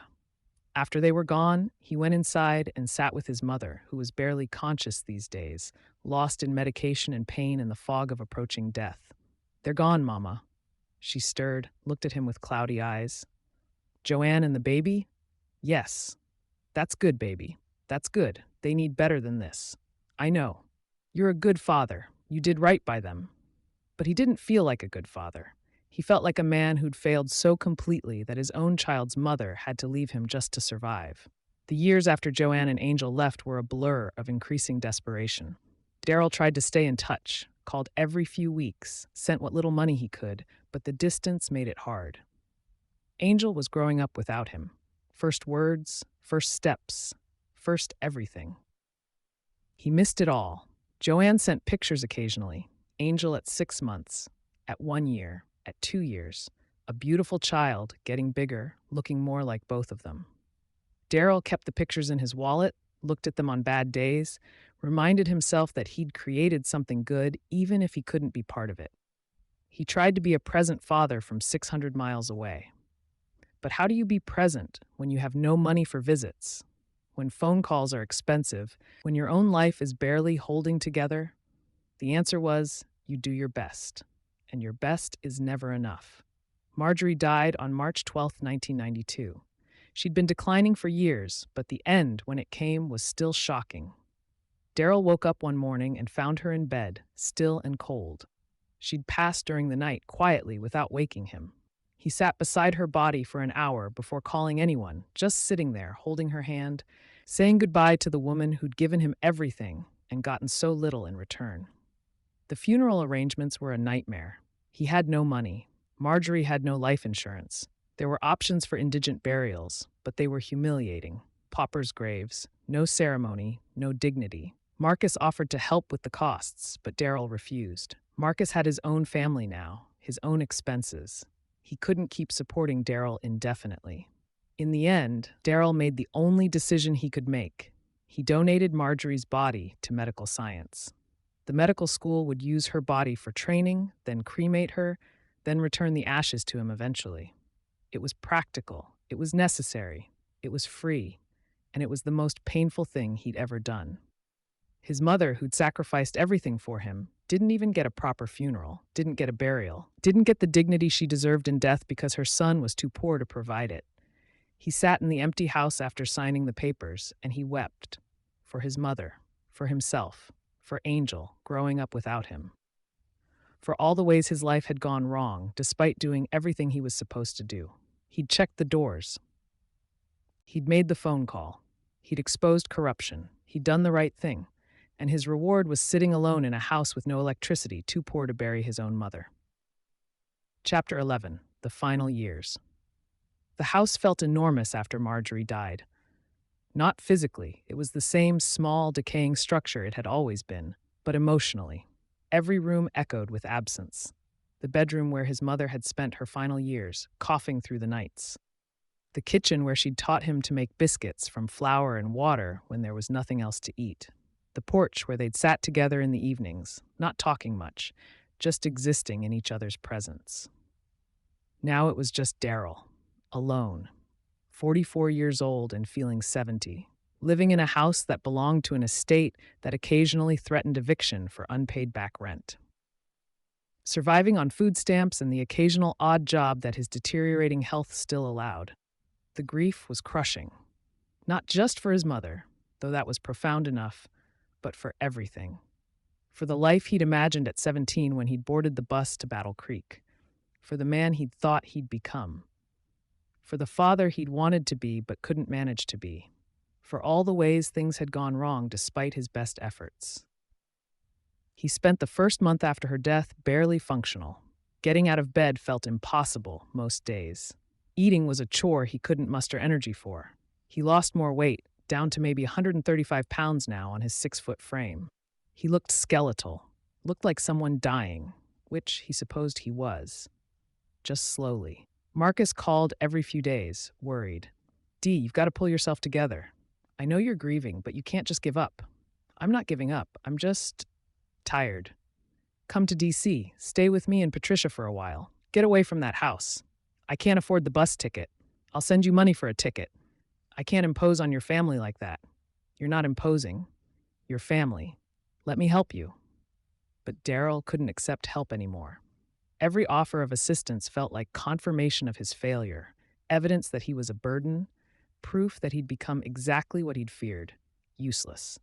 So he stayed in North Augusta, alone in the house, slowly disappearing. By summer 1992, he'd been without electricity for 3 months. The power company had shut it off for non-payment, and without Marjorie's disability checks and Social Security, he had no income at all, except food stamps and whatever cash he could earn from day labor.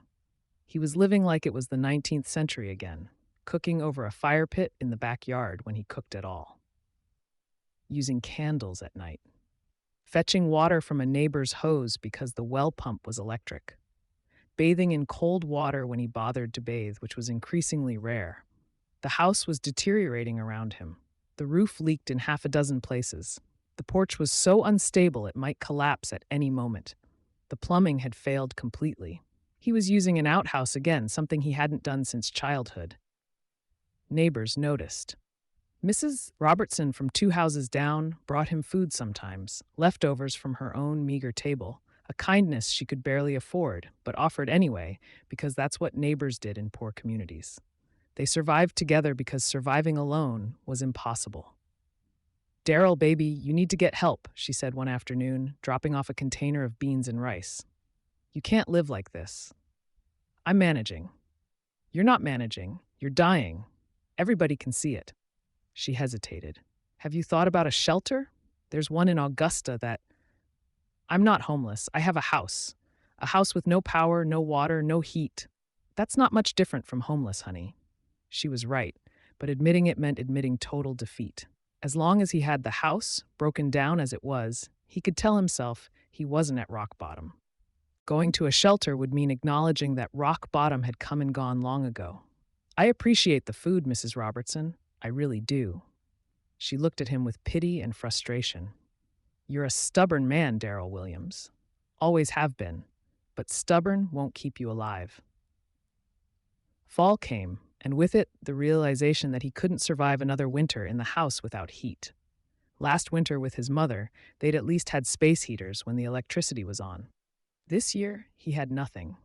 He started spending his days at the public library in town, a 3-mile walk each way, but the library was heated and had bathrooms, and he could read newspapers and stay warm for a few hours. The librarians knew him, tolerated his presence even though he clearly wasn't there for the books. He'd find a chair in a quiet corner and just sit, soaking in the warmth, occasionally dozing off until someone gently woke him and reminded him that sleeping wasn't allowed. It was during one of these library visits in October that he saw a newspaper article about the 20th anniversary of Watergate. There was a retrospective piece in the Washington Post about how the scandal had changed American politics, changed journalism, changed the relationship between the public and their government. Bob Woodward and Carl Bernstein had written new introductions for a special anniversary edition of their book. The article quoted them extensively, their reflections on the investigation, the risks they'd taken, the importance of a free press. Darryl read the entire article. His name appeared once, in the 3rd paragraph. The break-in was discovered by Frank Wills, a security guard who noticed tape on a basement door and called police. Frank. They still had his name wrong, or they'd never bothered to correct it. 20 years later, and he was still just Frank Wills, a security guard. He read on, looking for any mention of what had happened to him, any acknowledgement of the price he'd paid. Nothing. The article moved quickly past the discovery to focus on the investigation, the revelations, the resignation. He was a footnote. Still, 20 years later, a single sentence in a story about other people's triumph. He carefully tore the article out of the newspaper, a small act of theft the librarians would probably forgive, and walked home with it folded in his pocket. That night, by candlelight, he read it again and again, trying to find himself in it, trying to see his significance reflected back at him. But he wasn't there. He'd never been there. He was invisible 20 years ago, and he was invisible now. Nothing had changed except that he was older, poorer, sicker, more desperate. Winter 1992-93 nearly killed him. The house was freezing, literally freezing inside on the coldest nights. He'd pile every blanket and piece of clothing he owned on top of himself and still wake up shivering, his breath visible in the air, his joints aching with cold. His lungs, already damaged from years of untreated asthma and poor living conditions, got worse. He developed pneumonia in January. Should have gone to the hospital, but he couldn't afford it, didn't have insurance, knew that a hospital visit would result in bills he could never pay. So he tried to ride it out at home, lying in bed under his pile of blankets, coughing up blood and phlegm, struggling to breathe, convinced he was going to die. Mrs. Robertson found him 3 days into it, delirious with fever. She called an ambulance against his protests, rode with him to the hospital, stayed while they stabilized him. The emergency room doctor was blunt. "Your lungs are severely compromised. You have bacterial pneumonia. If you'd waited another day or two to come in, you probably would have died." They kept him for 5 days, pumping him full of antibiotics, getting his fever down, clearing the infection. When he was stable enough to leave, the social worker came to talk to him. "Mr. Williams, I've reviewed your situation. You're living without electricity or heat in the middle of winter. That's not safe. We need to make arrangements for you to go somewhere safer." "I'll be fine. I'll manage." "You almost died. If your neighbor hadn't found you, you would have died." "That's not managing. That's surviving by luck." She pulled out some forms. "I'd like to help you apply for emergency housing assistance and for disability benefits. You're clearly unable to work. You should be receiving support. I don't want charity. It's not charity. It's assistance. There's a difference." Her voice softened. "Mr. Williams, there's no shame in needing help. The system failed you. Let the system at least try to help you now." He wanted to refuse, wanted to maintain some shred of pride, but he was too tired, too sick, too close to death to keep pretending he could do this alone. "Okay," he said quietly. "Help me." The process took months. Bureaucracy moved slowly, especially for poor black men with complicated histories. But by spring, he'd been approved for disability payments, $524 a month based on his limited work history. Not much, but more than he'd had. And they'd managed to get him into subsidized housing, a small apartment in Augusta, one room with a kitchenette and a bathroom that actually worked. The apartment was tiny, dark, in a rough neighborhood, but it had heat, had electricity, had running water. After years in the decaying house, it felt like luxury. Marcus sent money to help with the moving costs and the first month's expenses. "I'm proud of you for accepting help. That takes strength, not weakness." Doesn't feel like strength. I know, but it is. The apartment became both refuge and prison. Darryl rarely left it. He had no car, no money for buses, nowhere to go anyway. He'd walk to the grocery store once a week to spend his food stamps, then hurry back, uncomfortable being visible, being seen. He'd put on a little weight, still too thin, but not skeletal anymore.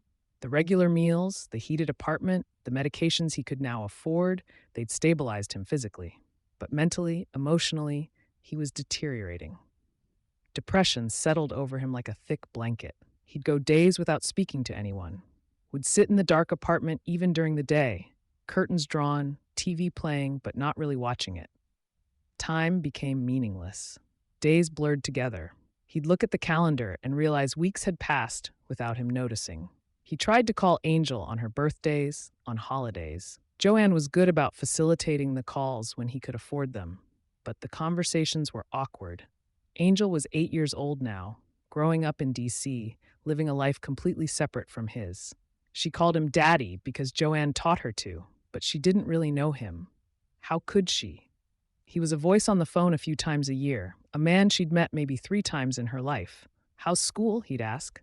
"Good." "What's your favorite subject?" "I don't know. Art, maybe." "That's good. Art's important." Silence, the painful kind, the kind that underscored how little they had to say to each other. "I love you, Angel. You know that, right?" "Yeah, love you too, Daddy." But it felt hollow, like words they said because they were supposed to, not because they meant anything real. After the calls, Darryl would sit in his dark apartment and feel the full weight of his failure as a father. His daughter was growing up without him, would have no real memories of him, would know him only as the absent father who couldn't provide, couldn't visit, couldn't be present. What kind of legacy was that? In 1994, Darryl turned 46. He looked 60. His hair was going gray. His face was lined and worn. His body was thin and weak, ravaged by years of poverty and illness and neglect. He'd stopped caring about his appearance, stopped caring about most things. He'd get out of bed because staying in bed would mean death.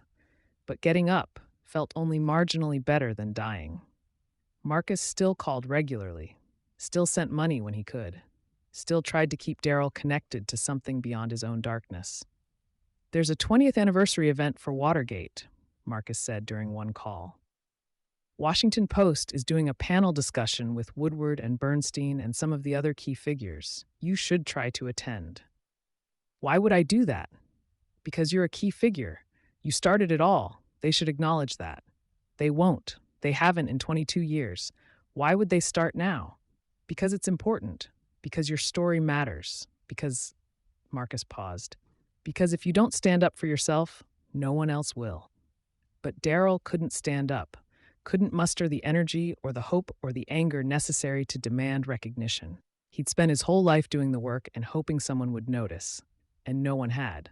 Why would that change now? "I'm not going to Washington," he said. "I'm staying here." "I appreciate you trying, Marcus. I really do. But I'm tired. I'm so tired. I just want to be left alone." After they hung up, Darryl sat in his apartment and realized that he'd given up. Completely. Totally. He was just running out the clock now, waiting for death to come and release him from this life that had become unbearable. By 1996, his health was in serious decline again. The breathing problems were constant. The asthma had progressed to what the free clinic doctor called chronic obstructive pulmonary disease. His lungs were scarred, damaged beyond repair. He needed oxygen sometimes, but couldn't afford the equipment.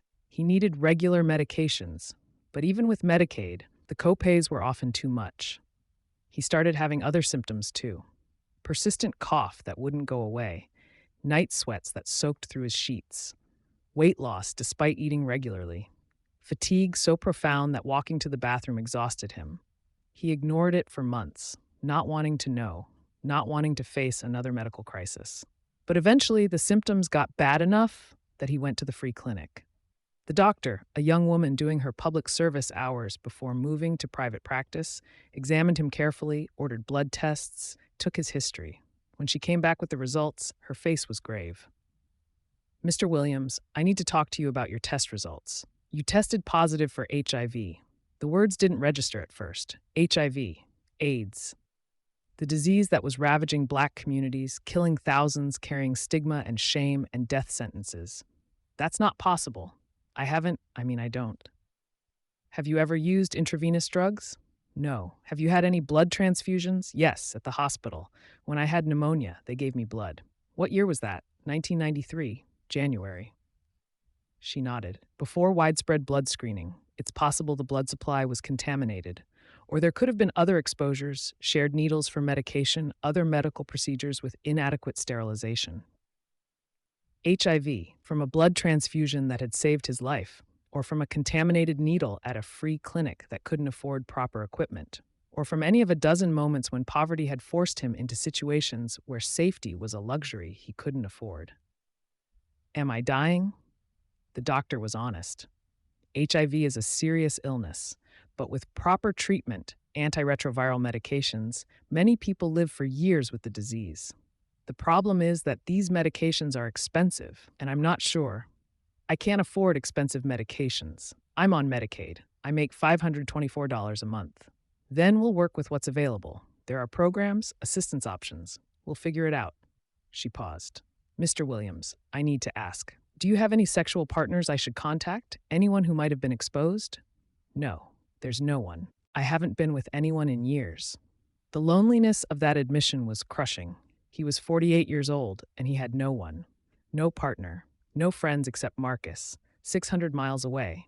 No intimate relationships, because what did he have to offer anyone? And now he had HIV.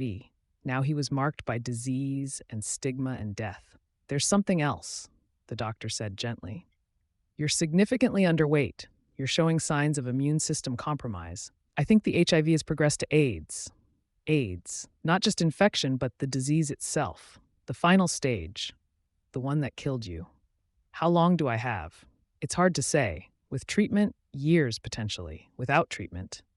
She didn't finish the sentence, didn't need to. I understand. She prescribed what medications she could, antiretrovirals covered partially by Medicaid, though the copays would eat up most of his monthly income. She gave him information about support groups, about nutrition programs, about hospice care when the time came. Darryl took the papers, thanked her, walked out of the clinic into the bright afternoon sun. And he thought, this is how I die.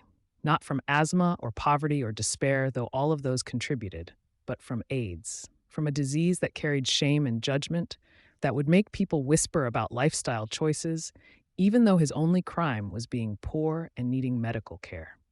He walked back to his apartment, climbed the stairs slowly, sat in his chair by the window, and looked out at the neighborhood. Run-down buildings, broken streets, people struggling to survive just like him. And he thought about Watergate, about the tape on the door, about the moment when he'd thought doing the right thing mattered, about how naive he'd been, how stupid. If he'd known then what he knew now, that doing the right thing would lead to unemployment, poverty, blackballing, illness, death, would he still have made that phone call? He didn't know, couldn't know. The question was hypothetical, and hypotheticals didn't change reality. The reality was he was dying, alone, broke, forgotten by history, killed as much by systemic neglect as by any virus. The years between 1996 and 2000 were a slow deterioration.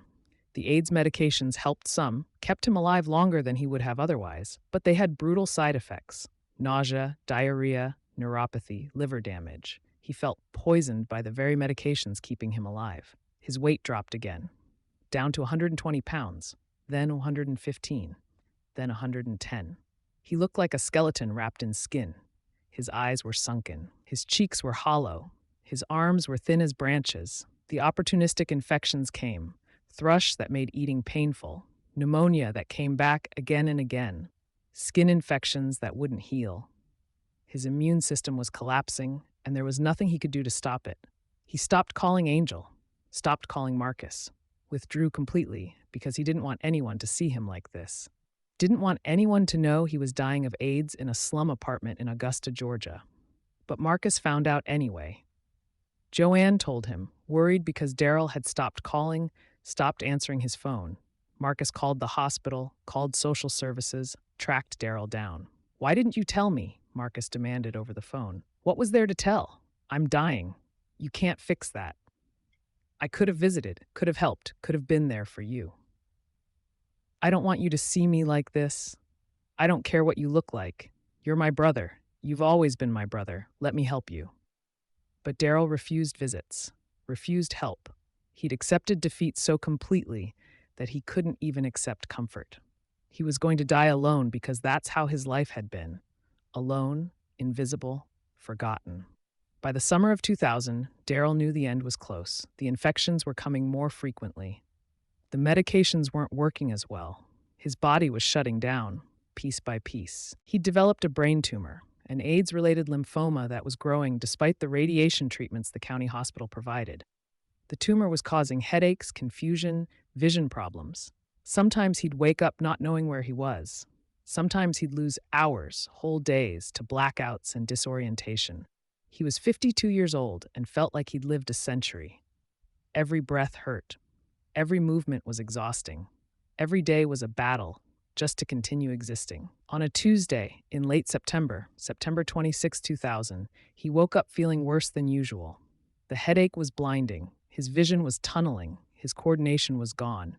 He tried to stand and collapsed, hitting the floor hard, unable to get up. He lay there for several hours, drifting in and out of consciousness, thinking that maybe this was it. Maybe he'd die right here on the floor of his apartment, alone, and nobody would find him for days. But Mrs. Thompson from downstairs had heard the fall. She'd called 911. The paramedics broke down his door, found him on the floor, rushed him to the hospital. The emergency room doctor was frank. "Mr. Williams, your body is failing. The tumor has grown significantly. Your immune system is basically gone. You have multiple infections. We can try to treat them, but honestly, I think you're looking at days, maybe a week or two at most." "I understand. Do you have family we should contact? Anyone who should be here?" Darryl thought about that. Marcus, his oldest friend. But Marcus was in D.C., had his own life, didn't need to see this. Joanne, the mother of his child. But they hadn't been together in 15 years. What right did he have to call her now? And Angel, his daughter, 15 years old now, growing up without him. A stranger connected only by blood and a name on a birth certificate. "There's a woman in D.C., he said slowly. "Joanne Hooper. And my daughter, Angel Williams. They should know." The social worker took down the information, promised to make the calls. "Is there anything else we can do for you? Anyone else to contact?" "No, there's no one else." That was the saddest thing about his death, really. That after 52 years of living, of struggling, of surviving, there was no one else to call. No one else who mattered. No one else who would mourn. They moved him to a charity ward, a room with 3 other dying men. The patient across from him was a Vietnam vet, dying of lung cancer. The patient next to him was a homeless man with end-stage liver disease. The patient by the window was another AIDS patient, younger than Darryl, maybe 30. They were all dying, all poor, all forgotten by the system that should have cared for them. The nurses were kind but overworked. The doctors stopped by once a day, their visits brief and perfunctory.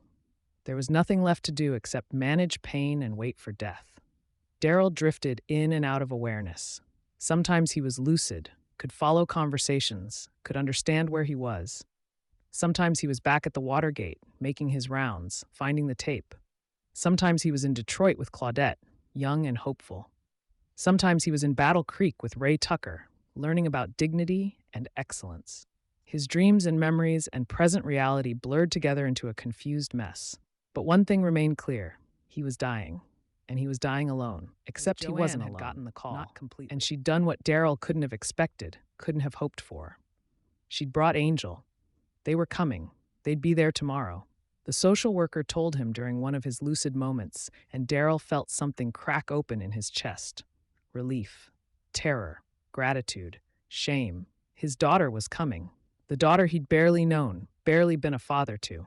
She was coming to see him die. He wanted to refuse it. Wanted to tell them not to come. Didn't want Angel to see him like this. Skeletal, covered in lesions, dying of AIDS in a charity ward. But more than that, he wanted to see her. Wanted to tell her he was sorry. Wanted to be her father, even if only for a few minutes at the end. So he waited. Struggled to stay conscious. Fought through the pain and confusion and the tumor pressing against his brain.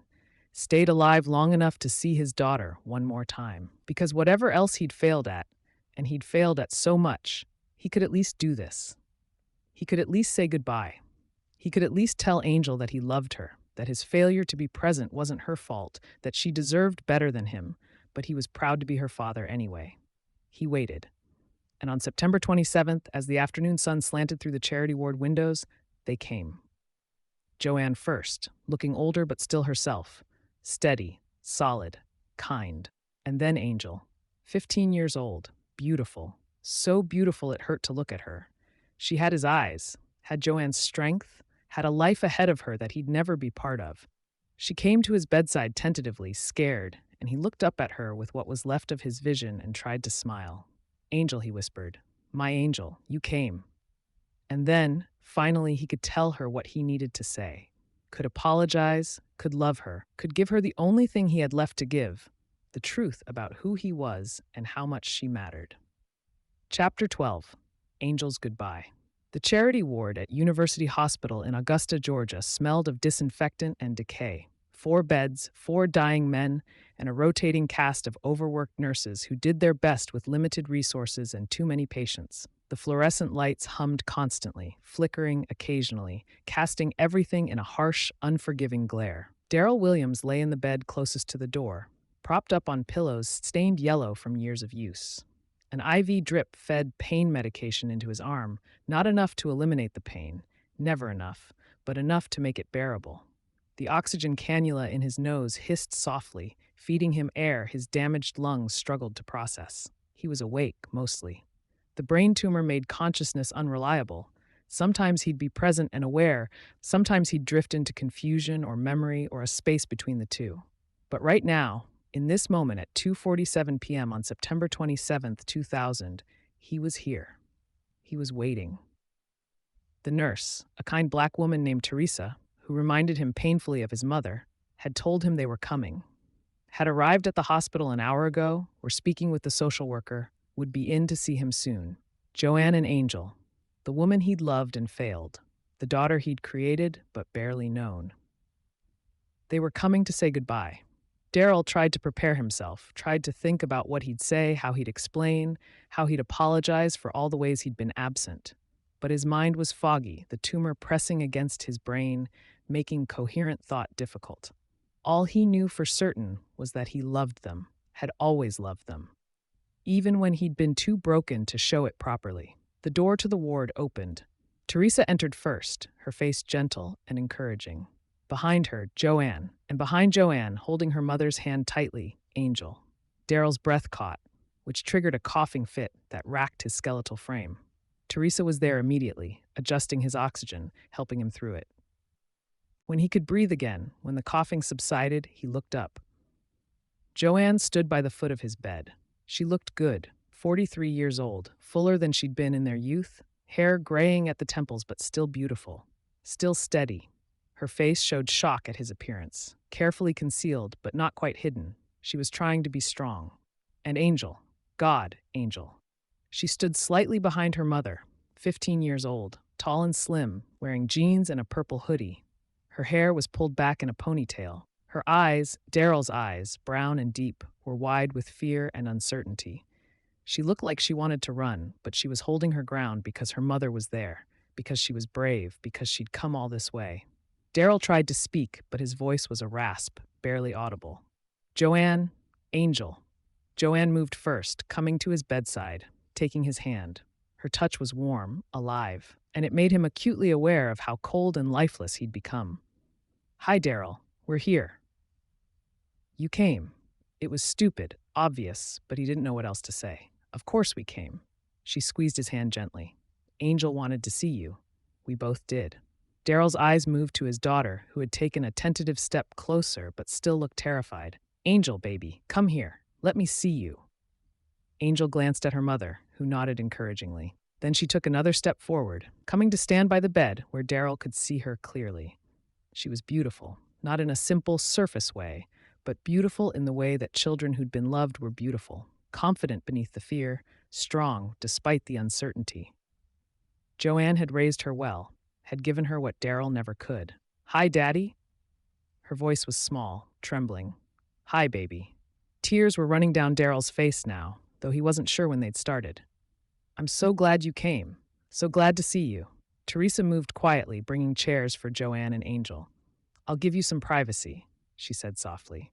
"If you need anything, just press the call button." After she left, an awkward silence filled the space. Joanne sat in one chair, Angel in the other. They were all here, together, and none of them knew quite what to say. Finally, Joanne spoke. "The social worker told us about your diagnosis, about how sick you are. I'm so sorry, Darryl." "Don't be sorry. It's not your fault. None of this is your fault. Still, I'm sorry you've been alone through this. I chose to be alone. That was my doing, not yours."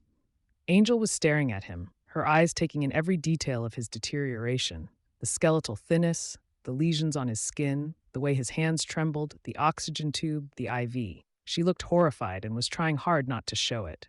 "I know I look bad," Darryl said directly to her. "I'm sorry you have to see me like this."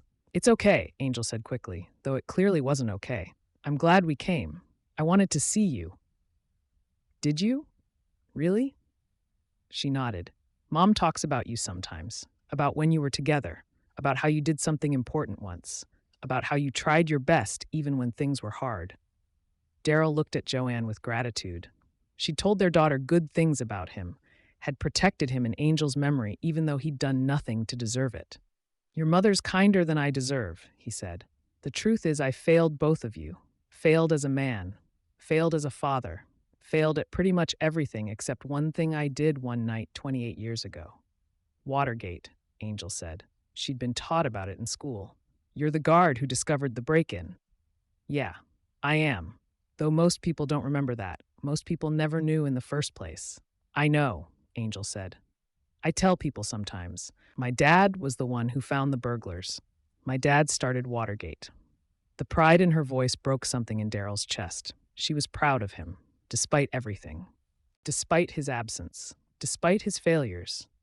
She was proud. That's good, baby. I'm glad you know. Glad you can tell people." "Were you scared?" Angel asked. "When you found them?" Darryl thought about that night. The tape on the door. The realization that someone was in the building. The decision to call police instead of ignoring it. "Yeah, I was scared. Mostly I was confused. I didn't understand what was happening, didn't know what I'd found. I just knew something was wrong, and I did what I was trained to do. Called for help. That was brave. I don't know if it was brave. It was just doing my job, being thorough when most people would have been lazy. My teacher said you changed history. She said if you hadn't called the police, Nixon wouldn't have resigned. Watergate wouldn't have happened. Maybe. I don't know. Feels like other people did the important work. The journalists, the investigators, the politicians. I just made a phone call." But it was an important phone call. Joanne spoke up. "You set everything in motion. That matters, Darryl, even if you don't think it does." Darryl looked at her, this woman who'd stayed in his life long after she should have walked away, who'd raised his daughter alone, who'd come 600 miles to watch him die. "I'm sorry," he said. "I'm so sorry for all of it, for not being there, for not being strong enough, for not being the man you needed. You were dealing with impossible circumstances." "No." His voice was firmer now, cutting through her kindness. "Don't make excuses for me.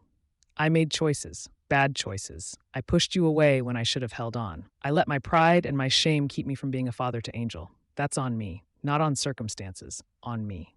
Joanne was quiet for a moment. Then, "Okay, you made mistakes. You weren't there when we needed you. That's true. But Darryl, you were broken. The system broke you. What happened with Watergate? Being punished for doing the right thing, being blackballed, being erased from your own story, that would have destroyed anyone. It did destroy me. I know. And I'm sorry I couldn't help you. Sorry I wasn't strong enough to pull you back. You were strong enough. I was too far gone to be pulled back.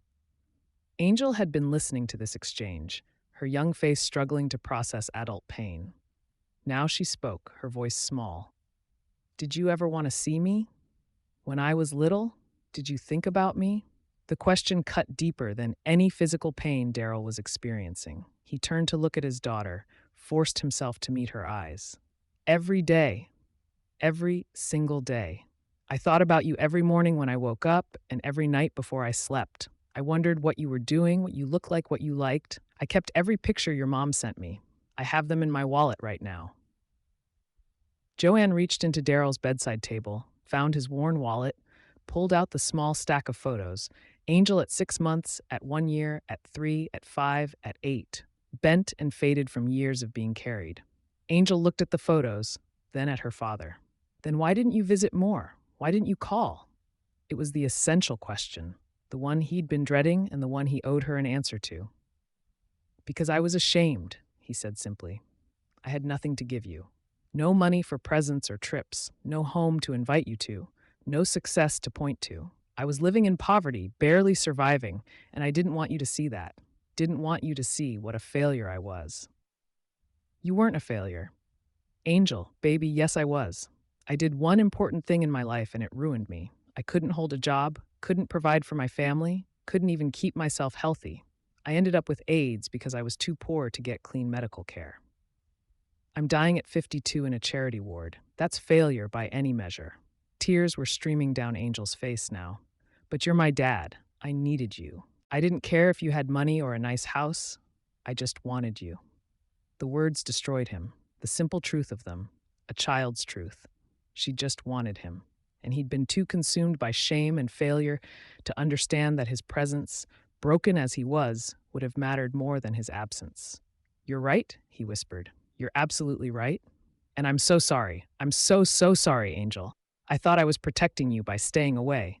Thought it was better for you to have no father than a father who had nothing to offer. But I was wrong. I see that now. I should have been there. Should have called more, visited more, been part of your life even when I had nothing else to give. I forgive you, Angel said, the words tumbling out between sobs. I forgive you, Daddy. I just don't want you to die thinking I hate you. I don't. I love you. Darryl reached out his thin, trembling hand and Angel took it. Her hand was warm and strong and alive, and he held it like it was the most precious thing in the world. I love you too, baby. I love you so much. You're the best thing I ever did. The only thing I'm proud of. Not Watergate, not any of the other stuff. You. You're my pride. They sat like that for a long moment, father and daughter, holding hands across a gap of 15 years and 600 miles and all the ways life had kept them apart. Finally, Darryl spoke again. I want you to know some things about who I was before everything fell apart, about what I wanted to be. Tell me, Angel said, wiping her eyes. So Darryl talked about growing up in North Augusta with his mother Marjorie, about meeting Marcus and the friendship that sustained him through everything, about the Job Corps and Ray Tucker, who'd taught him that how you do your work is how you live your life. He talked about Detroit and Claudette, about falling in love and losing it when his body failed him, about drifting through southern cities, looking for work, looking for purpose, looking for himself. He talked about coming to Washington and finding work at the Watergate, about the graveyard shift, about checking doors when other guards didn't bother, about the night of June 17th, 1972, when he'd found the tape. I thought it would change things, he said. Thought doing something important would finally prove I was worth something, but it didn't work like that. They transferred me, blackballed me, erased me from the story while other people became famous for work I'd made possible. That's not fair, Angel said. No, it's not. But life isn't fair. That's the lesson I learned too late. You can do everything right, work hard, follow the rules, be excellent, and the system can still chew you up and spit you out, especially if you're poor, especially if you're black. Joanne spoke up. Is that what you want Angel to take from your life? That the system's rigged, so why bother trying? Darryl thought about that. No. No, that's not what I want her to learn. He looked at Angel. What I want you to understand is that doing the right thing matters, even when you don't get rewarded for it, even when it costs you, even when the world forgets you did it. You do it anyway because that's who you are. That's integrity. But it destroyed you, Angel said. If doing the right thing destroyed you, then what's the point? The point is that I can die knowing I did the right thing. That matters to me. I'd rather die knowing I stopped those burglars than live knowing I ignored them because it was easier. The system's rigged, the world's unfair. But you don't let that make you less than you are. You don't let it take your integrity. That's the only thing they can't take unless you give it to them. He coughed, the tumor and the pneumonia and the AIDS all conspiring to steal his breath. When he could speak again, his voice was weaker. I want you to be better than me, Angel. I want you to be strong where I was weak, to accept help when you need it, to build community instead of isolating yourself, to fight the system instead of just enduring it. I don't know how to do that. Your mother knows. She'll teach you. And Marcus, my friend Marcus, he's still in D.C., he can teach you too. He's a fighter, always has been. Learn from him. Joanne interjected gently. Darryl, we don't need to talk about this right now. Yes, we do. I don't have much time. I can feel it. The tumor's getting worse. I'm going to start losing consciousness soon. So I need to say this now. He gripped Angel's hand tighter, used what strength he had left to pull her closer. Angel, listen to me. You're going to have opportunities I never had. Your mother's made sure of that. You're going to go to college. You're going to have choices. You're going to be able to build a life that matters. Don't waste it. Don't let shame or fear or the weight of this broken world make you small. You're my daughter. You come from people who survived impossible things. Use that strength. I will, Daddy. I promise. And Angel, when you're older, when you're learning about history, you're going to hear about Watergate. You're going to see the movies and read the books and learn about all the famous people. And my name probably won't be there. Or if it is, it'll be wrong or it'll be a footnote. But I want you to know the truth. I want you to be able to tell it. What's the truth? The truth is that on June 17, 1972, a security guard named Darryl Williams, not Frank Wills, that's what they wrote, but Darryl Williams, noticed tape on a door. And instead of ignoring it like most people would have, he paid attention. He investigated. He called the police. And that phone call at 1:47 a.m. changed American history. Angel nodded solemnly. I'll remember. I'll make sure people know. Thank you, baby. Tears were streaming down his face again. Thank you. A silence fell, heavy with all the things that couldn't be said, all the time they'd never have together. Darryl could feel himself fading, the tumor pressing harder, the pain medications dulling his thoughts. I'm tired, he admitted. So tired. Do you want us to go? Joanne asked gently. Let you rest? No. Please stay. I don't want to be alone. I've been alone too much already. We'll stay as long as you need us. Darryl's eyes were starting to close despite his efforts to keep them open. Joanne? Yes? Thank you for bringing her. Thank you for everything you did. You raised her right. You gave her what I couldn't. We raised her together, Joanne said firmly. Even from a distance, you were part of her life. She knew you loved her. That matters. Does it? Yes, it does. Darryl looked at Angel one more time, tried to memorize her face. You're so beautiful, so strong. I'm proud to be your father. Even though I was terrible at it, I'm proud. You weren't terrible, Angel said through tears. You were hurt. There's a difference. Maybe. His voice was barely a whisper now. Maybe there is. The room was getting darker, though it was only mid-afternoon. The tumor was affecting his vision, his consciousness. He could feel himself slipping away. Daddy? Angel's voice, scared, young. Daddy, don't go yet. I'm not going anywhere, baby. I'm right here. But even as he said it, he knew it wasn't true. He was going. Couldn't stop it. The body could only endure so much, and his had endured past its limits. I love you, Angel said, gripping his hand tighter. I love you too, so much. You remember that. When I'm gone, when you're grown, when you're telling your own children about their grandfather, you remember that I loved you. That was always true, even when I failed at everything else. I'll remember. I promise. Darryl's eyes closed. He couldn't keep them open anymore, but he could still feel Angel's hand in his, could still hear Joanne's quiet crying, could still sense their presence. And in the darkness behind his closed eyes, he saw things. Memories. Moments. His mother, Marjorie, young and strong, holding him as a baby in a hospital in Savannah.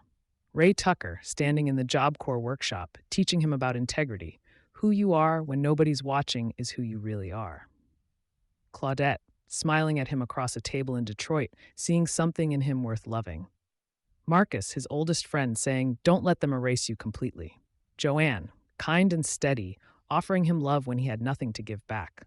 And Angel, his angel. The best thing he'd ever done. The memories faded, the pain faded. Everything was fading except the feeling of Angel's hand in his. With his last bit of consciousness, Darryl Williams spoke one final time, his voice barely audible. The tape, I saw the tape. I called the police, I did my job. And then quietly, peacefully, surrounded by the two people who loved him most, Darryl Williams died. The monitor beside the bed started beeping. The alarm that signaled no heartbeat. Nurse Teresa rushed in, checked for a pulse, found none, looked at the time, 3:52 p.m.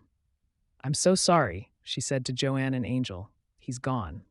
Angel was sobbing, clinging to her mother, still holding Darryl's hand even though it was no longer warm, no longer alive. "I don't want him to be gone. I just got to talk to him. I know, baby," Joanne said, her own tears falling. "I know." They sat there for a long time, maybe 30 minutes, maybe an hour, before they could let go. Before they could accept that Darryl was really gone, that this brief reunion was all they'd get. Finally, Joanne gently pried Angel's hand from Darryl's. "We need to let him go, honey. We need to let them take care of him." "I don't want to leave him." "I know, but we have to." They stood, gathered their things. Teresa had called the chaplain, who came to pray over Darryl's body. They called the morgue to come collect him. The machinery of death in a charity ward, efficient and impersonal. Before they left, Angel leaned down and kissed her father's forehead. "Goodbye, Daddy. I love you. I'll make sure people remember you." Joanne took Angel's hand and led her out of the ward, down the corridor, out of the hospital into the late September afternoon. The sun was shining. The world was continuing. Life went on even when someone died. In the car, a rental they'd gotten at the airport, Joanne held Angel while she cried. Long, wrenching sobs that came from deep in her soul. The grief of losing a father she'd barely known, but had loved anyway. "He was a good man," Joanne said quietly. "He was broken and hurt, and the world wasn't kind to him. But he was good. Don't forget that, Angel. Whatever else you remember about him, remember that he was good." "Why did the world treat him so badly?" Angel asked through her tears. "Why did doing the right thing ruin his life? Because the world isn't fair. Because systems protect power, not people. Because being poor and black in America means you pay a price for everything, even for being a hero. That's not right. No, it's not, but it's real." Joanne stroked her daughter's hair. "Your father taught you something important today. He taught you that you do the right thing anyway, that you don't let an unjust system take your integrity. That's his legacy to you." They sat in the rental car in the hospital parking lot as the sun sank lower in the sky, mother and daughter, grieving together for a man who'd been more absence than presence in their lives, but whose absence had taught them something valuable about survival and sacrifice and the cost of integrity.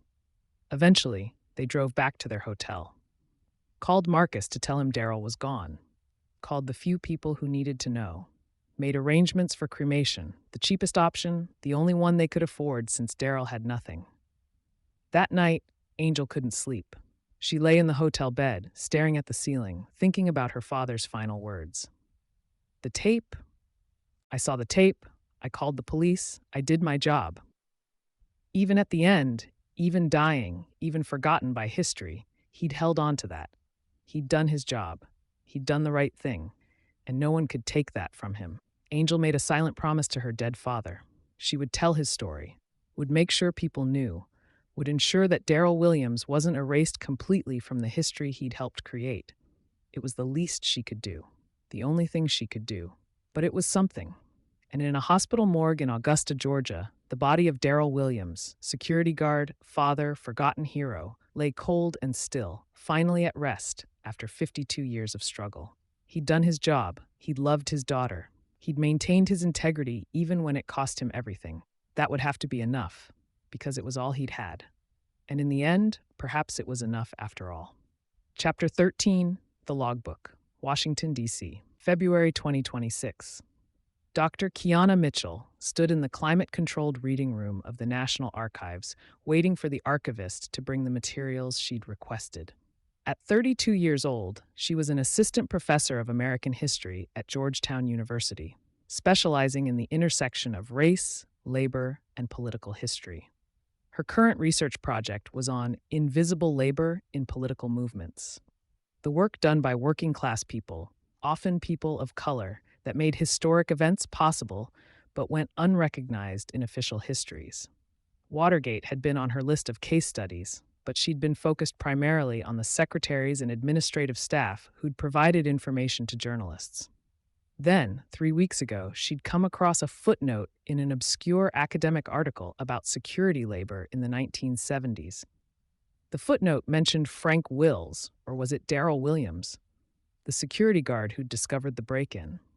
The article noted discrepancies in how he was remembered, how his name was often wrong in accounts, how little information existed about what happened to him afterward.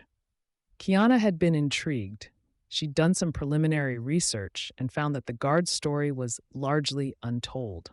A few newspaper obituaries from 2000, brief mentions in some Watergate books, but no comprehensive account of who he was, what had happened to him.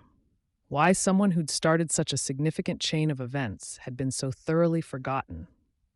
She'd applied for access to the Watergate materials at the archives, specifically requesting any original documents related to the discovery of the break-in. And now, on this cold February morning, she was about to see them. The archivist, a white woman in her 50s named Patricia, returned carrying a flat archival box. She placed it carefully on the table in front of Kiana. These are the original security logs from the Watergate office building, June 1972. We also have some police reports and witness statements if you need those. Thank you. I'll start with these. Patricia opened the box, revealing several bound logbooks with worn covers. She pulled out one marked June 1972 and opened it to a specific page, already marked with an archival flag. This is the entry everyone comes to see, Patricia said, pointing to a specific line. Kiana leaned forward, her heart rate picking up despite herself. There it was, the actual logbook entry, the original document. The handwriting was shaky, almost childlike. The spelling was imperfect, but the words were there, preserved for over half a century. 1:47 a.m. Found tape on doors, call police to make an inspection, another inspection. Below that, a signature, D. Williams. Kiana stared at it for a long moment. This was the document that had started everything. This scrawled, semi-literate entry had led to the resignation of a president, to prison sentences for dozens of conspirators, to fundamental changes in American politics and journalism. And it had been written by someone whose handwriting suggested limited education, someone who'd been doing a minimum wage job in the middle of the night, someone the system had clearly failed long before this moment. "Can you tell me anything about the person who wrote this?" Kiana asked. "The security guard, Darryl Williams." Patricia's expression grew somber. "Not much. He died in 2000. There's very little documentation about what happened to him after the break-in. The archival records focus on the political figures, the journalists, the people who became famous, the guard who discovered it all." She trailed off, the silence speaking volumes. "Was forgotten," Kiana finished. "Yes, was forgotten." Kiana spent the next 3 hours photographing documents, taking notes, mapping out what little information existed in the official record. The police reports mentioned security guard Darryl Williams called in the break-in. The FBI files noted his interview but contained little detail. The congressional hearing transcripts never mentioned him at all. It was as if he'd been written out of the story in real time. As the scandal unfolded, as the investigation deepened, as the narrative was constructed, the security guard who'd started it all simply disappeared from view. When Kiana left the archives that afternoon, she had a decision to make. This could be a footnote in her larger research project. an example of invisible labor, a data point in her argument. Or it could be something more, a story that needed to be told in full, a deliberate act of historical recovery. She thought about the handwriting in that logbook, the careful, imperfect letters. Someone doing their job in the middle of the night, probably for terrible pay, probably with no expectation that their diligence would matter to anyone. And she thought about the fact that his entry sat in the National Archives alongside the Declaration of Independence and the Constitution, that his words were preserved as founding documents were preserved. But unlike those famous documents, almost nobody knew his words existed. Almost nobody knew his name. She made her decision. This would be her focus, not a footnote, a book, a comprehensive historical account of Darryl Williams and what had happened to him, a deliberate counter-narrative to the triumphalist story of Watergate that centered journalists and politicians while erasing the working-class black man who'd made their triumph possible. The research took months. Kiana started with obituaries. She found several from September 2000, mostly from Southern newspapers. They were brief, factual, often getting details wrong. Frank Wills, 52, security guard who discovered Watergate break-in, died in Augusta, Georgia. Cause of death, brain tumor. Nothing about his life. Nothing about what had happened to him in the 28 years between the break-in and his death. Nothing about the cost he'd paid for his moment of diligence.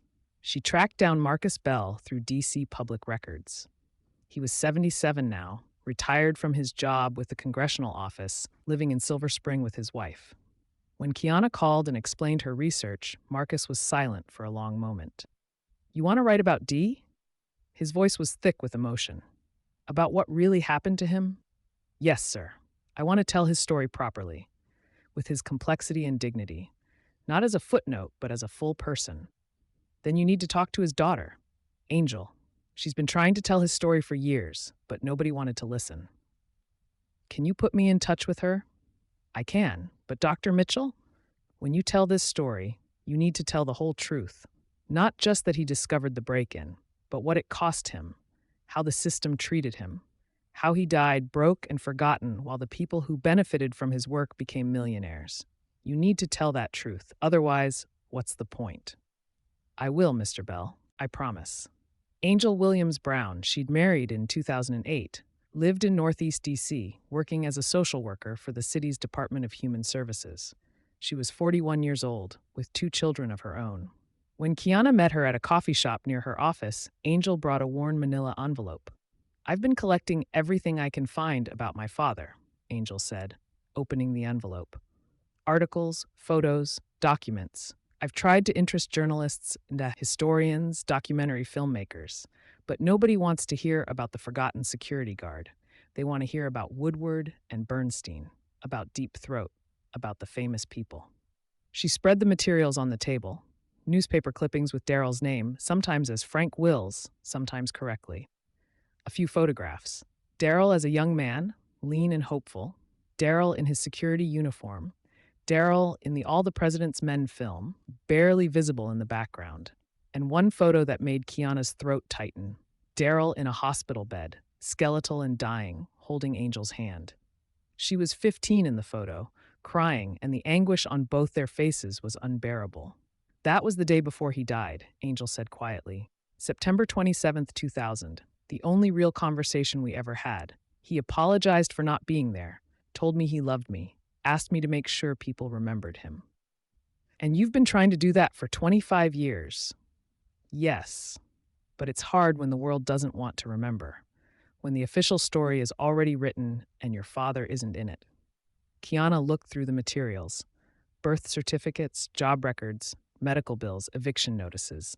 The paper trail of a life lived in poverty despite having done something historically significant. "Tell me about him," Kiana said. "Not the Watergate part. Who was he as a person, as your father?" Angel talked for 2 hours. About her mother and stories of the man Darryl had been before everything broke him. About the few memories Angel had, phone calls where he sounded exhausted, visits where he seemed like a ghost, letters he'd sent with $5 or $10 he couldn't afford to send. About his final words in the hospital. "The tape, I saw the tape, I called the police, I did my job." He held on to that, Angel said. Even dying, even forgotten, even having paid such a terrible price, he held on to the fact that he'd done his job right. That mattered to him more than the recognition he never got. Why do you think he was erased from the story? Angel's expression hardened. Because the story works better without him. If you acknowledge that a poor black security guard started it all, that complicates the narrative. It raises questions about why journalists became millionaires while he died in poverty, about why doing the right thing destroyed his life, while the criminals he caught got light sentences and went on to profitable careers. The story's cleaner without him, so they erased him. But not completely, Kiana said. His logbook entry is in the National Archives, but nobody looks. That's the thing about erasure. It's not always active. Sometimes it's just silence. Nobody asking the questions. Nobody curious about the inconvenient parts of the story. My father's life was inconvenient to the triumphalist narrative of Watergate, so it got set aside. Kiana understood. She'd seen it in her own research, how certain stories got told and retold until they became canonical, while other stories, equally important but less palatable, simply faded away. I want to write a book about your father, Kiana said. A full biography, his whole life, not just the one night. Would you help me? Angel's eyes filled with tears. Yes, God, yes, that's all I've wanted, for someone to tell his story properly, to make sure he's not forgotten. I can't promise it'll be a bestseller or change how people remember Watergate, but I can promise I'll tell the truth, all of it, the good and the bad and the unbearably sad. That's all I'm asking for. Over the next 8 months, Kiana conducted dozens of interviews. Marcus Bell told her about growing up with Darryl in North Augusta, about the Job Corps, about watching his friend be destroyed by a system that should have celebrated him. Joanne Hooper told her about loving a man who couldn't accept love, about raising their daughter alone, about the last visit to the hospital. She tracked down former coworkers from the Watergate, from the various security companies Darryl had worked for. Most barely remembered him. He'd been quiet, kept to himself, was good at his job. A few remembered his transfer after the break-in, whispered that he'd been troublesome because of all the media attention. She found records of his arrests, the shoplifting convictions that had haunted him. She found medical records from the county hospital in Augusta. She pieced together the story of his mother's death, of his poverty, of the AIDS diagnosis that was initially hidden because of stigma. She found records from National Security Incorporated showing his raises, 12 cents an hour after discovering the biggest political crime of the decade. She found rejection letters from jobs he'd applied to, the pattern of blackballing that Marcus had described. And slowly, painstakingly, she built a complete picture of Darryl Williams, not as a footnote, but as a full human being whose life had meaning and tragedy and dignity. In December 2026, Kiana gave a talk at Georgetown about her research in progress. The title, The Watchman's Burden, Race, Labor, and Memory in the Watergate Scandal. The room was packed, students, faculty, journalists, historians. She'd invited Angel, Marcus, and Joanne, and they sat in the front row. Kiana began by projecting an image of Darryl's logbook entry onto the screen. The shaky handwriting, the imperfect spelling, the timestamp, 1:47 a.m. This document, she said, changed American history. The man who wrote it should be remembered alongside Woodward, Bernstein, Judge Sirica, Sam Ervin, Archibald Cox, and all the other famous names associated with Watergate. But he's not. Ask anyone to name the Watergate security guard, and most people can't. Some will say Frank Wills, which isn't even his correct name. His actual name was Darryl Williams, and this is his story. She told it all. The childhood in poverty, the Job Corps training, the failed attempts at factory work, the drift into security work, the night of the break-in, the aftermath, the minimal raise, the transfer, the blackballing. She showed documents, medical bills he couldn't pay, eviction notices, arrest records for crimes that amounted to less than $20. The irony of a man who'd stopped a multi-million-dollar political conspiracy being convicted of petty theft. She showed the photo of him in the hospital, dying at 52, while the criminals he'd helped catch lived comfortable lives after brief prison sentences. Darryl Williams died in 2000, Kiana concluded, 28 years after his moment of significance. He died in poverty with AIDS, largely forgotten except by the few people who loved him. He'd done everything right, gotten trained, developed skills, worked with integrity, made a decision that changed history, and the system punished him for it. His story is not unique. It's the story of thousands of working-class people, particularly working-class people of color, whose labor makes important things possible, but who receive no credit, no compensation, no recognition. She paused. Let the weight of it settle. The question we need to ask ourselves is, why do we remember Watergate the way we do? Why is it a story about journalists and politicians and dramatic confrontations in Senate hearing rooms? Why isn't it a story about a 24-year-old security guard making $2 an hour who noticed something wrong and did something about it? What does it tell us about American society that we've constructed a triumphalist narrative while erasing the person who made that triumph possible? The room was silent. Darryl Williams' logbook entry sits in the National Archives alongside the Declaration of Independence and the Constitution. His words are preserved as foundational documents are preserved. But unlike those other documents, almost nobody knows his words exist. That's not an accident. That's a choice, a collective choice to remember the powerful and forget the powerless. And I'm arguing that we need to make a different choice. The applause, when it came, was sustained. But Kiana wasn't looking at the audience. She was looking at Angel in the front row, crying quietly. Marcus had his arm around her. Joanne was wiping her own eyes. After the talk, dozens of people wanted to speak with Kiana. Publishers interested in the book, journalists wanting to write articles, documentary filmmakers wanting to option the story. But first, Kiana went to Angel. "Thank you," Angel said, hugging her tightly. "Thank you for seeing him, for telling his truth." "I'm just beginning," Kiana said. "The book will take another year at least. But yes, I see him, and I'm going to make sure other people see him too." June 17, 2027.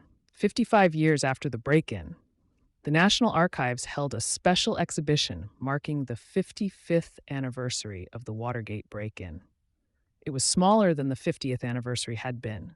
Interest in Watergate waxed and waned with political cycles, but the archivists had decided to focus this exhibition on untold stories of the scandal, and prominently featured, in a glass case in the center of the exhibition hall, was Darryl Williams' logbook.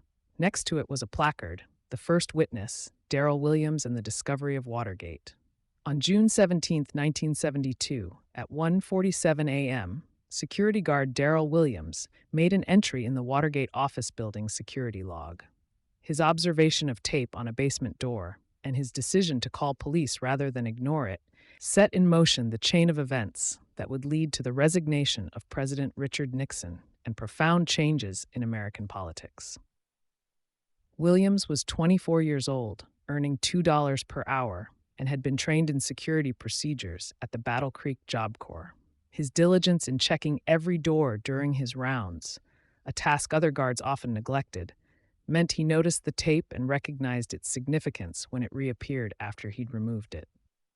Despite his crucial role, Williams received minimal recognition and was transferred from his position at the Watergate shortly after the break-in. He struggled with unemployment and poverty for the remainder of his life, dying in 2000 at age 52. This logbook entry is preserved alongside the Declaration of Independence and the Constitution as a document of American democracy. But unlike those celebrated texts, the man who wrote it remained largely forgotten until recently. Williams' story raises important questions about whose contributions to history are remembered and whose are erased, particularly when those contributions come from working-class people of color. This exhibition seeks to restore Darryl Williams to his rightful place in the Watergate story, not as a footnote, but as a key actor whose integrity and diligence made everything that followed possible. The exhibition included photographs of Darryl, young and hopeful in his Job Corps training, serious in his security uniform, skeletal in his hospital bed. It included his training certificates from Battle Creek. It included Ray Tucker's letter of recommendation. It included the pay stubs showing his minimal wages and tiny raises. And it included testimony from Angel, Marcus, and Joanne, recorded on video, playing on a loop. Angel's section was titled "A Daughter's Memory." She appeared on screen, older now, gray threading through her hair, but still carrying her father's eyes. "My father did the right thing," she said to the camera. "He saw something wrong and he reported it. And that decision destroyed his life. He was blackballed from jobs, he lived in poverty, he died young, and for 25 years after his death, he was forgotten. But I want people to know he was a good man. He was a man with integrity. He was someone who understood that how you do your work is how you live your life. That was his philosophy. That's what his mentor Ray Tucker taught him. And that's what I'm teaching my children, that you do the right thing even when it costs you, because that's what integrity means. That's what my father taught me." The video ended with Angel looking directly at the camera. His name was Darryl Williams, not Frank Wills. Darryl. And he mattered. His life mattered. His story matters. Don't forget him. Kiana attended the exhibition opening with Angel and her family. They stood together in front of the logbook, 3 generations of women: Angel, her daughter Marjorie, named for her grandmother, and Marjorie's young daughter Darryl, named for the grandfather she'd never met. "He's here," Angel said quietly, looking at the logbook behind glass. Finally, his words, his work, recognized. "It's not enough," young Marjorie said. She was 17, politicized, angry about injustice. A museum exhibition doesn't fix what they did to him, doesn't give back the life he should have had. "No," Kiana agreed. "It doesn't, but it's something. It's memory. It's acknowledgement. And in a culture that wanted to forget him, memory is resistance." They stood there for a long time, looking at the shaky handwriting preserved behind glass, the words that had changed everything and cost everything. 1:47 a.m., found tape on doors. Call police to make an inspection, another inspection. 21 words. Written by a man earning $2 an hour in the middle of the night. Words that toppled a presidency. Words that the writer of them died having received no real benefit from. But words that were finally, after more than half a century, being remembered properly. Being honored. Being recognized as the start of something important. That evening, Kiana, Angel, Marcus, and Joanne went to dinner at a restaurant in D.C. Nothing fancy, just a place that served good food and had quiet corners where they could talk. Marcus was 82 now, moving slowly but still sharp. Joanne was 73, still working part-time at a community center because retirement wasn't financially possible. They ordered food and drinks, and then Marcus raised his glass. "To Darryl," he said. "To my brother. To the man who did his job and paid everything for it. To the man who should have been celebrated but was forgotten. To the man whose story is finally being told." "To Darryl," they echoed, clinking glasses. They ate and talked, sharing memories. Marcus told stories about North Augusta, about being young and angry and believing they could change the world. Joanne talked about falling in love with a man who couldn't accept love, about the brief happiness they'd had before poverty and shame tore them apart. Angel talked about the phone calls with her father, the distance, the final conversation in the hospital. And Kiana listened, recorded, took notes. Because these memories mattered, these voices mattered. These were the stories that had been silenced for too long. Near the end of the meal, Marcus turned to Kiana. "Why did you do this? Really? You're a young scholar. You could have picked an easier topic, something that would advance your career more. Why dedicate so much time to recovering one forgotten man's story?"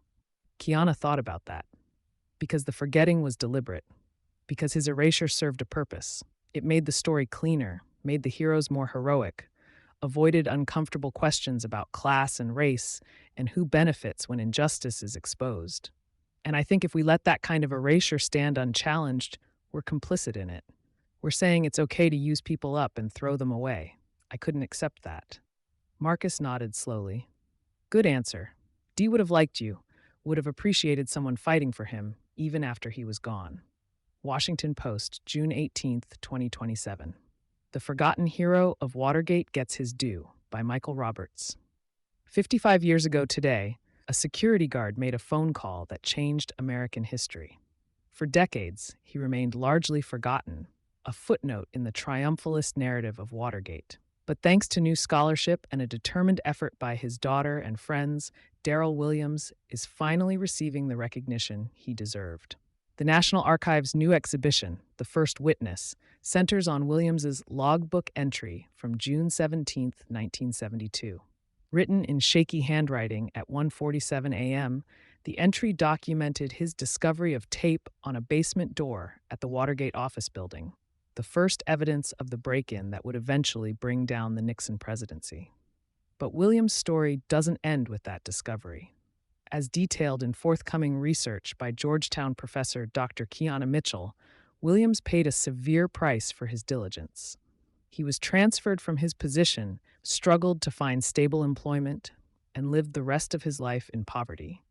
He died in 2000 at age 52, largely forgotten except by his family and close friends. "My father did the right thing and it destroyed him," says Angel Williams Brown, Williams' daughter. "For 25 years, I've been trying to make sure people know his story. Not just that he discovered the tape, but what happened to him afterward. Because that's part of the Watergate story, too. How the system treats people who expose its corruption." The exhibition includes testimony from Williams' family and friends, documents showing his minimal wages and repeated job rejections, and medical records documenting his decline. It's a stark counter-narrative to the celebratory Watergate stories we're used to hearing. We remember Woodward and Bernstein. We remember Deep Throat. We remember the Senate hearings, says Dr. Mitchell. But we forgot the security guard who started it all. And we need to ask ourselves, why? What does it mean that we constructed a story that erased the working-class black man whose labor made everything else possible? Those are uncomfortable questions, but they're important ones. And Darryl Williams' story, finally being told in full, demands that we confront them. 6 months later, December 2027, Kiana's book was published, The Watchman's Burden, Darryl Williams and the Hidden Cost of Watergate. It didn't become a massive bestseller. Histories of forgotten working-class people rarely did. But it sold well, got strong reviews, won an award from the Organization of American Historians. More importantly, it started conversations. Podcasts interviewed Kiana and Angel. Documentaries incorporated Darryl's story. Textbooks began mentioning him properly, with his correct name, with context about what happened to him afterward. The Wikipedia entry for Watergate scandal was updated to include a substantial section on Darryl Williams and the discovery. High school teachers started discussing his story when they taught about Watergate, asking students to think about why some people are remembered and others forgotten. It wasn't justice. Nothing could bring Darryl back. Couldn't give him the life he should have had, couldn't repay him for the 28 years of suffering after his moment of significance. But it was memory. It was acknowledgement. It was a refusal to let the erasure stand unchallenged. Angel kept a copy of Kiana's book on her coffee table. She'd marked certain passages, the ones that captured her father's voice, his dignity, his struggle. Sometimes she'd read them to her grandchildren. "Your great-grandfather was a hero," she'd tell them. Not because he became famous or rich, but because he did the right thing when it would have been easier to look away. Because he maintained his integrity even when the world punished him for it. That's real heroism. That's what I want you to remember. And slowly, painfully, Darryl Williams was being remembered. Not perfectly, not completely, but more than he had been. His story was entering the historical record, not as a footnote, but as a central text. His logbook entry was being taught alongside more famous documents. His life was being honored as a life that mattered. Present day. If you visit the National Archives today, you can see Darryl Williams' logbook entry. It's right there in the Watergate exhibition, preserved behind glass, illuminated carefully to prevent fading. 21 words in shaky handwriting, 1:47 a.m. Found tape on doors, call police to make an inspection, another inspection. Visitors stop to look at it. Some take photos. Some read the accompanying text about who wrote it and what happened to him. Some leave the exhibition with questions they didn't have before. Questions about whose stories get told, whose labor gets recognized, whose contributions to history get celebrated, and whose get erased. It's not enough. It will never be enough to balance the scales, to repay what Darryl was owed, to give him back what was taken from him. But it's something. It's memory. It's witness. It's a refusal to let the powerful control the narrative completely. And maybe, just maybe, it's a lesson for the future. A reminder that how we treat our whistleblowers, our witnesses, our ordinary people who do extraordinary things by simply doing their jobs with integrity, that treatment reflects who we are as a society. Darryl Williams checked the doors. He noticed the tape. He made the call. He did his job. And for that, he deserves to be remembered. Not as Frank Wills, a security guard, but as Darryl Williams, a full human being with a history, a story, a dignity that no system could completely destroy. His name was Darryl Williams. He saw the tape, he called the police, he did his job. And now, finally, we remember. Author's note. This novel is based on the life of Frank Wills, 1948 to 2000, the security guard who discovered the Watergate break-in on June 17, 1972. While I have changed his name to Darryl Williams and created composite characters and fictionalized certain events, the broad outlines of his story are true. He did discover the tape on the door and call police at 1:47 a.m. He did receive a minimal raise, $250 a week in reality. He did struggle with unemployment and poverty after Watergate. He did appear briefly in All the President's Men. He was convicted of shoplifting offenses. He did die in 2000 at age 52 in poverty. His logbook entry is indeed preserved in the National Archives. His story has been largely forgotten, and this novel is an attempt to restore it to public memory, to ensure that the man who started Watergate is finally remembered alongside the famous names who built their careers on what he discovered. To Frank Wills, you did your job, you mattered, we remember. The end.